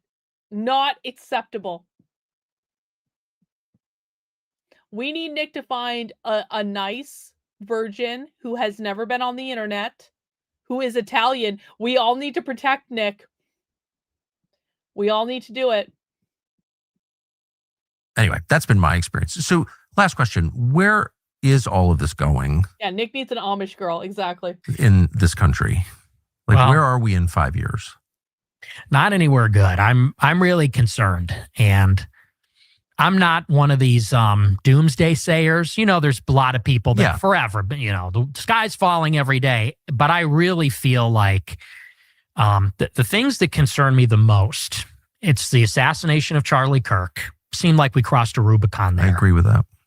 Because he's just a conservative guy, relatively moderate, expressing his opinions. He's not the president. He's not a politician. And it wasn't just that he got shot. It was what happened afterward, which is that 100,000 liberals went on TikTok and celebrated. And that shows that how can you integrate or harmonize with people that hate you that much? They see some, you know, and I understand that liberals thought he was a jerk. Like maybe he was a little rude or something like that. And he really wasn't. I mean, he was pretty patient as they come. I just tried to fill in for him last week and immediately snapped at some kid and threatened to beat him up and went crazy. And I had said a prayer for patience, by the way, and I still couldn't handle it. So, you know, Charlie Kirk was a remarkably even-keeled, patient, decent man. Yes. And yeah, so whatever their perception of him was, to see him get his face blown up in front of everybody like that, and the first reaction of someone in the crowd who was present, some guy with the beard jumps up and celebrates. Did you see this? No. Some liberal kid in the audience jumps up and says, "All right." I literally can't handle it. I'm so upset by it. I haven't looked at anything. It's disgusting. And I saw that and said, yeah, like, there's no putting the genie back in the lamp here. That was one. The other thing I'm really worried about is what's happening at these ICE detention centers, where it's happening not far from where I live in Broadview, Illinois, where they set up an ICE detention facility. And the administration is rounding these people up, which I support, but they're doing it in a very provocative way. They're broadcasting it. They're making hype edits on Twitter of like these raids on apartment complexes, which I think are very cool, but it's somewhat provocative. And Antifa's showing up. I wonder if a very smart person told young Nicholas that the administration is not taking Antifa seriously. I wonder if a very smart person educated young Nicholas on all of the things that the administration does not know about Antifa. I wonder if a very smart person encouraged Nicholas to utilize his immense platform to make sure people have no idea, or to make sure people have some idea about the fact that the Trump administration doesn't know what the fuck they're doing. I wonder if that happened. I wonder if that did. In order to protect ICE, the administration's putting DHS, Well, now they're protesting the DHS presence, and the administration of the governor of Illinois and the mayor of Chicago are telling Chicago police, don't help ICE. And they're encouraging the protesters. And what I see there is like a level of tension that just keeps increasing. Yes. And there's leadership. There's civilian leadership on both sides. Like the governor and mayor, who are Democrats, won't back down versus a Republican president. There's a security division too, the police versus ICE, the police versus DHS. There's a constitutional question about the federal supremacy, you know, and I see all the ingredients of like a low boil civil conflict, full blown civil war. And I'm not that guy, but I see all the ingredients there for that to happen. So I'm deeply concerned about where that will go. How would you handle it if you were in charge? If you're the president, what do you do about that? I think maybe this is controversial, but they have to crush the other side. They have to, because you can do one of two things. You cannot challenge the left and let them do their thing. Kind of like arrest all of them. Kind of like we should be arresting all of them outside of the immigration centers. Kind of like we should be arresting everyone in Black Bloc. Oh, I've never loved Nick Noor. Can we just hear that again? We need to crush them. Is that what he just said? They have to crush the other side. Oh. They have to, because you can do one of two things. You cannot challenge the left and let them do their thing, or you can utterly confront them and defeat them and remove hope from the equation. If you resist, you will be arrested. Like this is an insurrection. There's 10 million people here illegally. We're getting them out. You're rioting. You're going to jail too. Like it has to be crushed. But if you do anything less than that, if you do in the middle, all you're doing is antagonizing and feeding the other side. And if they think there's a chance they can win, they will get bolder and stronger and they'll start to rally. And that's when it's sort of like people think it's close or like it's contentious. That's when it breathes. That's when oxygen is fed to this. I'm just saying, I think Nick has been talking to someone very, very intelligent about the left, and it's good that, and he should keep talking to whoever he's talking to, and he should keep listening to whoever is feeding him information about this issue. Kind of fire. So if I were Trump, I would say screw 200 National Guard, like arrest the mayor of Chicago, like arrest the governor. Shut it down. Like make it clear. Like Washington, you know, bring in the troops and say the federal government is supreme. The immigration law is the law of the land. If you're not on board with that, you're going to jail. If you attack ICE or box them in with your car, you're going to jail for a long time. Anything less than that, you might as well just not even bark up that tree at all. Nick Fuentes, thank you very much. Oh, that was Thank amazing. you. It's nice to meet you. What an amazing Likewise. finish! That was awesome. That was awesome. That was an awesome. Let's just leave it there. That was a fucking awesome interview. I'm so proud of Nick. That was amazing. And excellent job by Tucker as well. And can you guys like the amount of people who are upset that this conversation even took place, the amount of people bitching and complaining about the fact that these two people sat down and they talked about what they believed, and he asked him about when he was they tried to assassinate him, and they talked about like how Trump needs to crush Antifa, and it's like the mind is blown at the amount of people who are upset about this entire thing. It wasn't even that provocative. It wasn't even that crazy. Anyway, I think that was a pretty good way to spend a Friday evening. Now, is there anything going on at the ICE facilities? Does anyone know if there's anything actually going on at the ICE facilities? I'm kind of like, I'm still very under the weather. I'm still like very dealing with this cold. And so I don't necessarily want to stream stuff from ICE tonight. But if there's something going on at the ICE facilities, I would consider it. But I don't know if anyone knows that. I might just take a look. I'm definitely going to take a break. I don't know. Maybe I'll come back. Maybe I'm kind of like inclined not to come back because I'm still kind of sick. Yes, chill that a bit. Yeah, it's raining in Portland. All right. So I don't think we're probably going to do ICE facility stuff tonight, guys, mostly because I am actually still really sick, if you guys can't tell.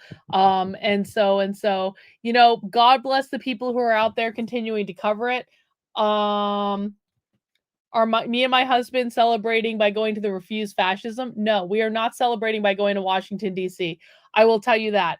That is absolutely not happening. Yes, I would love to interview Veli. Veli has an open invite for the channel. I don't know how to get in touch with Veli, though. So Veli's got to get in touch with me. Someone tell Veli to send me a DM on Twitter or something. I'm more than happy to have him on the channel. I would love to have a conversation. I think it would be really awesome. All right. Thank you guys for hanging out with me. I am going to take my leave. I will be back tomorrow for Socialism Saturday. I will see you guys all then. Take care. Have a good one. We'll see you soon.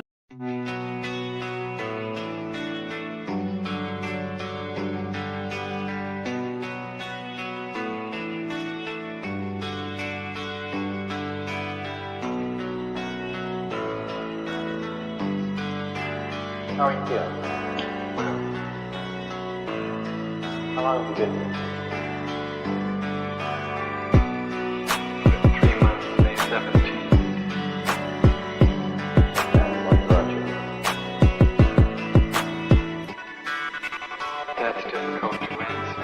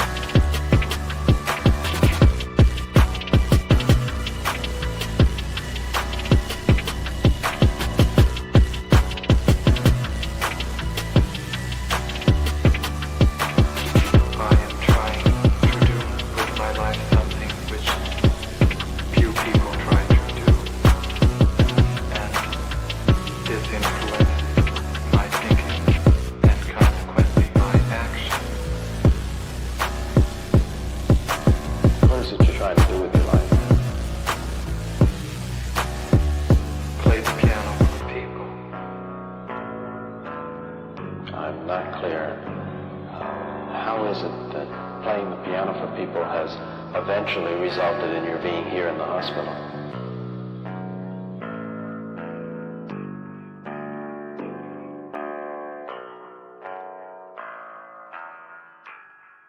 That's difficult to answer.